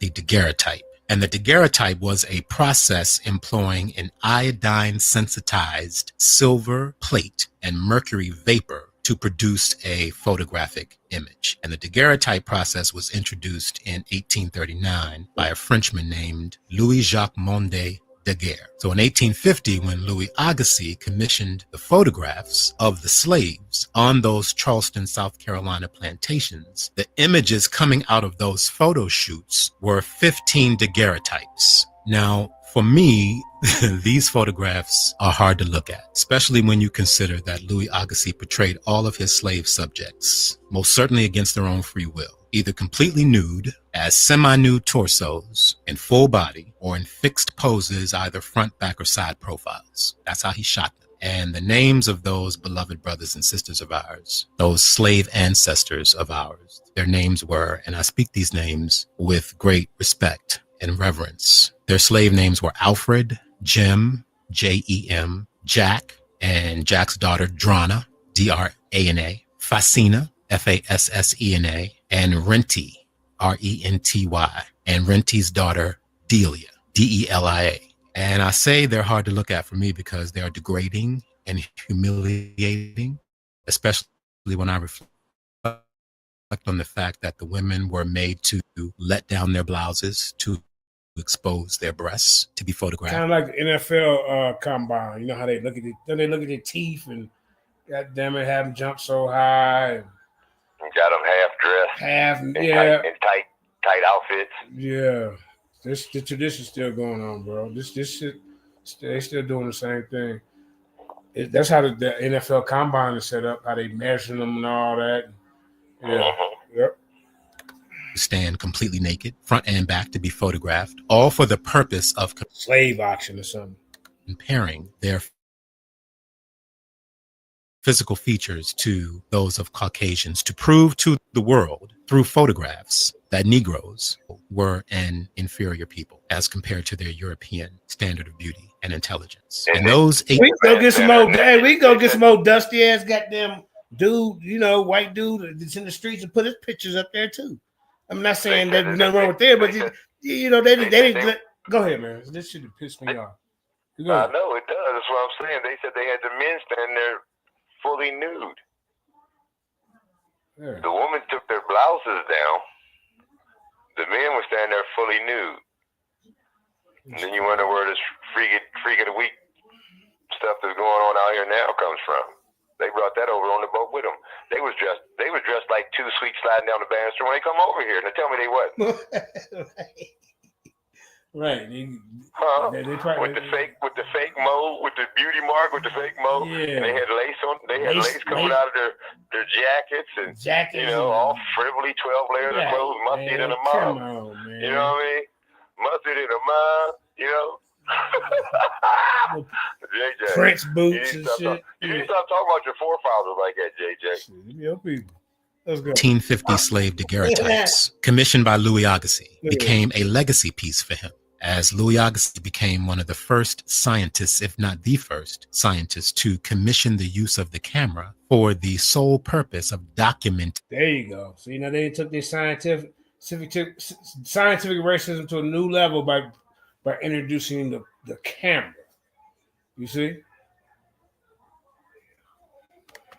Racial differences. And Louis Agassiz went on to become a professor of zoology and geology at Harvard, and he founded the Museum of Comparative Zoology there in 1859 and served as that museum's first director, and he held that position until he died in 1873. And that museum, brothers and sisters, is still operational at Harvard University to this very day. All right, man. That was a pretty good video. If y'all want to go see this, Robert Wesley Branch, subscribe to his channel. I'm getting ready to. I want to see, push all videos. Okay. But yeah, that's what I'm talking about, man. That was some deep information. Especially that last guy. See, I ain't never heard of that one, but it's probably so many of them out there that we don't know about. But so it's nice to even keep learning these new ones out there, Yeah. Like so and now, you notice how they tell you what they're doing. Evolution they're telling you what they're doing. If you don't want to look, you can. You know what I'm saying? But they'll tell you straight up. They don't care. Yeah. All right. We're gonna go to the next video. Man, this. I mean, and this why I be like have my foot on their neck, man. Y'all trying to get in front of us with this nonsense, man. Come on, man. Every chance I'll get, he praising Charles Darwin. What the hell wrong with you, bro? All right. So yeah. All right. After this little 3-minute video, I'm gonna get on Charles Darwin. That's we're getting close, JJ. So don't worry about it. I got you. Hold up. Let's see. Yeah. I'll stop sharing. I also found that video where I said there's JJ's a time traveler, and I'm gonna show that too. What? it's a lynching from back in like 1900s, and I see you standing in the audience. Hey, I better not be at the picnic. It's you and my cousin Tiki. They look like you and my cousin Tiki. So y'all niggas are some time travelers. You know, I got that video too. I finally found it. I've been telling JJ I had that video for a long time. Yeah. All right, man. Let's keep going. We still got people active in the audience. You know, I said teach indigenous. We got Kansu. We got Kansu in the building. He says Shed is a moron and so is Lions in the building. Yeah. that first video we showed, Kansu was in it, wasn't he? I think so. I'm not sure. I think so, yeah. When you were showing him on the first video you showed, Kansu was in that video. Yeah. Oh yeah. Yep, he was. Yep. Kansu, if you want to jump on, where Cedric was trying to talk in absolutes. Yeah. It's a fact that you can't get around. Yeah. And then when I come in and say you can't speak in absolutes, well, I'm not speaking in absolutes. Chubba. Man, you just regurgitating, you know, the colonizers or the oppressors' scientific works form. That's all you doing. You know what I'm saying? Let me try to find. That's all the Indigenous is going to talk about is Margaret Sanger and Darwin. Because that's all you know. Right. Yeah. Yeah, that's all you know. You thought Indigenous will come in and talk about Margaret Sanger and Darwin. Yeah. Yeah. Indigenous going way over top of your head, son. Like I said. Because you ain't talking about none of this. Ain't been for years. I've been talking about it. My first presentation that I did in 2020. That's the first thing I talked about. Well, your arch nemesis says he want all the smoke. He just texted me right now. Who? I'm talking about Unbiased. He just texted me. Yeah, he wants all the clout. That's what he wants. He's over there, Tyreek Nasheed Jr. Booty popping for FBI. Come on, man. Yeah, I mean, come on, man. Hey, man. Hey, I like Unbiased. He all right, man. Come on. Anytime you sit up and argue Margaret Sanger and eugenics, y'all. Wait a minute. I ain't know you doing all that. Yeah, he's been doing it. And then you get up here. You got some. Unbiased. You got some explaining to do. Video I got him for her. The link in the chat. Tell him the link is in the chat. And he's been doing it for 5 years straight. He's been doing it longer than that. But you know what I'm saying? Okay. We seen that. Know nothing about it. Who trying to come up here? Who trying to come up here and get beat up? I'm staying out the way. Yeah, Unbiased, whoever he talking about, you have the opportunity since he's talking about it. I don't want to stop my flow on until I get done with Darwin, which is coming soon. But we got to hear about Malthus first. All right. Shout out to Nazarene. It's Sing TV. Lions Den in the building. Tawana Johnson. You know, Sakina Ra. Peace to Knight for a Tab. You know, Ramon Sefu. TNBN. Peace to you, TNBN. Water Blue in the building. We got Kansu, the real. No, he don't go by that no more. So I'm gonna let him. Kansu, I can't pronounce that, bro. So I don't mess it up. But Kansu in the building. God dang it. All right, and peace everybody. Peace everybody. Marquise peeking around. Thank y'all for coming. Yeah, Professor X. And then hey, look, I told her I got Professor X. You know, 'cause I got women trolls too, y'all. So I said, I'm calling you out, Jake. I said, well, we got women debaters. I mean, it's just. I'm not saying I won't debate you, but I mean, goddamn, man, you just can't just. Work your way up to the top like that. I got Yashabin Israel in the building. He said he pinned it to white people because black people live there longer. It was something about in the video. He's got Jay Snake the Great, Lions Den, security, We got NAFCA from East Africa peeking around. Brother La. I see Brother La. NACFA. We got NACFA in the building. Yeah, he's in the building. Tyrone, Tyrone, Donnie, Lord, you know who that is. That's Mississippi. Peace, everybody. Yes, sir. Tyrone. Peace to Mississippi. Tyrone in the house. Better watch your mouth. We got King J. Let's see. 5 Live. Hope I messed that up. Plus beats, fight. Wait a minute, the goof doctor was in here. Did nobody tell me? The worst judge, the fight doctor. He was the atheist judge. I had to educate to myself. Yeah. Yeah, they don't want no smoke, huh? Said shout out to my brother Atari 7000, Professor. Unbiased is just a little touched. You know, he just likes to argue. That's his problem.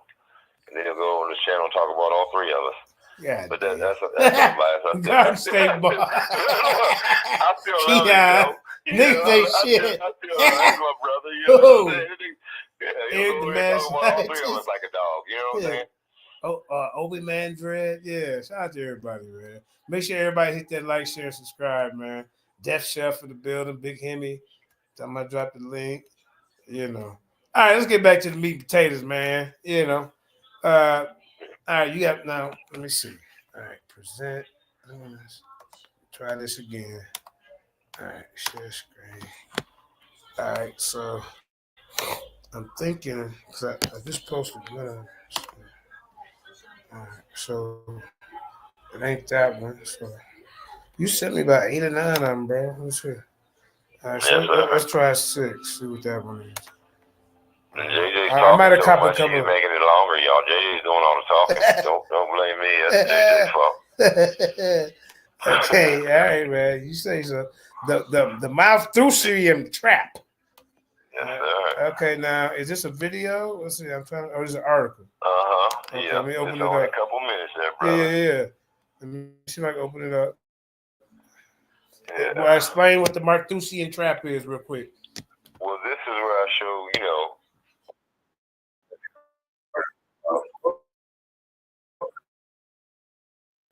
That's first. All right. Who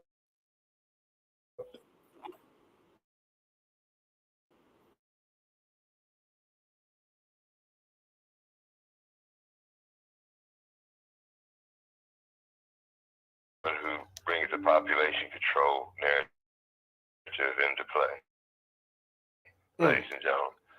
And I just wanted to go over this guy because we see it in action right now with these philanthropists who use their money to take control of the narrative, like Bill Gates. See? And we hear him talking about population control to this day. Elon Musk, he probably taking, you know. Bill Gates' daddy was the head of Planned Parenthood at one time. Now look at that. I ain't gonna show it. I'm not going that far down the list, but I'm just telling you, that's a fact. So, like I said, you're dealing with these same wicked theories, these same wicked thoughts, talking points, ideas, you know, and they ain't got no real science behind them. Now, you know, modern day, they've learned how to, you know, how some of this stuff works, and they can give them the founders and all this stuff, but they also got to tell how wicked that they was when they were creating this madness. You see what I'm saying? And you can see that they're just passing them down the same ideas. And, you know, at the beginning of we were in slavery, so, you know what I'm saying? We was being called, I showed you where they made the 3/5 law. You know, all that, you know, how they came up with that. The slave was 3/5 a human. Count him in the southern states, so then that way we have more people. So we count him by 3/5 every slave. He's 3/5 human, he's 3/5 human. You see what I'm saying? So that's where you get the 3/5 rule. Show that too. All that's at the beginning. You know, and our sister did a great job on showing, you know, how the trauma that has been left from, you know, and it's still going on, and we still suffering under these laws, and has been implemented into colleges and allowed to be passed around by the governments, promoted by your presidents, okay, your congressmen, you know, even some of our leaders fell for it because they didn't know the whole story, like W.E.B. Du Bois. And Martin Luther King won a Margaret Singer Award. Okay? So they weren't fully, up on the history and what they were actually dealing with. And because she was a staunch eugenics. And like I said, eugenics is what Hitler took and used against the Jews. They took it from here in America. It started in the late 1800s in America. Hitler didn't take over till 1932, and the war didn't start until 1939. Okay? 1900s. Late 1800s is when, eugenics started. Sterilization to, keep down the numbers and quell the people of color from mating and promoting big families in the white neighborhoods and stuff, and them allowing some of the Mediterranean people who they considered not good stock. They didn't consider them good stock. They knew that they were mixed with all the people down in Africa, in North Africa, just right across the water. You know what I'm saying? And so they didn't, not until later on did they give them the white status, but they added them to them, like the Greeks and the Italians and the Romans and the French and the Spanish. They gave them the white status later on when they felt, their numbers were dwindling, which they still are today. But, as far as the white population is concerned, they have a low birth rate. The birth rate can't keep up. Make and they're 60% elderly in Europe. 60% elderly. So that means that you're 40% 25 and under. In Africa, it's the other way around, though. Africa is 60% 25 and under. And you hear, I showed where Bill Gates was doing a video showing he was worried about Africa's population boom. What you worried about it for? We're going to have to take care of them. Yeah, because like I told y'all earlier, they say that, well, this is Carnegie. This is Andrew Carnegie's quote. He said that the rich are obligated to help the poor better than they would or could for themselves. And then Freud said that if left to our own devices, we will revert back to animals. So that's why we need a heavy dose of them to keep us in line. So I'm just, going down the history. I don't know where JJ went. You there, JJ?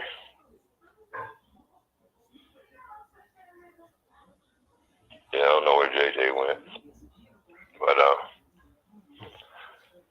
this is what I'm trying to show y'all. And like I said, these ideas and theories have been passed down through generation to generation for hundreds of years, ever since those papal bulls was created. That's another thing. I told my friend Unbiased that I wanted to do a show about slavery. And he said, what are you talking about? I said, the papal bulls that the Catholic Church created. He said, man, I ain't doing no show on religion. Don't even know about them. I mean, well, wasn't really up on, I ain't gonna say he didn't know about a papal bull, but I want to say that he really wasn't up on, the history, I guess. Because I asked to do a show about slavery, not the Catholic Church or religion. And then all of a sudden he starts doing religious videos and stuff. I mean, like I said, just all over the place. That's why I said I ain't messing with him tonight. He's gonna just get up here and muddy the waters and try to slow me down on what I'm trying to do tonight. I'm teaching. Now, if you want to replay this on your channel and we can have a talk, if that's what you want to do, that's what we'll do. But you're not going to stop the teaching tonight because you ain't worth my time. Who is that? I'm back. I'm biased. I'm telling him. He in the audience? He ain't gonna, well, y'all said he was. I said he ain't stopping my flow tonight. I'm teaching. I didn't see him. All right, let's keep going. I'm not playing with nobody tonight. You go back. You can rebut me if you want me to come on your channel, and you can have a little discussion with me on it. Like if you think you can, make an excuse for this nonsense? Because I'm showing you straight up. I'm showing you straight up. I ain't lying to you. This is what these people did. This is what these people said. Creating a race theory, putting us on the bottom. And then Samuel George Morton, he said that putting the people in, they praised him saying we put the Negro in his proper place. But Blumenbach did it before him, because he was the man who created the race theory. Split humanity into 5 different groups and grouped all the Africans as Ethiopians. Mm-hmm. And Linnaeus called them Afro-Niger.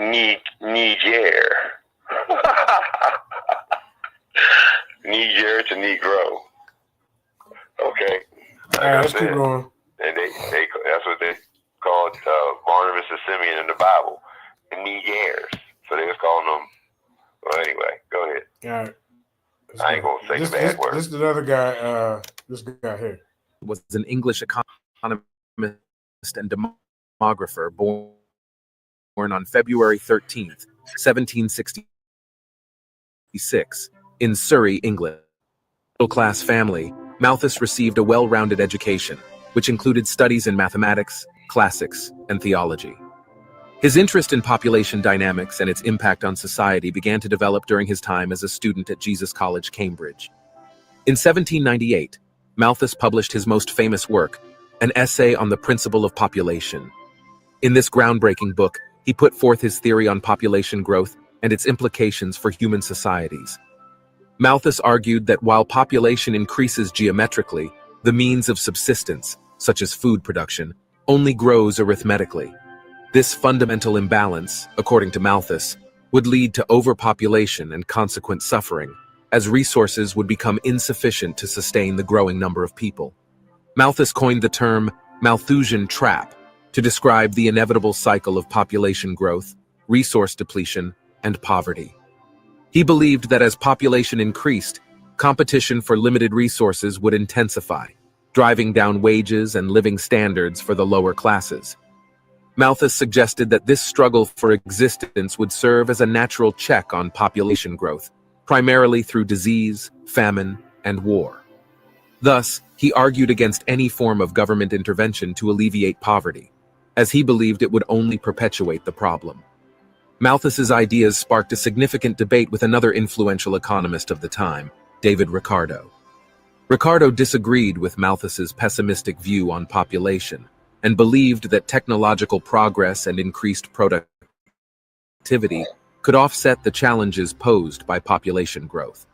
Ricardo argued that with advancements in agriculture and industry, it was possible to overcome the Malthusian trap. Despite the criticism and debates, Malthus's ideas left a lasting impact on subsequent thinkers. His work greatly influenced Charles Darwin's theory of natural selection, as Darwin applied Malthus's principle of population growth to the animal kingdom. Additionally, economists and policymakers throughout the 19th and 20th centuries referred to Malthusian theory when discussing issues of resource scarcity, poverty, and social welfare.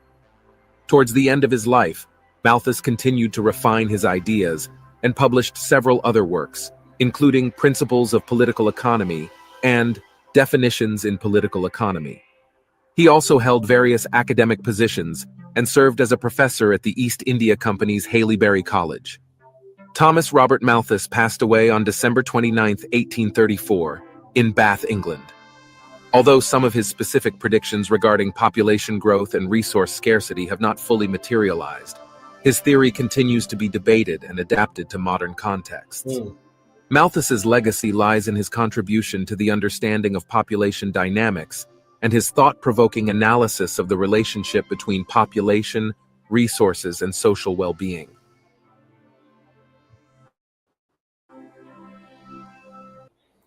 Yeah. All right, you want to talk about that for a second? Yeah. You there? Yeah. Yeah. You heard he said that he would, rather not help us and just let us starve, fall off. Don't helping the poor is just prolonging their pain of us being around. You see? And then you have your buddy Bill. Got everything to do with vaccines and, all this, making money hand over foot off of all that stuff. That's why he's out here promoting so hard. Took control of the narrative with his money. See? And then now he controls the narrative. And that's what a lot, like, Ford, I think it was, the Henry Ford Health Clinic. Or how I forget what the video is. How he created Western medicine. You know what I'm saying? And they were using the oil that they was getting on the pills and stuff like that, and they was finding other use for it, plastic and all that other stuff. They're making money hand over foot. And they ain't giving us no saying yes or no, and it's just what we want. But Bill Gates runs over there and acts like those people need him so bad. They're not gonna make it without him if he doesn't do a survey and give some false reports. Because you heard Biden say it. He said, America is doomed. And it's not just because, he said, America is doomed. And he repeated, America is doomed. And it's not just because of black people. Yeah, I heard that. But by 2040, the whites is going to be the minority, and you're going to have to deal with the Mexicans. Hey, do you mind if we get some audience participation real quick? I'm winding her down right now, JJ. They're actually nobody. Listen, brother, nobody's coming on here, but Karima's probably away, so I want to read this comment. It says, this is from Sister Tawana Johnson. Sister Tawana, peace to you. No, Bill Gates' father, William H. Gates Sr., did not establish Planned Parenthood, but he was a trustee and director of the organization. Eugenics was. I said he ran it. I didn't say he started it. I said he ran it. Okay, brother, chill, man. We with you, bro. You gotta calm down, man. We over here. We with you. Eugenics was considered the science of better breeding and aimed to improve the genetic quality of the human population through policies that would encourage the more desirable elements of society to have more children while preventing undesirables from reproducing.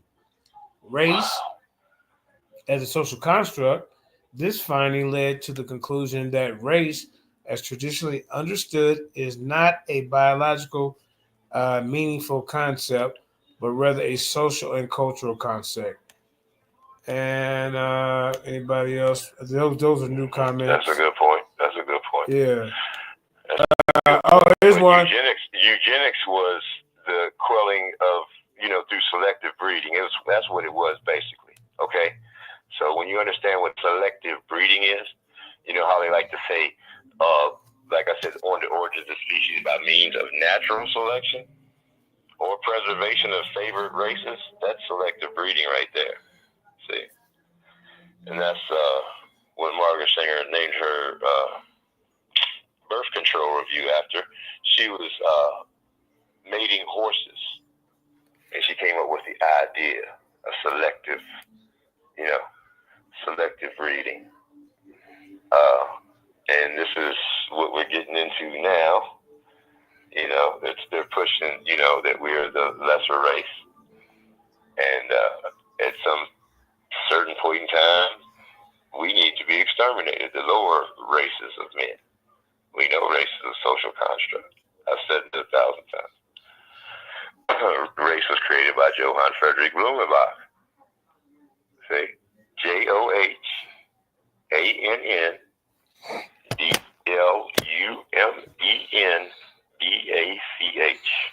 Look it up. We've already went over that. Yeah. So y'all coming in late. Hold up. Listen. They coming in late. So yeah, but that's some good. You made some good points there, but you got to remember she came in at that 656.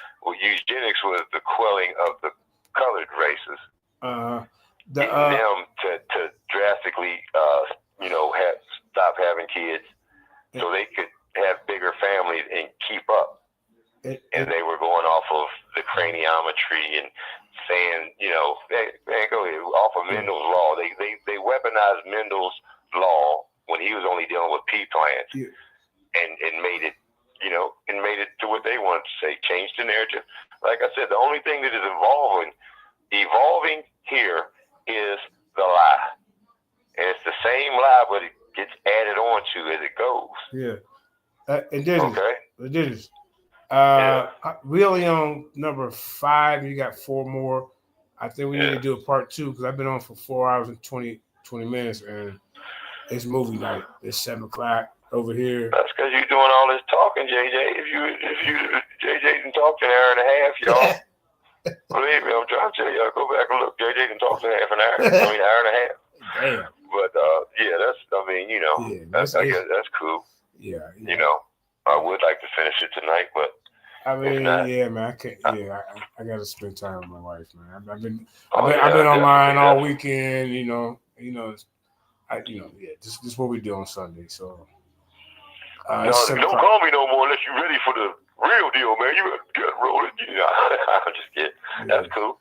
But yeah, man, you got a lot out tonight. 4 hours and 20 minutes worth of hard hitting evidence. Delete about an hour and 40 minutes of my talk time out the way. So yeah. And you still talk more than me if we divide it by 4. But anyway, yeah. Hey, shout out to Sister Kareem. Thank you for letting Indigenous, get this information out. They won't have rebuttal. They won't have a response. They just be peeking in the bushes, running their mouth. That's all it is. How can you rebut it?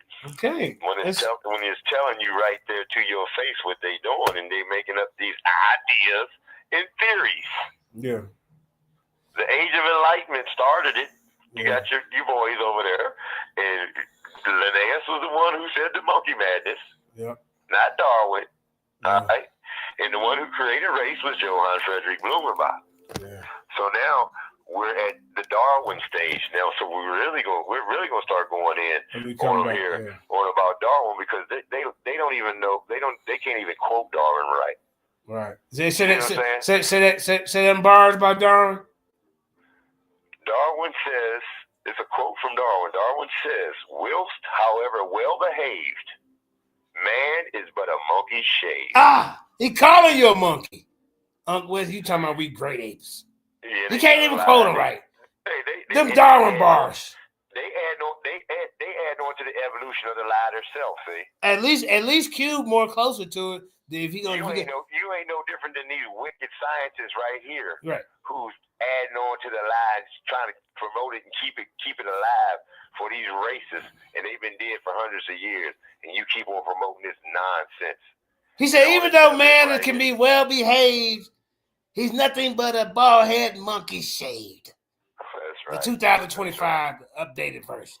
So with that being said, I got to at least say Cube is sticking to his master teacher teachings of Charles Darwin when he said we monkeys. Not we per se, but he per se said that.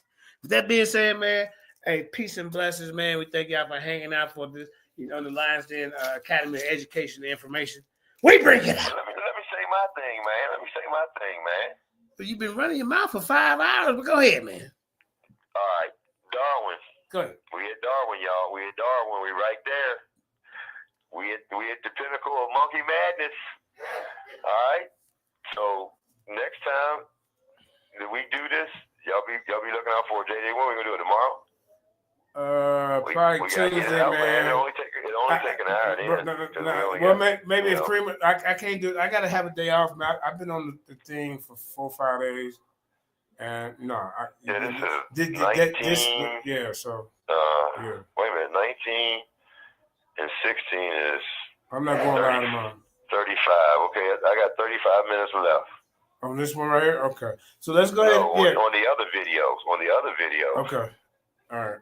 So let's go ahead and go ahead and get your final words, man. Because I gotta get out of here. All right. Y'all keep yours head high and your grass low, and stop lying to my people. I love y'all, and have a good evening. Peace. What type of old outro was that? I mean, you keep your head high. What the hell? Anyway, I'm sorry, man. I can't hang out for the whole show, bro, but I got obligations too, man. You know, I'm not only obligated to the Lions Den, JJ7K TV, you know, Lions Den headquarters, but I got a family life, bro. And, you know, a lot of us that we be on these guys. Oh, God dang. Oh, get that out of here, man. See, this is what I'm talking about. These are the type of folks that got in these back chats back here. They trolling people. And this got to stop. This got to stop, man. So I'm unassociating myself with any back chat that got any trolls in it. Don't put me in it. I don't want to be associated with it. If you ain't bringing no information, we can't talk like civilized adults. No, I don't need to be a part of that, you know. So with that being said, peace and blessings. Hey, we'll see y'all maybe in a couple of days. Man, I'm taking tomorrow. Hey, love y'all. We out.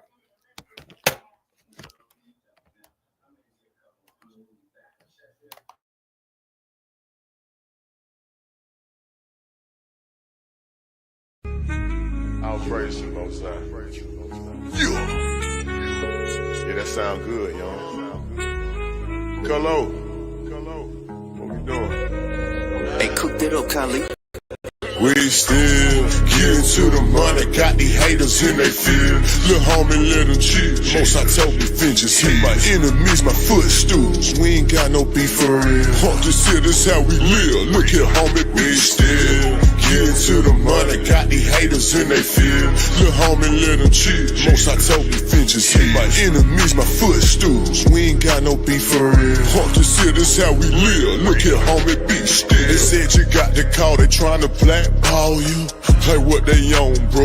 You can't blackball a boss. The whole world, they hate Israel. The way you hate your neighbor, might as well pull the trigger on yourself. You know we get excited by the smoke. Every day we casting flesh. Save my treasure stored in heaven, we gon' blow the rest. They disrespecting and we check the bank that causing kept it still. They asking others about my business, but I ain't got no instant miss. See, I still deal with ox direct. Cause your person don't mean you respect. Your outlet don't get no credit if the ox ain't in it. Money answer all things and you got all these questions. Playing Vic. Look, I employ slavery. I'll give you broke your head. Yeah, them crews in the hood, Jews in the hood. I caught them clues, now I'm good. I broke it down, he understood my all to you. Filtered through, you found a few, I'm good. We what we sold, this here exclusive. They like, hey, folk, look what you doing. We still getting to the money, got these haters in they field. Lil' homie, let them chill. Most I told me vengeance hit my enemies, my footstools. We ain't got no beef for real.